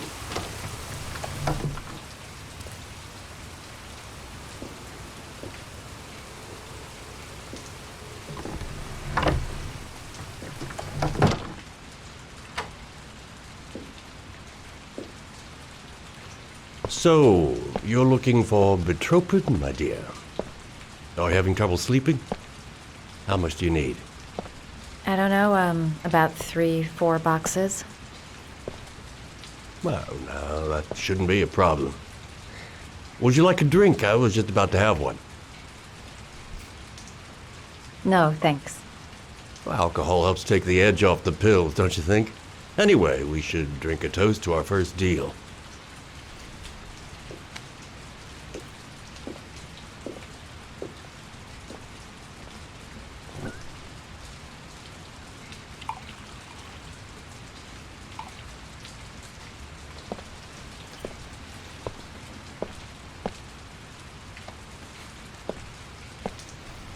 I haven't seen you around here before. Who told you about me?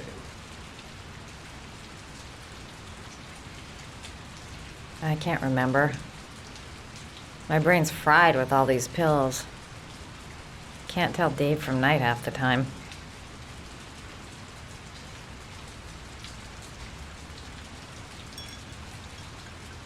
Can you get other types of medicine?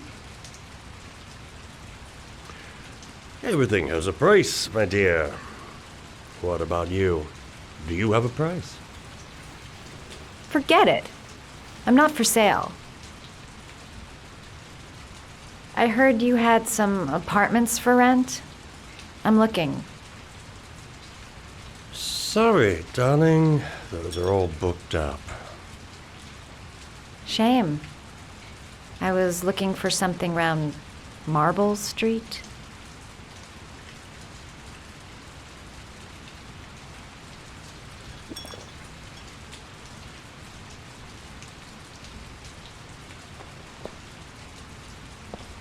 You're not drinking? Yeah, sure I am.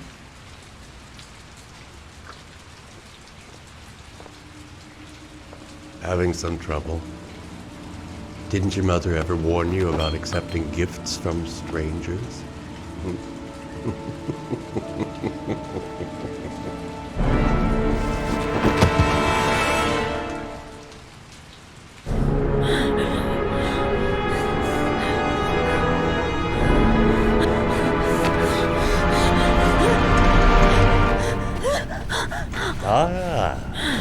Say hello to Matthew. He claimed he had come for the census. Another one of those goddamn government spies. So, you're interested in my Marble Street apartment. I read it to my friend Paco, if you must know. I have no idea what he does there. Maybe that's where he fornicates with his dancers from the Blue Lagoon. To be honest, I don't give a damn, because as long as he pays his rent, he can do whatever he likes. But enough with the chit-chat. I miss surgery, you see, so I take every opportunity to practice. I don't have any instruments here, so I use whatever comes to hand. I hope you won't hold that against me. Hold up. This might sting him.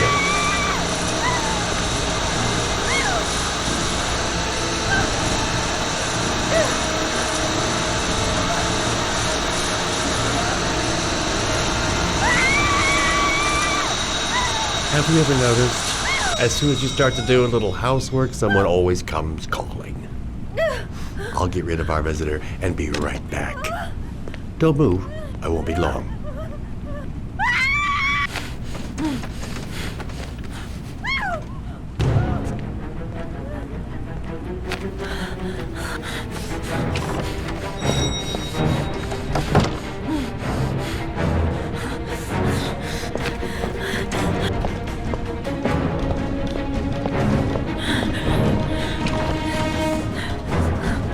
Hello, sir.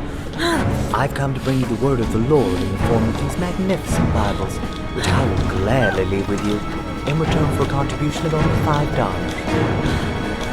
No thanks, Come now, brother. I cannot believe the word of the Lord is of no interest to you. We, his humble flock, should walk in his steps, for St. John has said... Thanks a lot, but I don't need anything. Who does not need a Bible in these times of violence and hatred? Holy Scripture will bring you peace and tranquility anytime you need it, and all for a mere $5.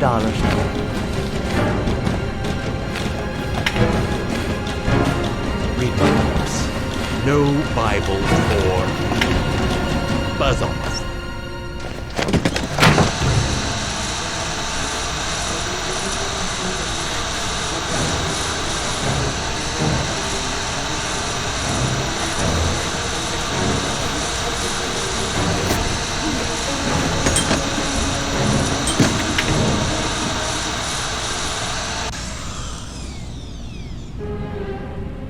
Sorry.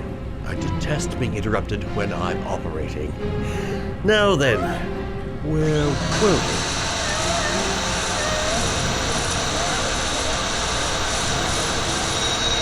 Do you believe it? There's some days when I seem to be the most popular dog in town.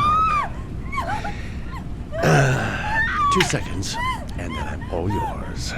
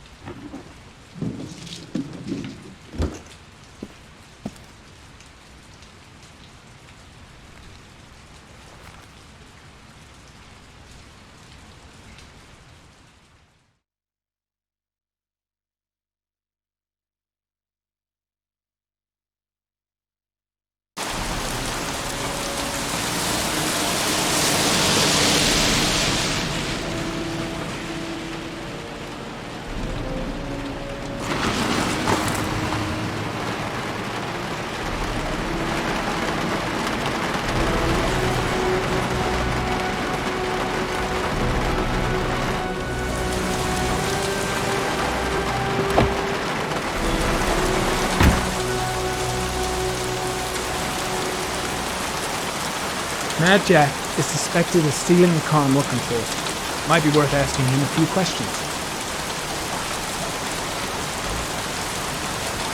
Can you stop that thing?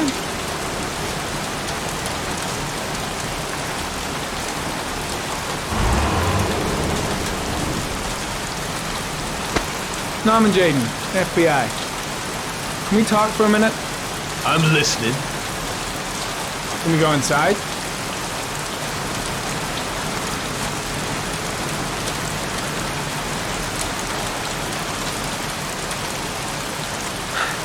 Feeling sick, got the sweats, hands are shaking. Hope this works out all right. I'm looking for the owner of a blue Chevrolet Malibu 83. I don't give a damn how the car got here, or whether you stole it or not. I just want to know who bought it from you. Sorry, man. Don't ring a bell. I got a real bad memory for names. Perhaps I can help you to remember. If we find out that you sold the car to the man we're looking for, you're looking at some pretty solid time inside, Jackie boy. You trying to scare me with your big talk? I never saw your damn car. Now take a walk.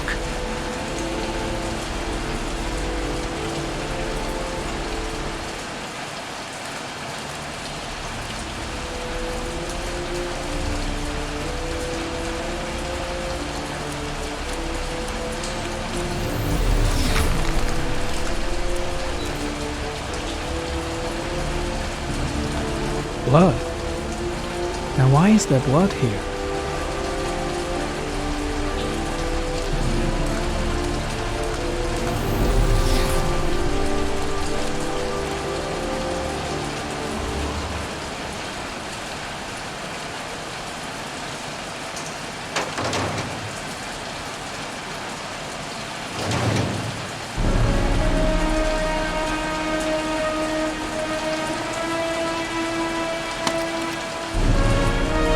One of your cop buddies asking too many questions. I had to solder up his little mouth.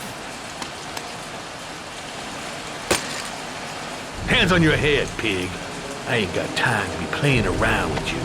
Let's just get you out of sight and finish you off.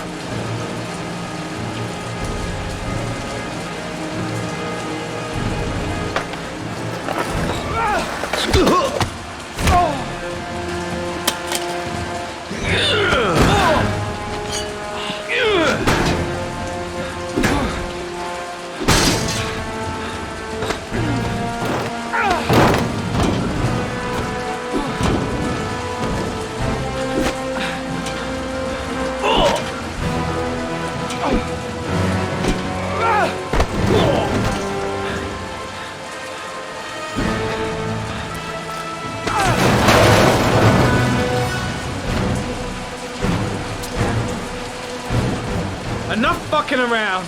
You're gonna tell me about the man with the blue car. Go fuck yourself in the ass. Broke my fucking nose, pig. Next, I'm gonna blow a hole in your face. Spill all of it. You don't scare me, Mr. CSI. You ain't got it in you. Do you like fireworks, Jack? Cause I bet them gas tanks are gonna blow up real nice. Shit, man, don't mess with the gasoline. Well, just say it was an accident. Or rather, I'll say it was an accident, cause you won't really be able to talk, will you, Jack? You crazy motherfucker. You out of your mind, man. No, I don't know nothing about the guy. He wanted me to get rid of his dirty car, get him a new one with false plates. He paid cash, and I ain't the questioning kind. Said I was supposed to drop the word to a guy named Paco down at the Blue Lagoon when the car was done. Now that's all I know. We'll continue this discussion down at the station. You're under arrest. You have the right to remain silent. Anything...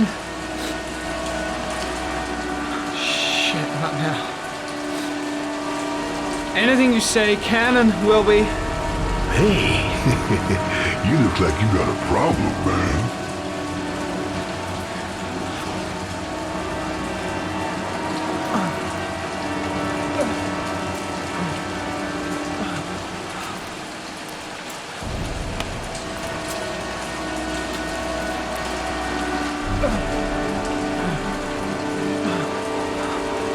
Turn around.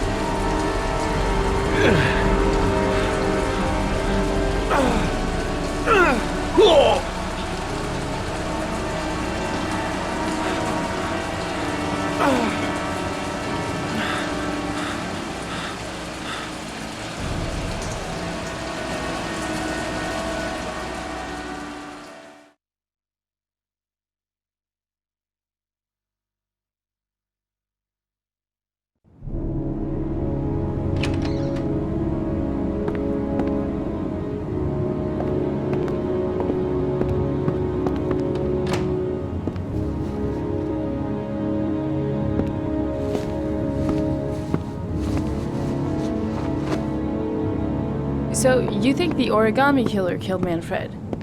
That makes sense. Didn't want him spilling his guts to us. And you suspect Gordy Kramer, right? Oh, him or one of his men. Gordy has the time and the means, not to mention the fucked up attitude to go along with it. He's only a suspect, but he's a pretty guilty-looking one. Are these your files on the case? Yeah, I've been working on him for a couple of years. I built up a mountain of paperwork. Magazines about origami? You think the killer could have subscribed to one of those? If he was even remotely interested in origami in the last 30 years, his name may be in there somewhere. Trouble is, there's over 500 names. That gets us squat. I'm starving. Do you have anything to eat? Well, I'm no chef, but I should be able to make some scrambled eggs if you like. Great. I'm soaking wet. I need to warm up a little. Is it okay if I take a shower? Be my guest. Go in my bedroom. It's the next door. Oh, I'll cook up the eggs while you're under the shower.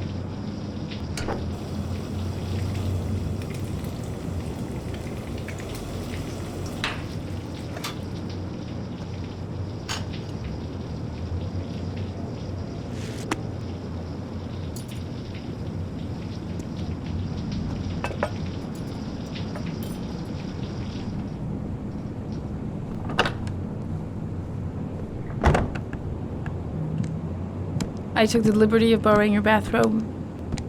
Looks better on you.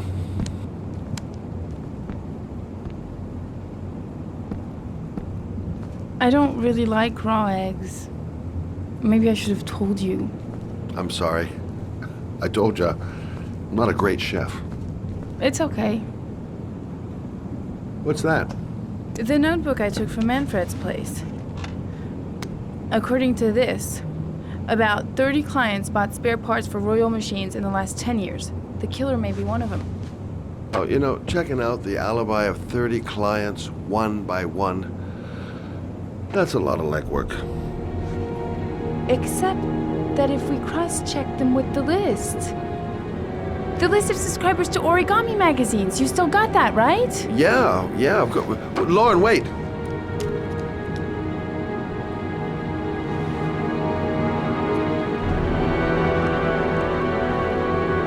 If the killer really used a Royal typewriter and if he subscribed to an origami magazine, his name should be on both lists. Well, Lauren, I mean, that's just an assumption, but yeah, I suppose. His name is here somewhere. Help me, we're gonna find him.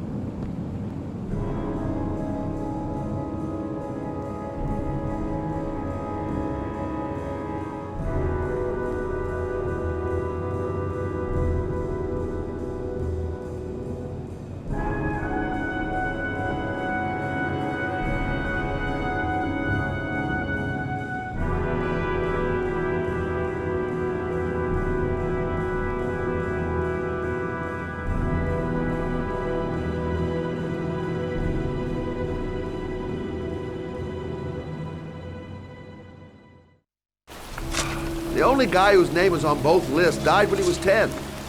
What are you gonna do now?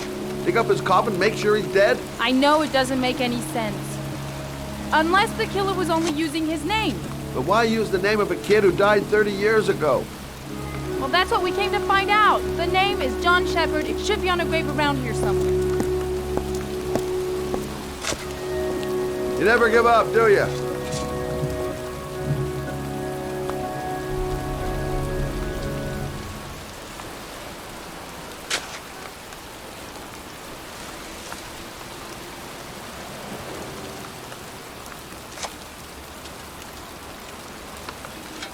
The sooner we find that grave, the sooner we can get the hell out of here.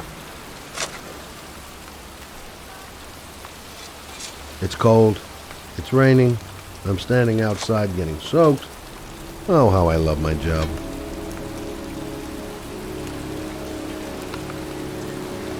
I should be investigating Gordy Kramer right about. Excuse me? I'm looking for the grave of a boy named John Shepard. Straight ahead, a little further on. Thanks.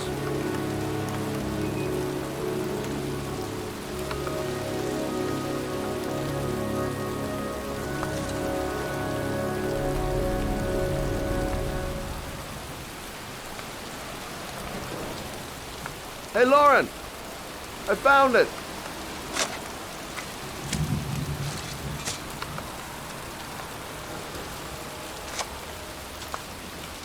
Origami figures. That's one hell of a coincidence.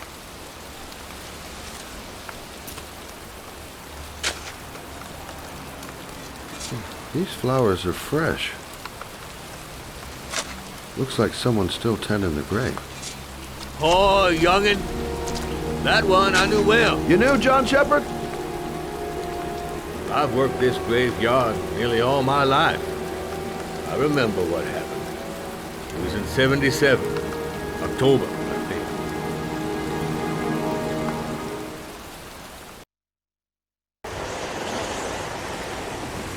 You good-for-nothing hoodlums, get the hell out of here! God, beat it, you lousy no-good brats! Come back when your fucking mother comes home from work. He's drunk again. What are we gonna do? It's pouring rain. We're gonna get soaked if we spend a day outside. Well, at least you won't get beat. Little rain never hurt nobody. Come on, let's go play. Bet you can't catch me!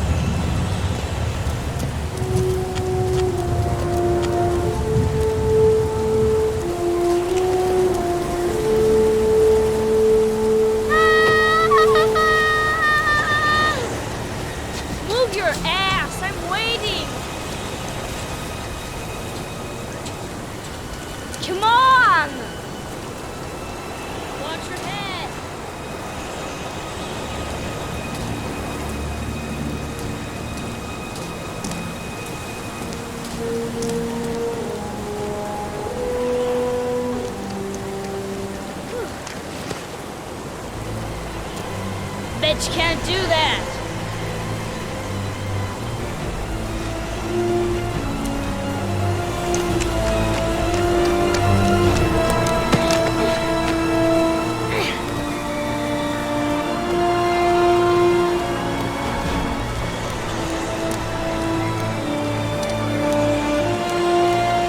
Jordan's going Gee, too you're fast. nothing but a He never slowpoke. waits for me.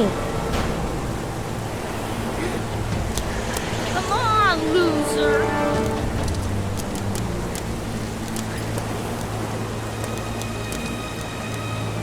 What you doing? You're coming or not?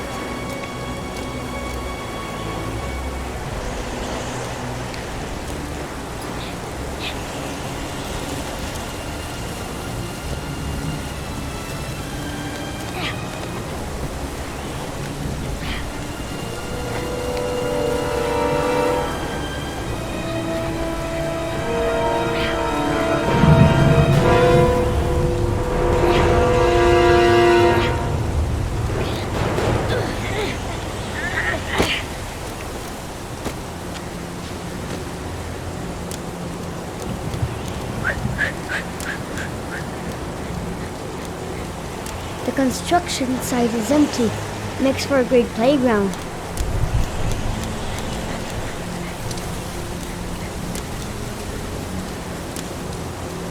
I think... Yippee-ki-yay!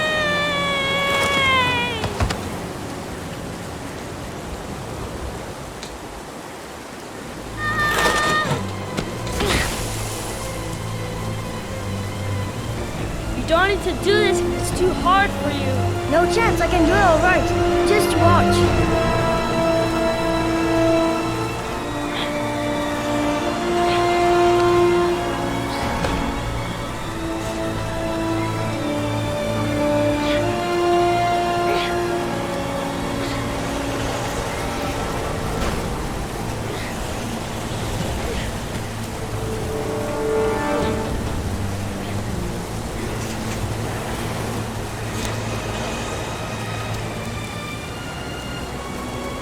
John, wait for me! Get a move on!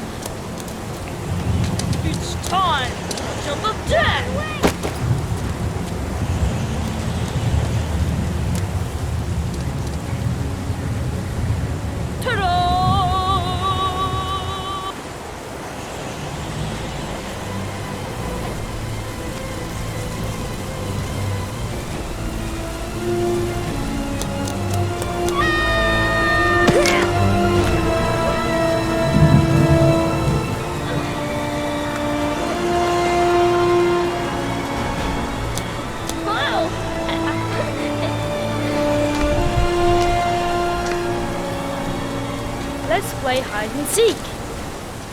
You go and count to 20 and try to find me, okay? 1, 2, 3, 4, 5, 9, 13, 17, 20.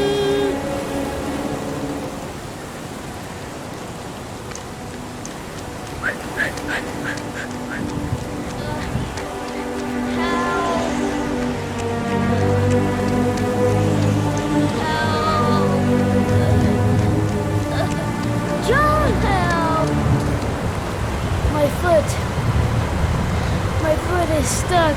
Grandpa, I'll put it over there.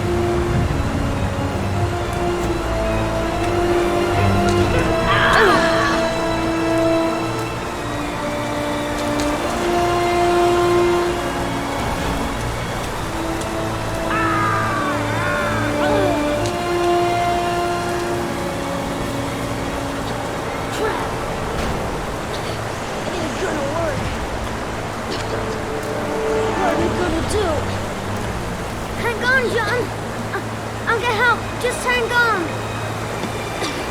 Go on, hurry. I think the water's rising. I'm hurrying. I'll be right back. But the poor kid never did find any help. And his brother drowned in a pipe full of rainwater. The boy that lived, what happened to him? Well, all I know is he got separated from his parents. I think he got adopted. Well, looks like a storm's coming. I guess I better be getting home.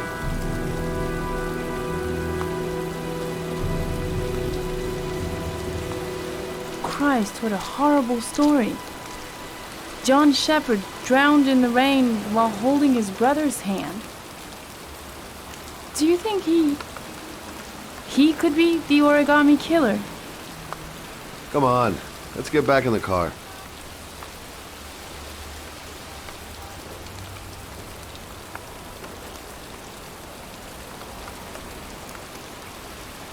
The kid died 30 years ago. Who's still tending the grave after all these years? There's nothing else for us here. Let's go.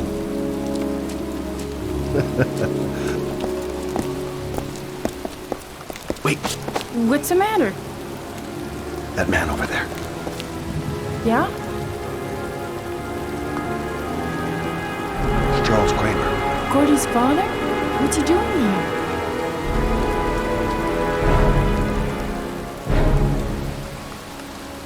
He's putting flowers on John Shepard's grave.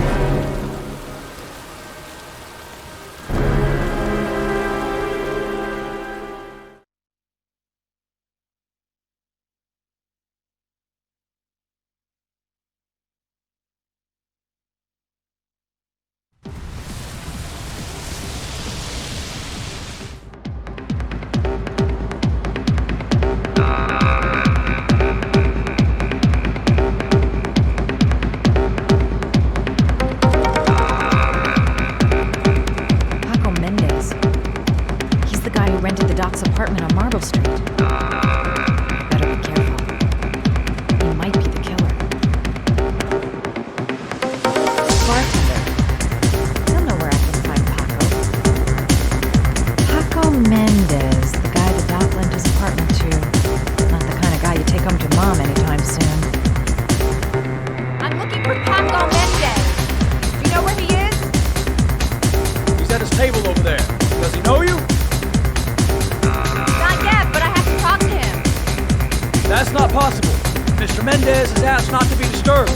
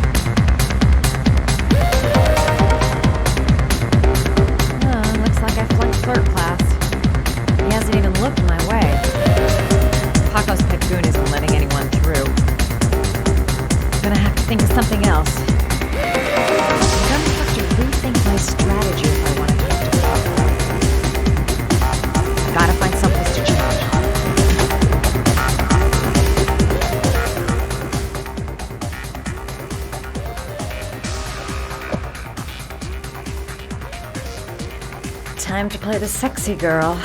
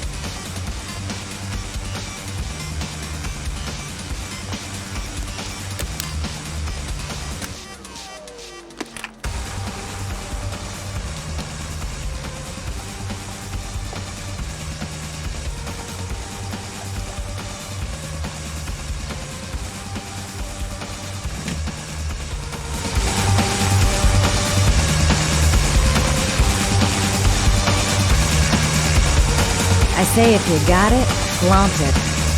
Time to swing my hips and get a little rise out of pocket.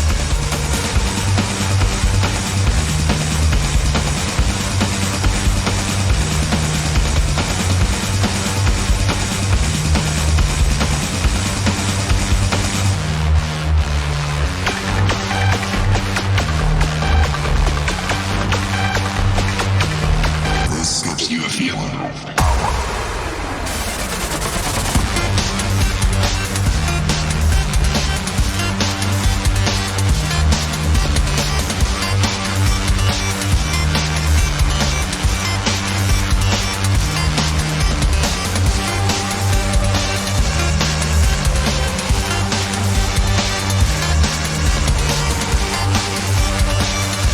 Hey, you!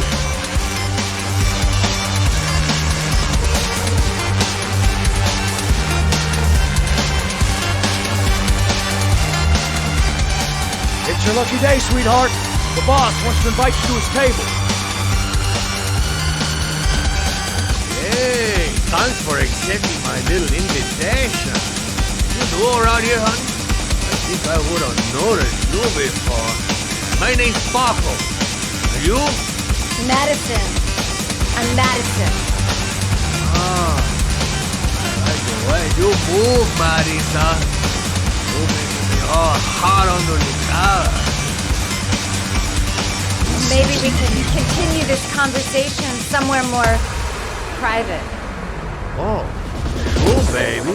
Yeah, come with me. one more time. One more time. One more time. Everything is gonna be alright. One more time. Exactly what I'm doing. Just follow him to his office. This is no time to get squeamish. Even if my legs do feel like they're about to give way. This guy is truly revolting. Ugh.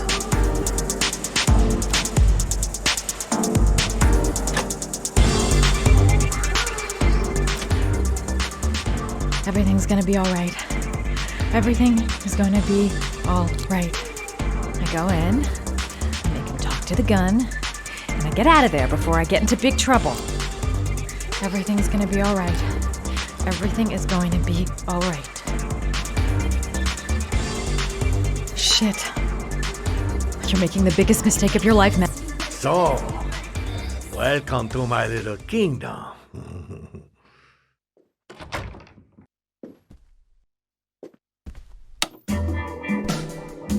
I'll take that. Just get in the way of the good things, sweet cheeks. So, show me what you can do. Take it all. Slowly.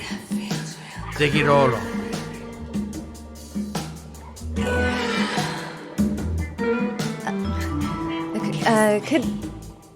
Could I have a drink? You know, just a little drink to break the ice. Oh, we already broke the ice. Well, let's get wet. Come on. Do your thing, girl.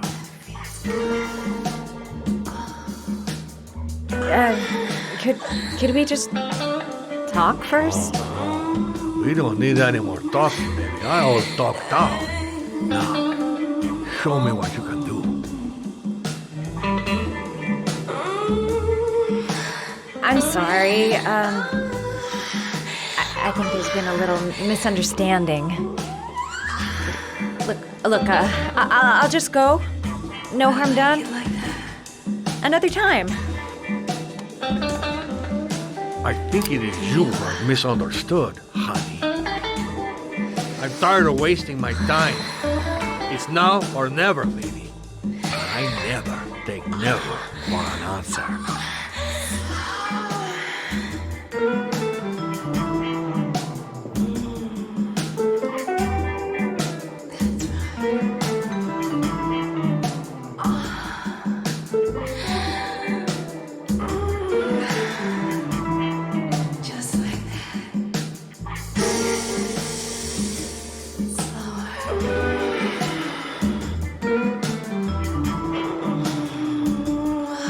lamp. If only I could find some way to grab it. Oh, I know!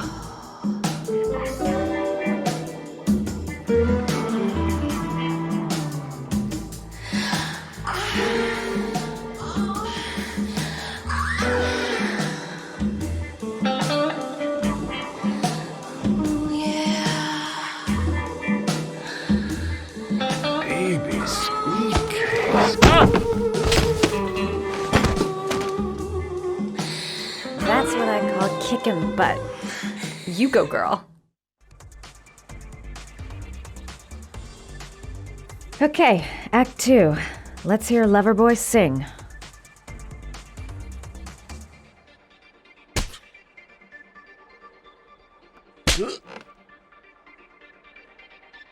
Ah!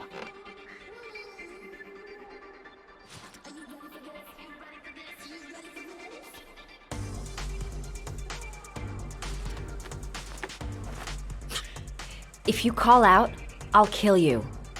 Got it? Shit. What you want? You rent an apartment on Marble Street. I want to know why. An apartment? I don't know what you're talking about. Ugh! You fucking bitch! I'm gonna kill you! You haven't got the balls, lady. But you're gonna know balls when I catch up with you. Boss? Is everything all right?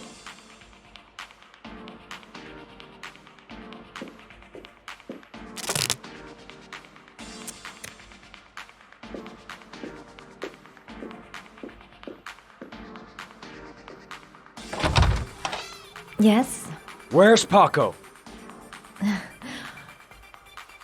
I'm sorry, he can't come to the door right now. He's all, tied up at the moment. Oh. I see.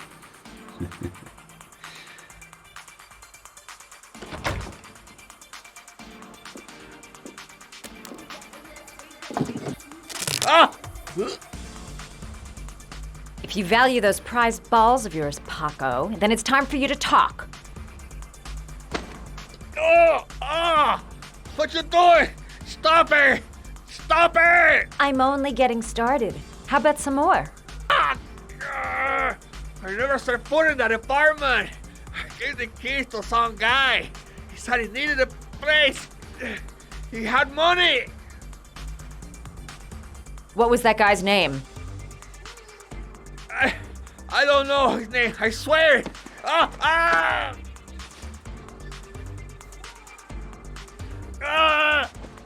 Shepard. His name is John Shepard. That's all I know. I swear it. Ugh. There, that wasn't so hard, was it?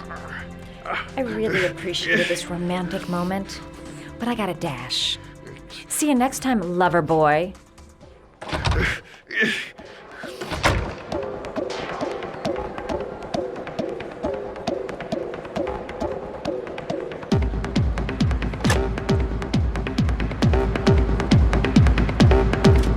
Time to get out of here. The name he gave me. John Shepard. Could that be the name of the killer?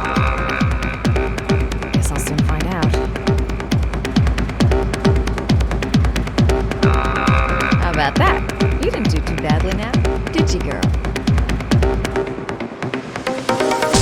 Next time he'll think twice before he takes a cute chick up to his office.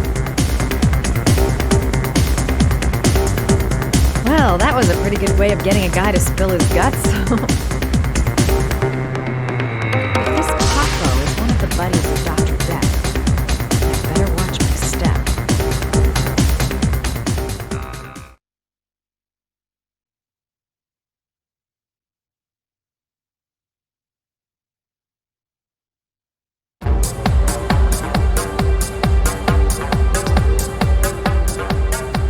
I'm here to see Paco.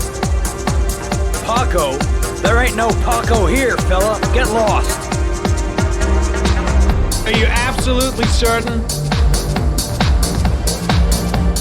He's in his office. Take the stairs over there.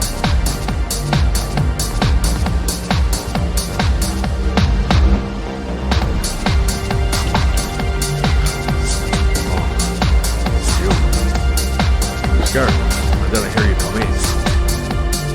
A crazy bitch came around here asking questions about the apartment on Marble Street. I don't know what you're doing. I don't want to. But whatever that shit is, it's beginning to draw attention. Look, I know you kept me out of prison. But that fucking bitch nearly killed me. Everything you ask, I think my debt to you is paid. Don't fuck around. No, wait. I can still help you out. No, don't keep me.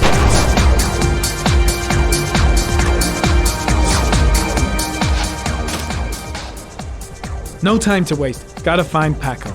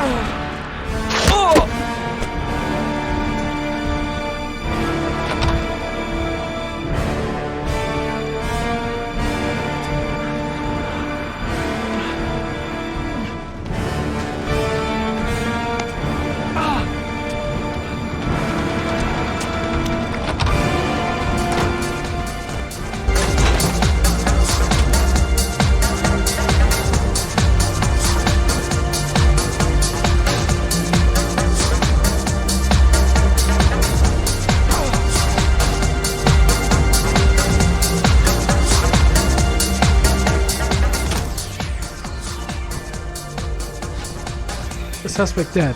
Someone tries to kill me. On the right track, do you think?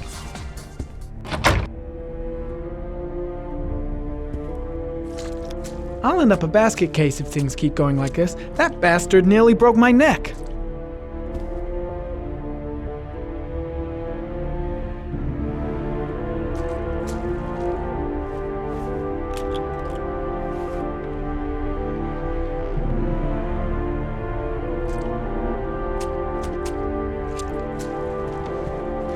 His coat pocket. I tore it off during the fight. 2 receipts from the same gas station. Interesting.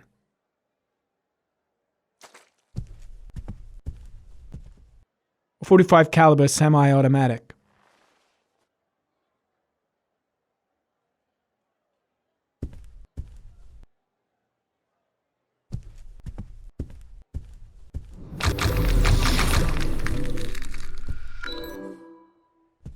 The killer was looking for something.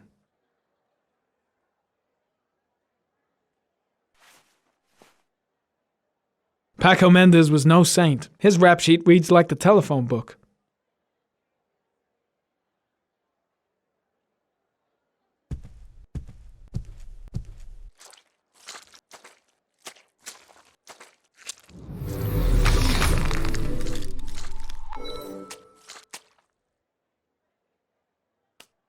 Lipstick. Might be a clue.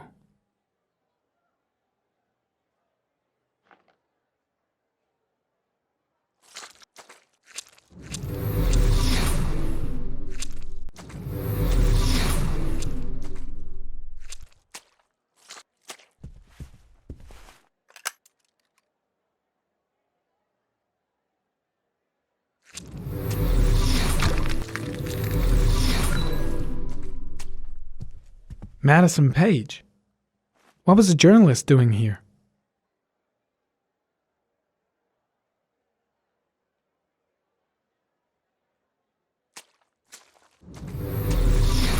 He could have killed me. Why didn't he?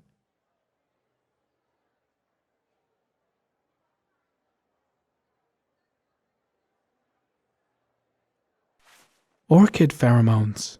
The fucking origami killer.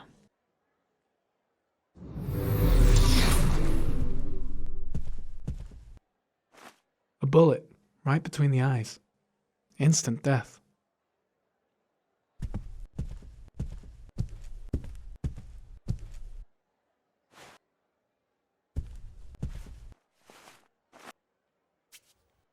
.45 caliber.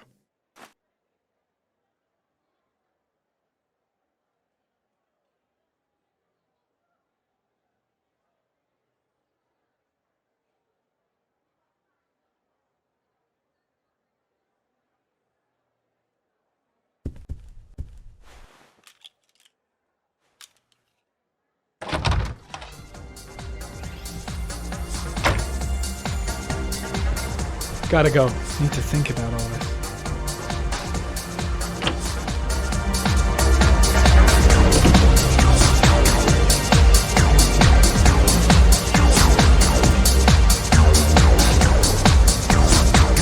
It's too dark.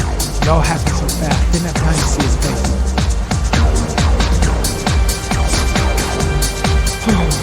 Got shakes. Cold sweats. Get back to the hotel fast.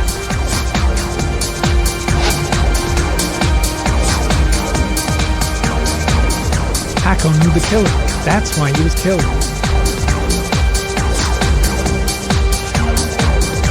I seem to spend most of my time getting shit.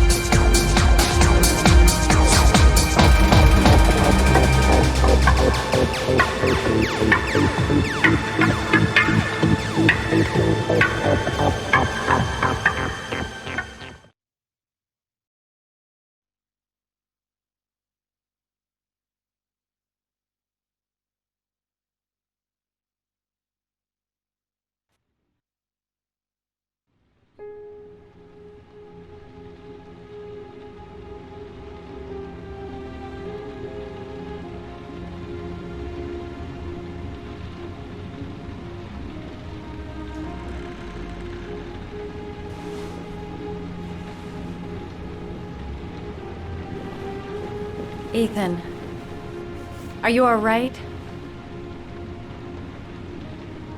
I couldn't do it. I was supposed to kill him to save Sean. And I couldn't do it.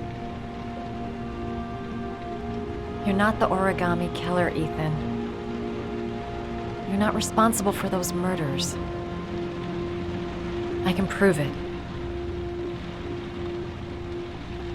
That changes nothing. Saving Sean is all that matters now.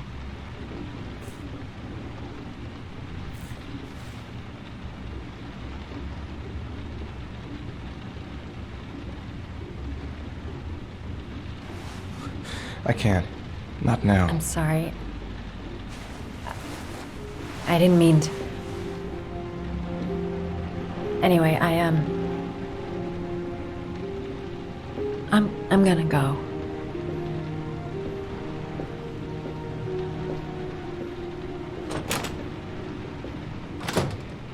I've no more business here. I'm going home. What was I thinking? How could I have ever believed that he felt something for me? He's trying to save his son, he's being chased by the police, and I'm trying to kiss him. What an idiot.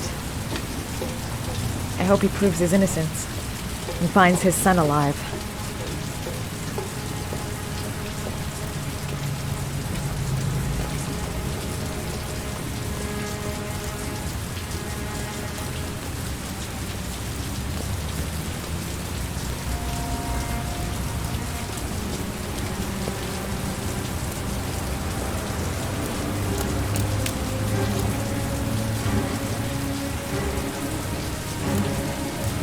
Cops.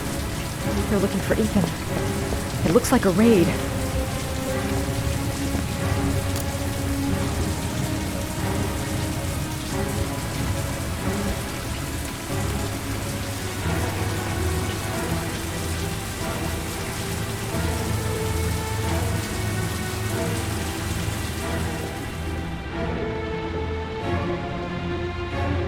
Come on, what was the damn number? Come on! Pick up the phone! Hello? The cops. They're in the motel. You've got to get out of here.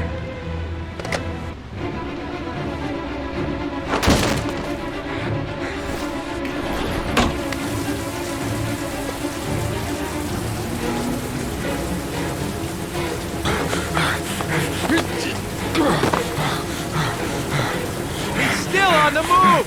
Get him! He's making a run for it! He's on the balcony!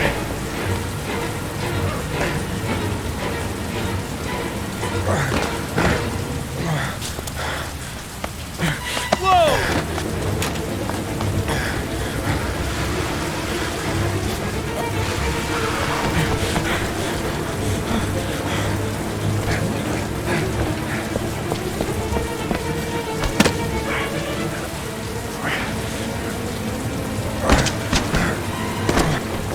Don't move!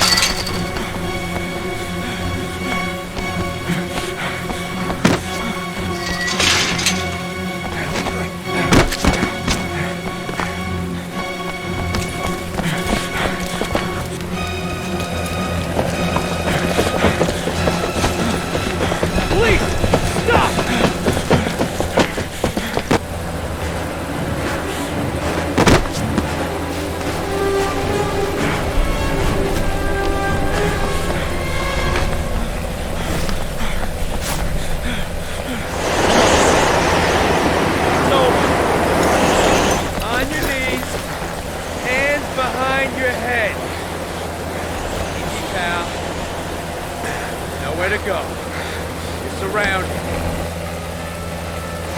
Holy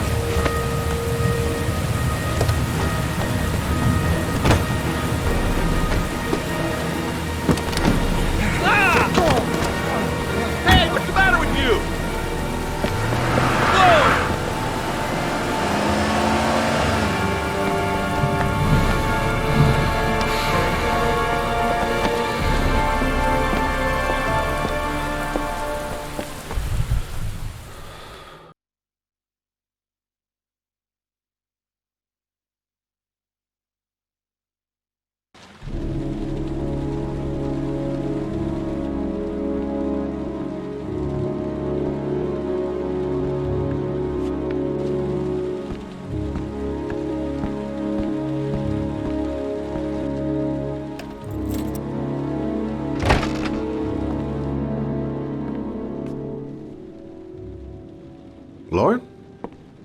I'm sorry, Scott.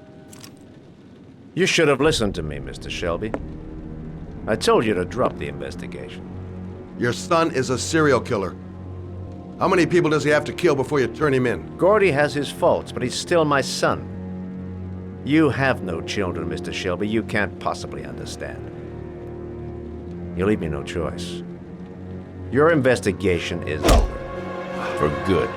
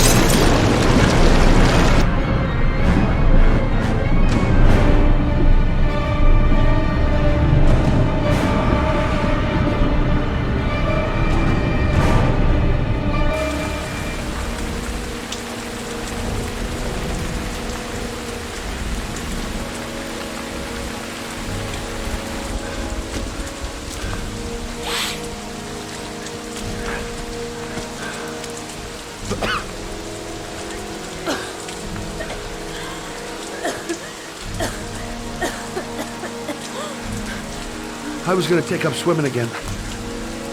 This isn't exactly what I had in mind. You got a car back at your place? Mine's obviously pretty fucked up. Yeah, sure. What are you gonna do? I'm gonna go settle a few scores. Come on, I'll take you home. Lock your doors and windows and don't let anybody in but me.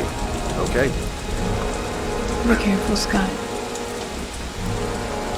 I don't want to lose you.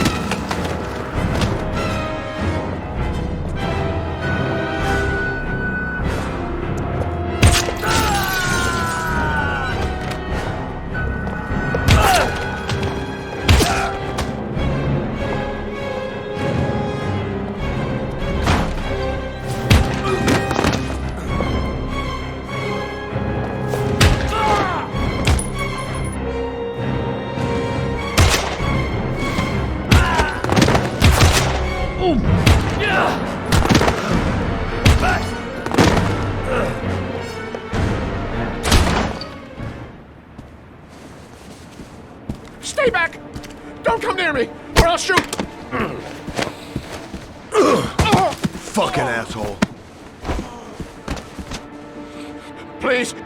Oh!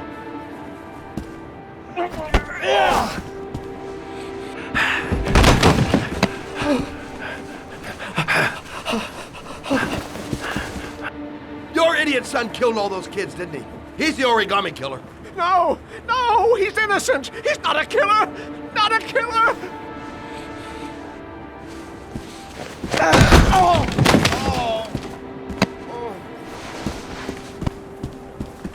You're a fucking liar. Now tell me the truth. No! No, please! Don't hurt me! Last chance. I don't know! I swear! I don't know anything!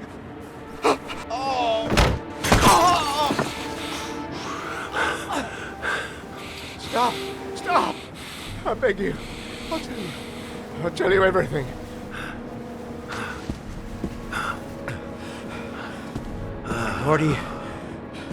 Gordy always wanted his fun, you know. He wanted to be like the origami killer. He kidnapped that kid and he held him under the water for a little too long. It was an accident. An unfortunate accident. He just wanted to play. He told me everything. He was crying. He was so sorry for what had happened. Whatever he did, Gordy is my son.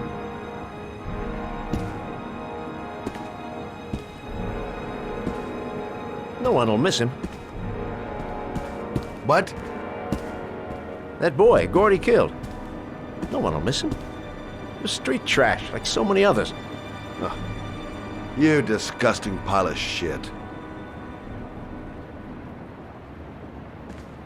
And what about John Shepard? Why did you put flowers on his grave? I own the construction site where he died. I never forgot. I've been putting flowers on his grave for 30 years. John had a twin brother. What happened to him? I don't know. He was adopted, I think. His mother should know. Her name is Anne. Anne Shepard.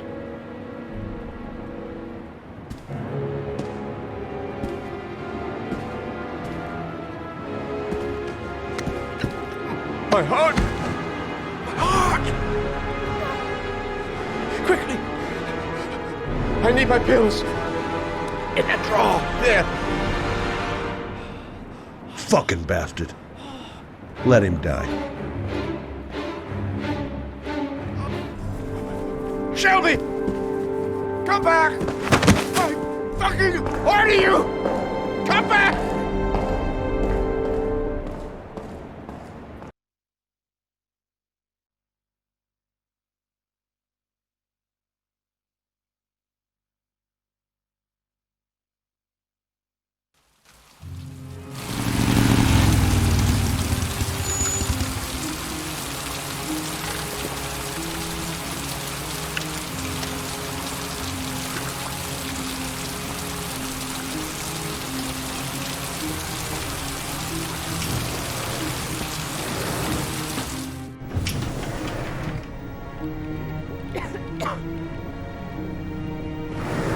John Shepard died 30 years ago. Hello, I'm looking for Anne Shepard's room. Please sign the visitor's book. Are you a member of the family? Yeah, you could say that. Oh, she'll be pleased to have a visitor. No one ever comes to see her. With the Alzheimer's, she has trouble remembering things, but it'll still please her, you know. It's room 19 at the end of the corridor. Thank you. Room 19. Where is that?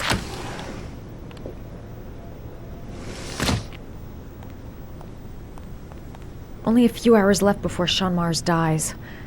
Hope I'm not wasting my time.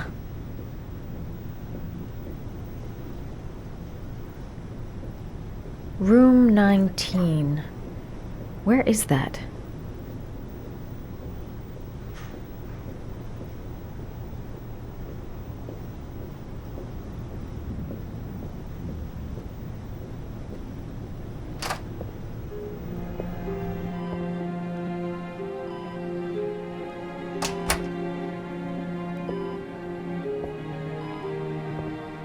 Hello, Mrs. Shepherd. Is it time for my pills already? No, Mrs. Shepherd, They're never on time with my pills. I don't know what they do here. In the other hospital, they were always on time. But here...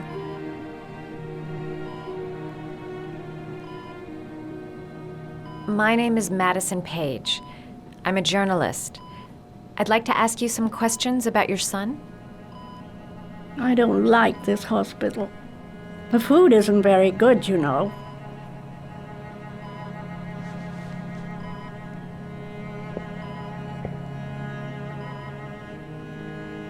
Your other son, Mrs. Shepherd, John's twin brother. What was his name? What other son? I have no other son. I never had any children. Try to remember, Mrs. Shepherd. John's twin brother was placed with a foster family after the accident. What was the name of the foster family? I asked them for a television, you know. They said I didn't have enough money. It's a pity. I'm fond of television. Do you remember John? My Johnny. He is a good little boy, you know. I know what happened at Carnaby Square. Do you remember? Carnaby Square. I think I used to live there a long time ago. We didn't have much money at the time, you know. We had to make do with very little.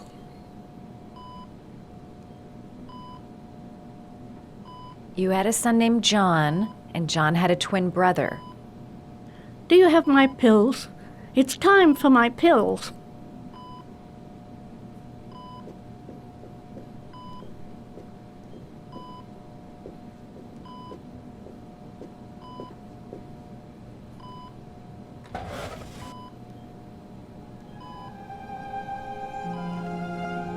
Are these your children, Mrs. Shepherd? John and his brother? Is that them? They're good little boys. Their father never looked after them, always drinking.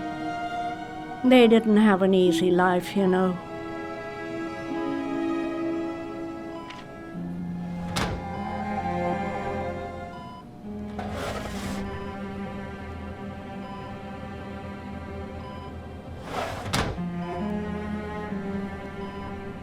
You don't seem to get many flowers, Mrs. Shepherd. No, but I love them. My son knows that I love flowers. I know he'll bring me some.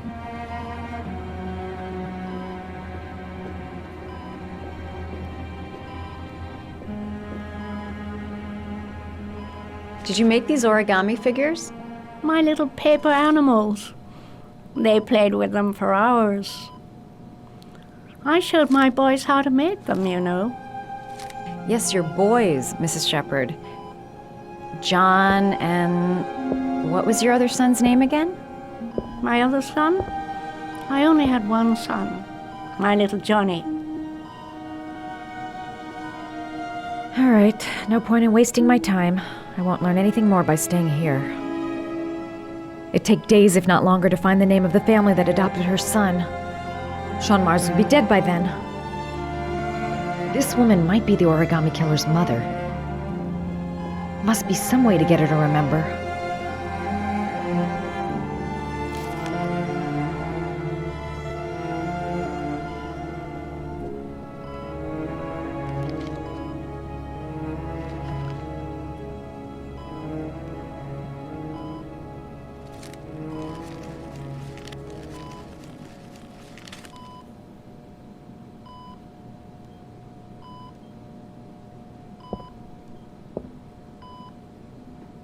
I love origami, but that's not my favorite one.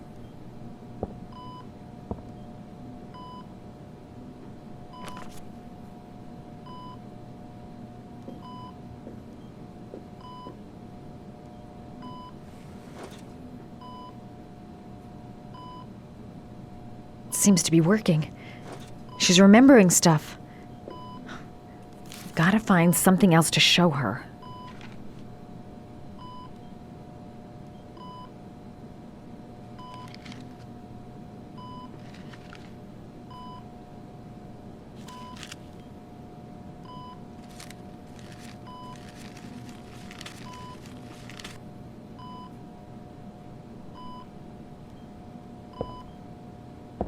I love origami, but that's not my favorite one.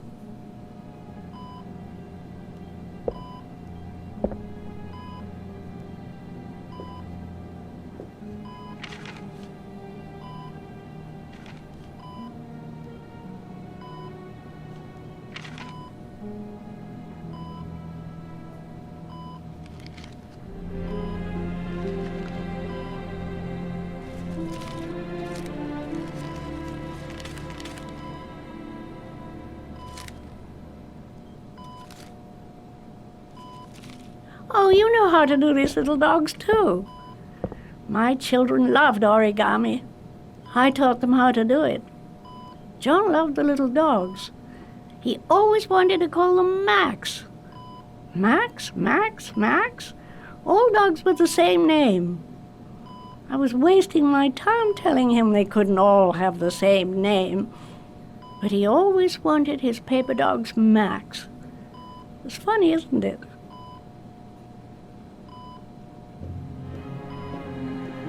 Her memory is coming back. Don't stop now. Just remember.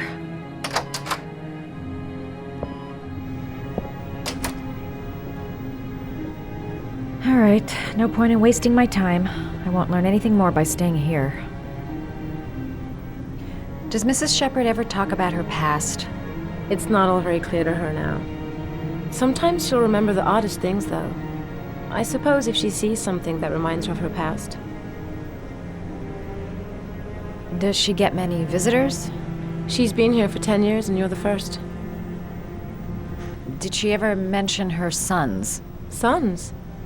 Well, she often mentions John. I think he drowned. Does she ever talk about her other son? I didn't know she had another one. I've never heard her mention it. Sometimes, if you show her things, it seems to trigger a memory from her past. You might get it to remember. Thanks for the advice. Show her things that take her back. Show her things that take her back.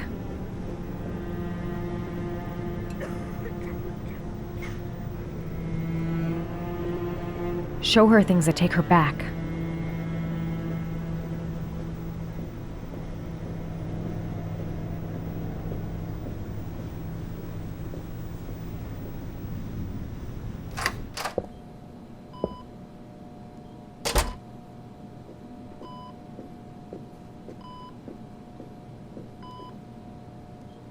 What a lovely orchid.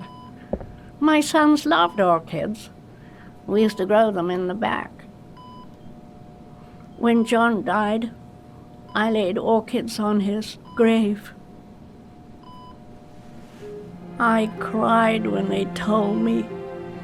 I'd already lost one of my children, and now they were taking away another one, you understand. The foster family, Mrs. Shepherd. What was the name of the foster family that adopted John's brother? They were really very nice people. I met them, you know. In the beginning, I used to go and see my little boy. And then I got sick and I couldn't go any longer. Perhaps he thought I'd forgotten him. He must have thought I didn't love him anymore. His name, Mrs. Shepherd. What was his name? But I loved him. If you only knew how much I missed him. Please, Anne. His name. What was his name? Come closer.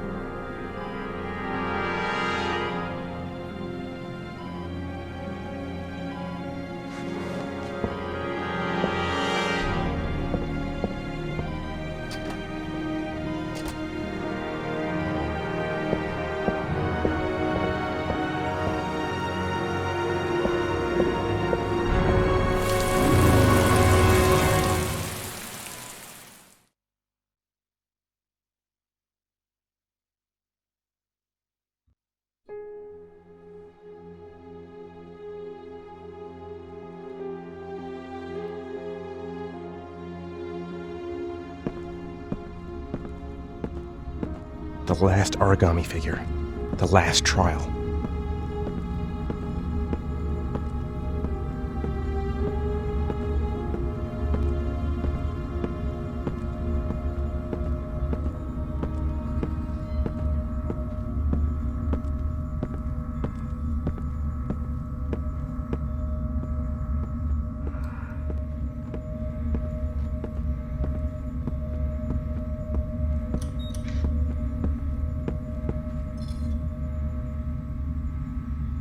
The last trial. The last question. Are you prepared to give your life to save your sons? There is a deadly poison in this file. It will kill you in exactly 60 minutes. If you drink it, you will get the last letters of the address. You will have enough time to save your son and say goodbye to him, but then you will die. You can drink the file or decide to leave. The choice is yours.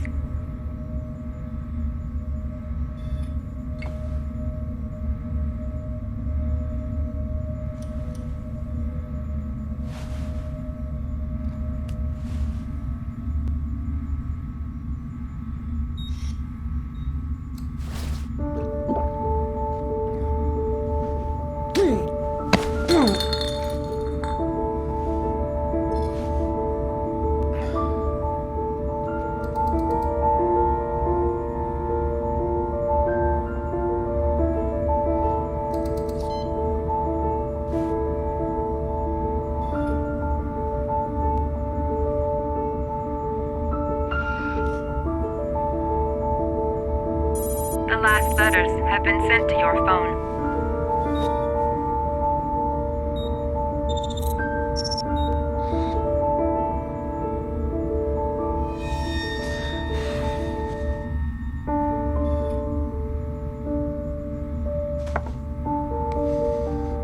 I did what I had to, Sean.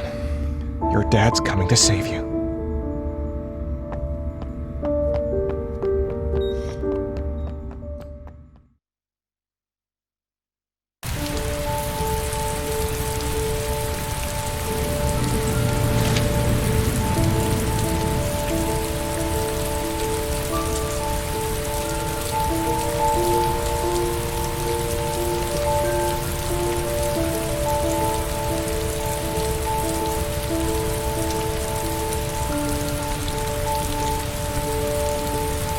Nowhere, and I'm out of time. Damn fucking shitty letters from this fucking address! Come on! There's gotta be a way to do this!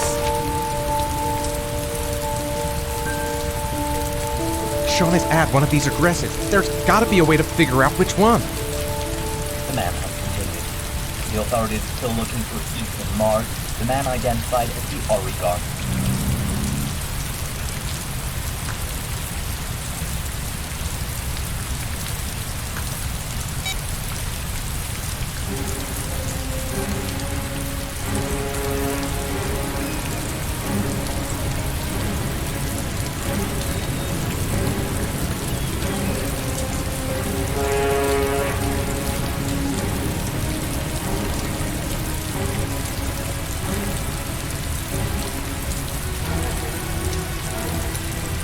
Several different addresses fit these letters. God, they're scattered all over the city. I don't have time to check them all.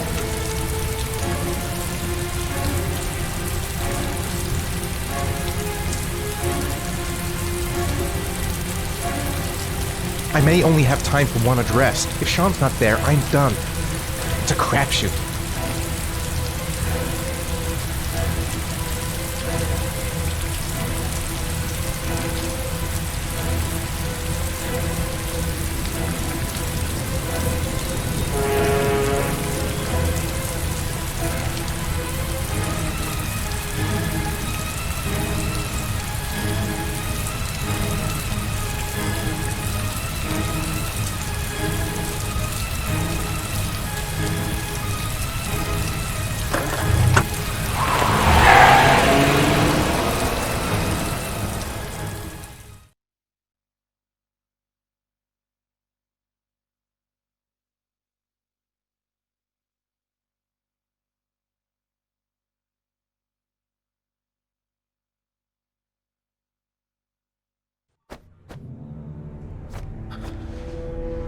We've only got a few more hours left to save Sean Mars. There has to be a goddamn clue somewhere. It's probably staring me in the face. This kid's gonna die, and I'm going around in circles!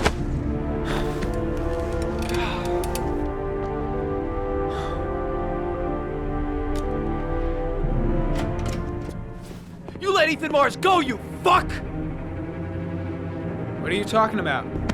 Asshole, you fucked up! You forgot about the camera in the interrogation room! We got it all on film! Mars is innocent. He is not the origami killer. You're suspended, Jaden! The order's on its way. I had you pegged from day one, you son of a bitch. You'll have all the time in the world to use your fucking glasses in prison. I hope you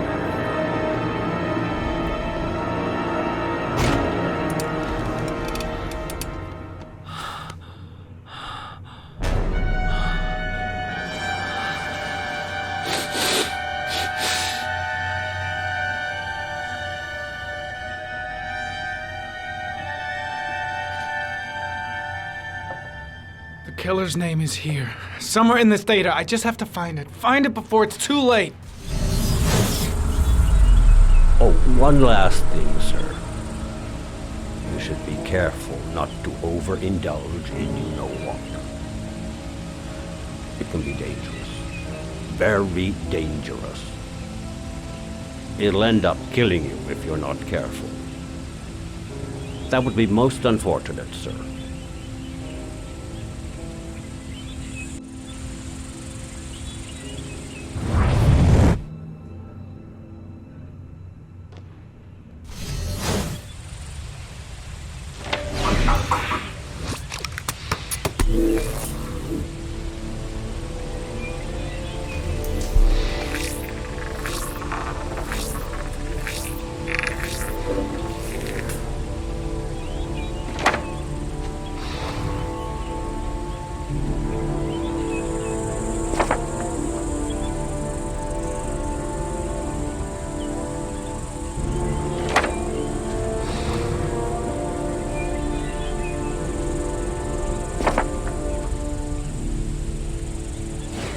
Harry was in record mode when I was fighting with the killer. Perhaps there's something on it.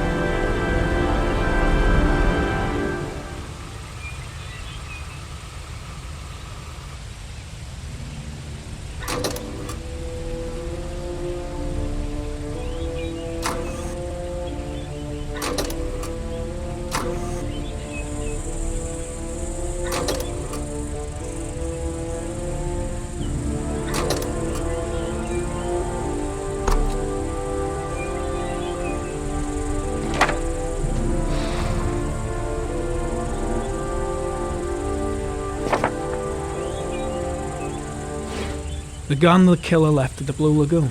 Perhaps there's some way of tracing its history.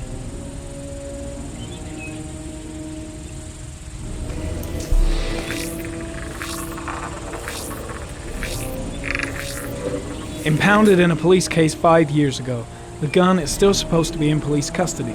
Who checked it out? If not a cop.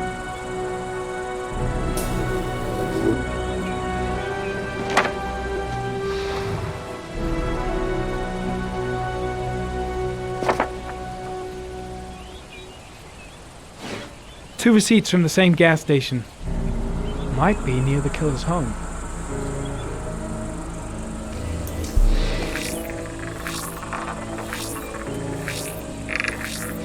Ugh, that doesn't get us anywhere.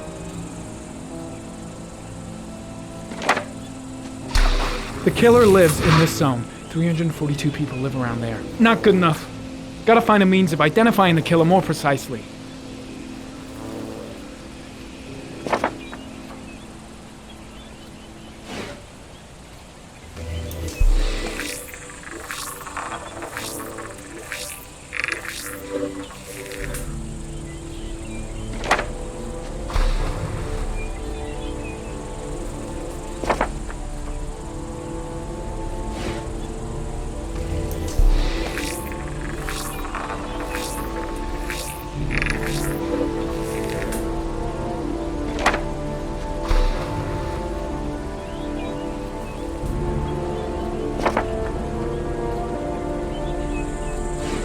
Looks like the killer is a cop.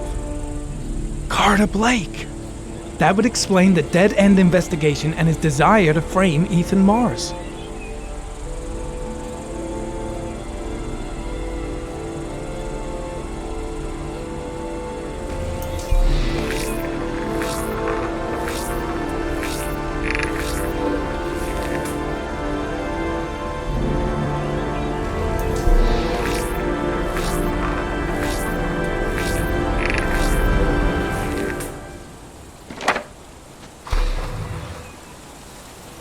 Cop.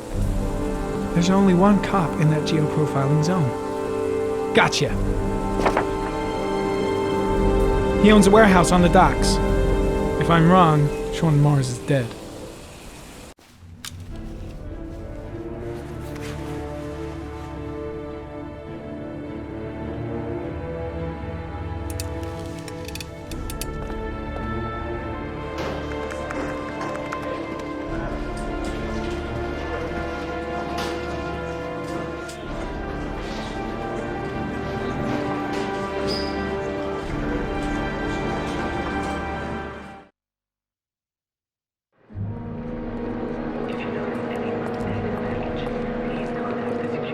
Let me stay with you, Scott. I don't want to go. Look, it'll only take a couple of days. Long enough to get this resolved. I can't just wait while you confront my son's killer. It's the only way, Lauren. Trust me. Now go stay with your mother for a few days. I'll come and get you when this is all over. Tell me who the origami killer is. I want to know who killed my son. Listen, when I'm done, I'll tell you everything I know. I promise.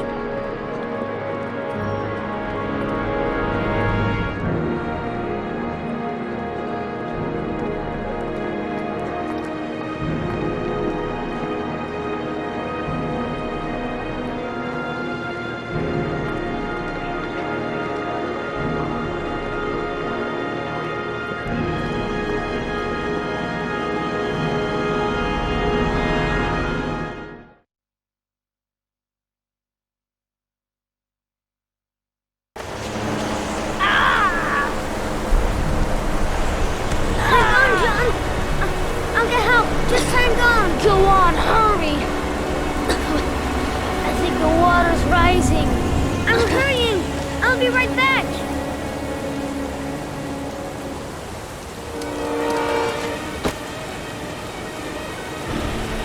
Mom's work is too far away. I'd never make it in time. Dad, I've gotta get Dad. He's the only one who can save John. Gotta move. Gotta find someone. The water's still rising. John won't be able to hang on for long. Need to get help fast. John's gonna drown. John's gonna drown. This place is completely different. Dad, it's John. He fell into a pond. He's Get out of drowning. here, you little pet. Leave me You alone. gotta come, Dad. Come on, John's gonna die. John's gonna die. Well, that'll be one less greedy mouth to feed, won't it? Go away. Please, Dad, I'm begging you. John's gonna die. John's gonna What die, did I Dad. tell ya? Crap! Please, Dad. You've got to save John. I tried, John. I really tried. But he wouldn't come. Please don't die, John. Please.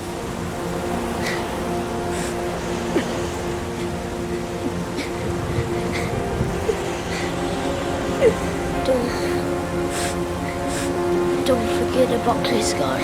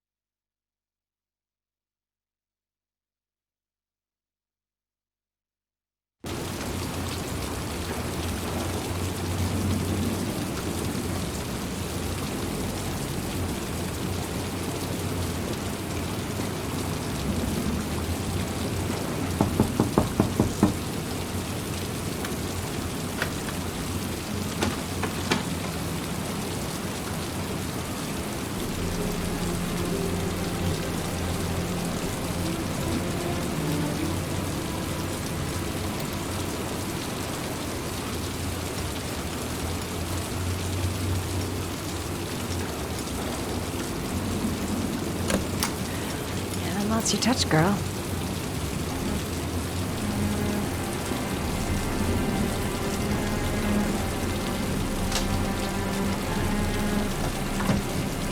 The origami killer's apartment. There must be something that'll tell me where Sean Mars is. Gotta be fast. He could come back anytime.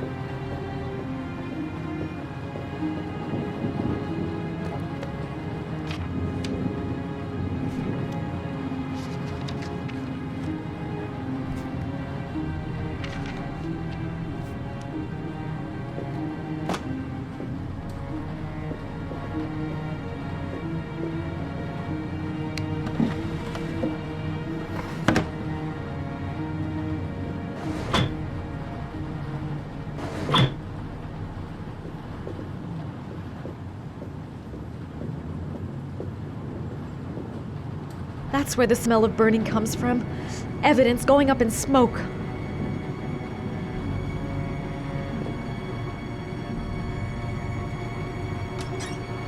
A cop's uniform. Always trust a cop. That's why children went with him. He was dressed as a cop.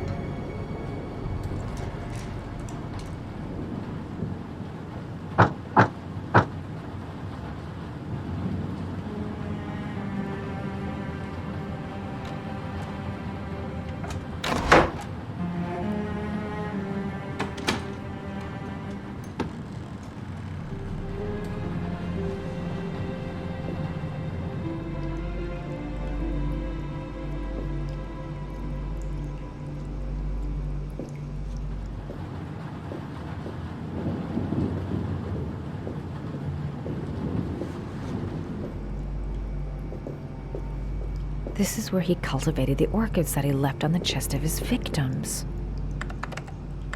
Shit, it needs a password.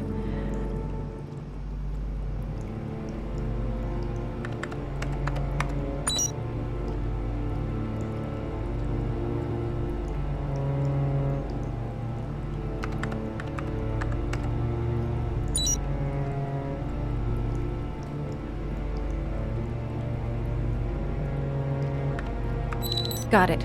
Max. The name John gave to his paper dogs when he was a child. What the hell is that? An address. It's gotta be where Sean Mars is. Hurry. There's no time to lose.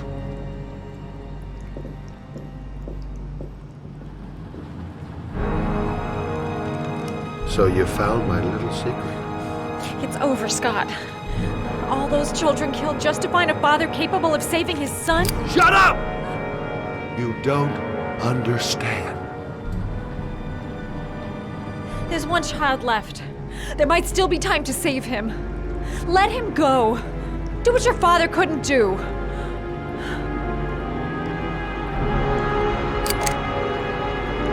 Get in there.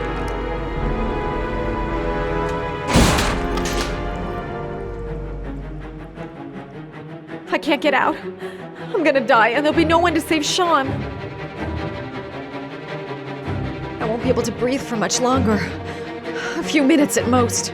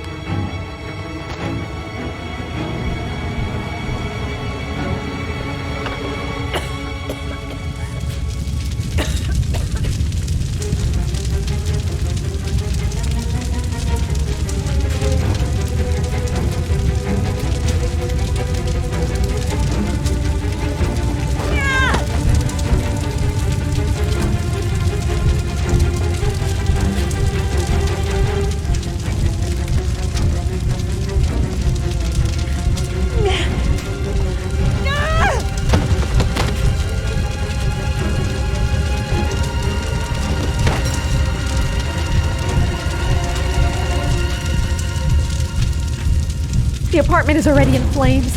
I gotta move fast if I want to get out alive.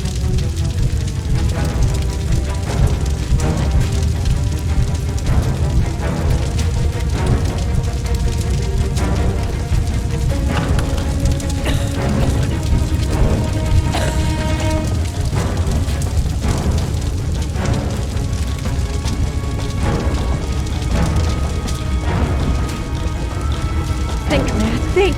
I gotta find some way to protect myself from the heat and smoke.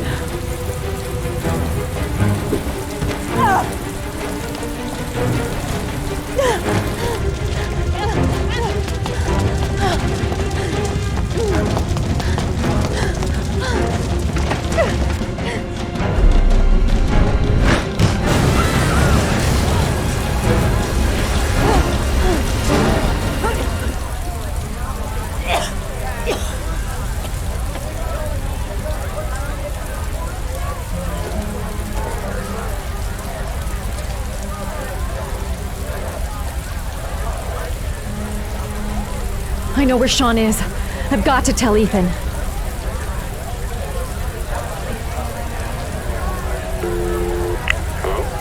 Ethan, it's Madison. I know where Sean is. He's at 852 Theodore Roosevelt Road. He's still alive. You can still save him. I'm on my way. Be careful, Ethan. The killer's still out there. No one's gonna stop me from saving my son.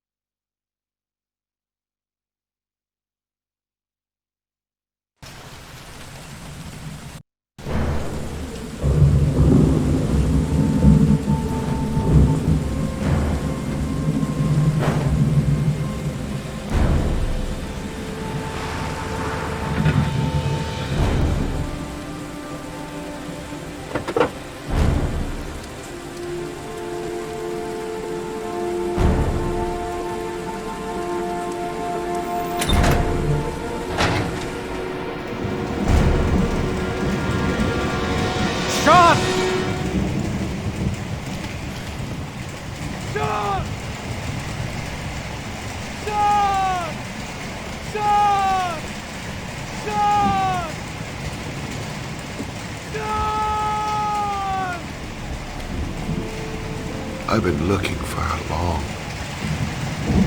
long time, Ethan. Looking for a father that would be able to do what mine could not do. Sacrifice himself in order to save his son. Oh, I searched. And then I remembered you.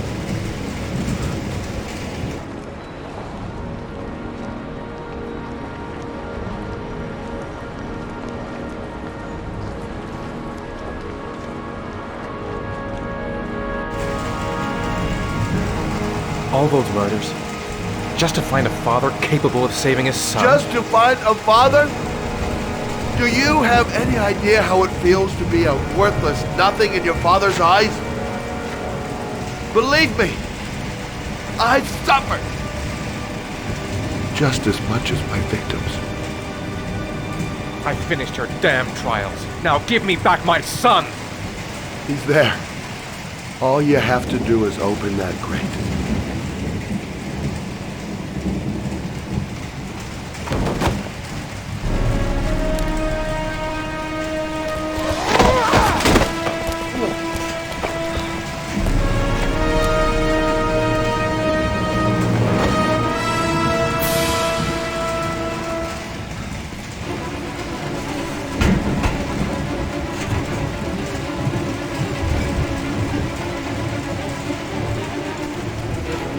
I'll get you out of there, Sean.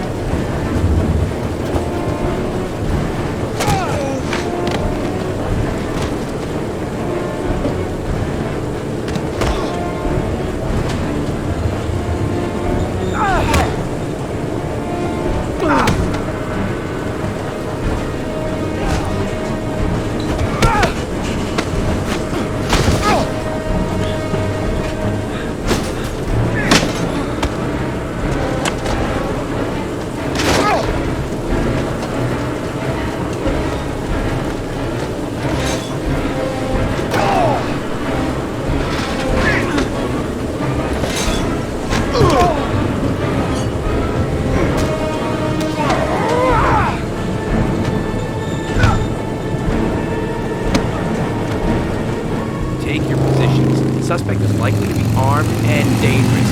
All personnel are ordered to shoot to kill. I repeat, shoot to kill. Ash, are the snipers in position? Yes, Lieutenant. They're ready on your command. Perfect. He won't get away this time.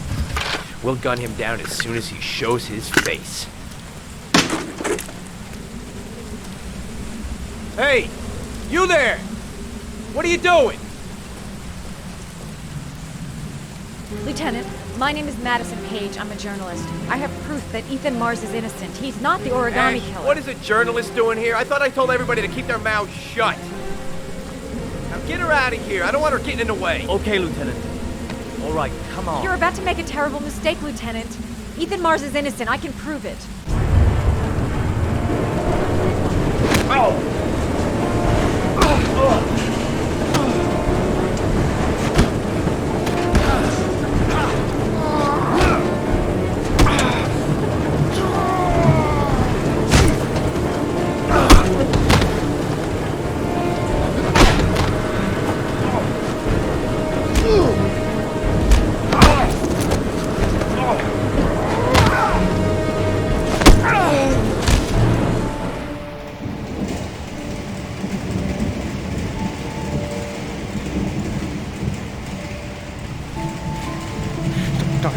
Please. Breathe. Gotta breathe.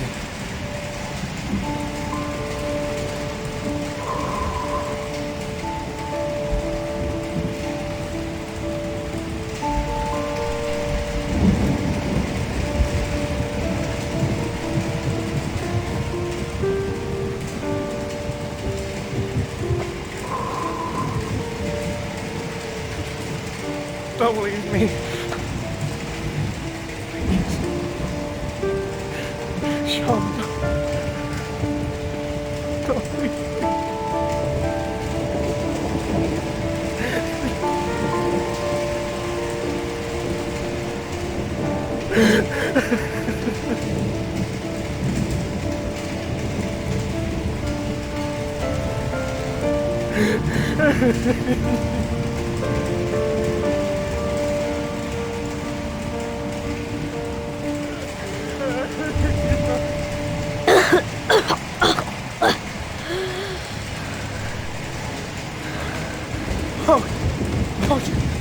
Sean.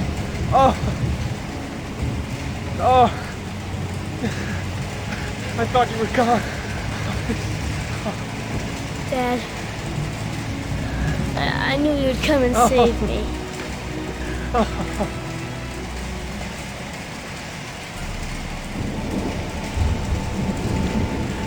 Sean, listen.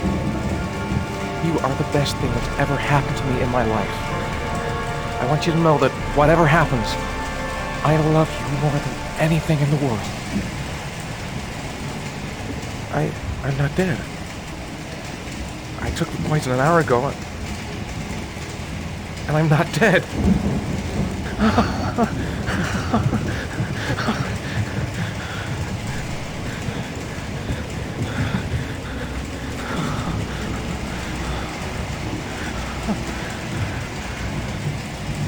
Ash, get her out of my face. Mars didn't do it, for Christ's sakes. He's innocent. Hey, what are you doing?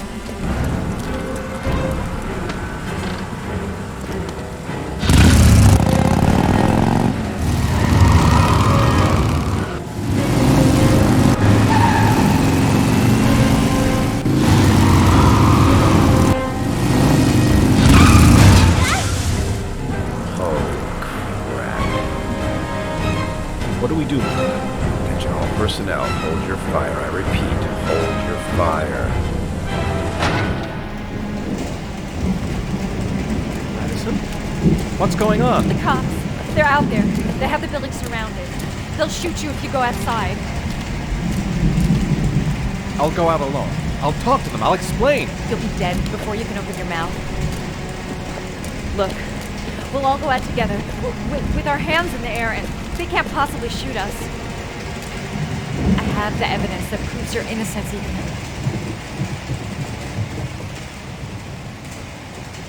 Listen, I'm sorry I didn't trust you.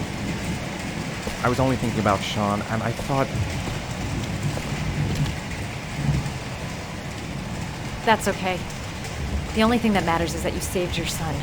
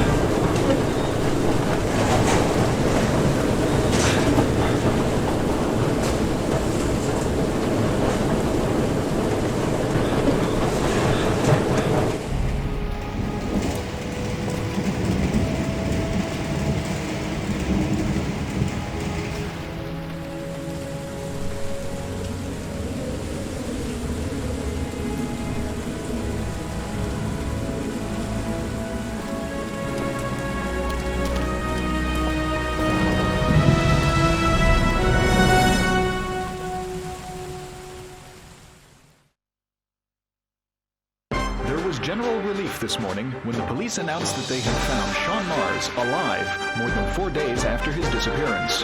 Mars had been imprisoned in a well by the man known as the Origami Killer. The successful resolution of this case was made possible only by the bravery of Ethan Mars, who the police believed at one point to be the killer. It is no doubt due to his great courage and tenacity that he succeeded in foiling the plans of the Origami Killer. The police commissioner presented him with an official apology today. Our main headline today: it is reported that the police have identified the man thought to be the Origami Killer. Scott Shelby, 48, is a former police lieutenant who claimed to be a private eye hired by the families of the killer's victims. Shelby was killed during a massive police operation, but further details have not yet been released to the public.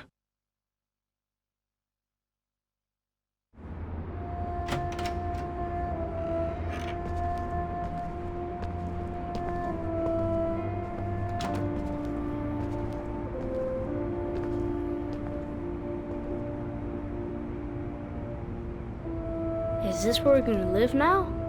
Only if you really, really want to. Or we can keep on looking until we find something you like.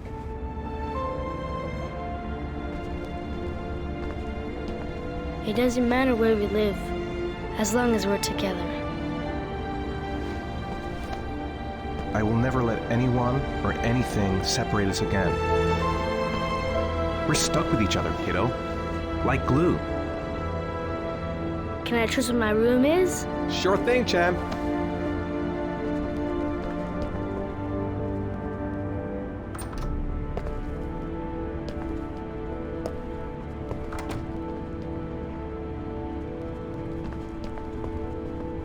All right, then I think we can stay here.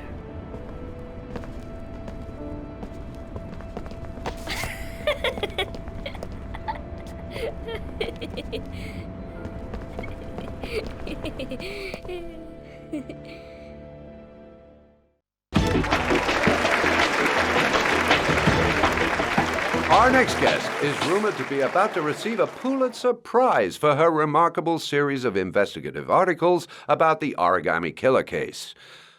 Showing incredible courage, her daring intervention led to the arrest of the country's most wanted criminal and saved the life of a little boy.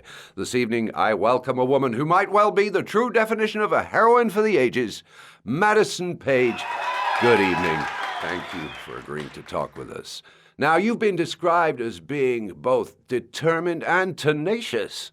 Two qualities, no doubt, that were needed to see you through the dark hours of this unbelievable story. Were you afraid at any time?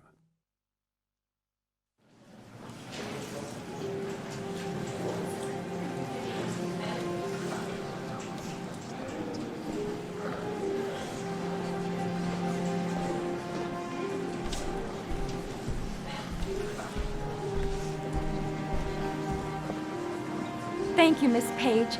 I really admire you for what you've done. Thank you. For John, please. We need more journalists like you, Miss Page.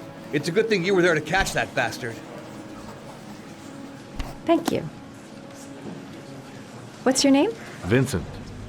Excellent investigation, Miss Page. You are one brave lady. You deserve a better adversary. Somebody more ferocious.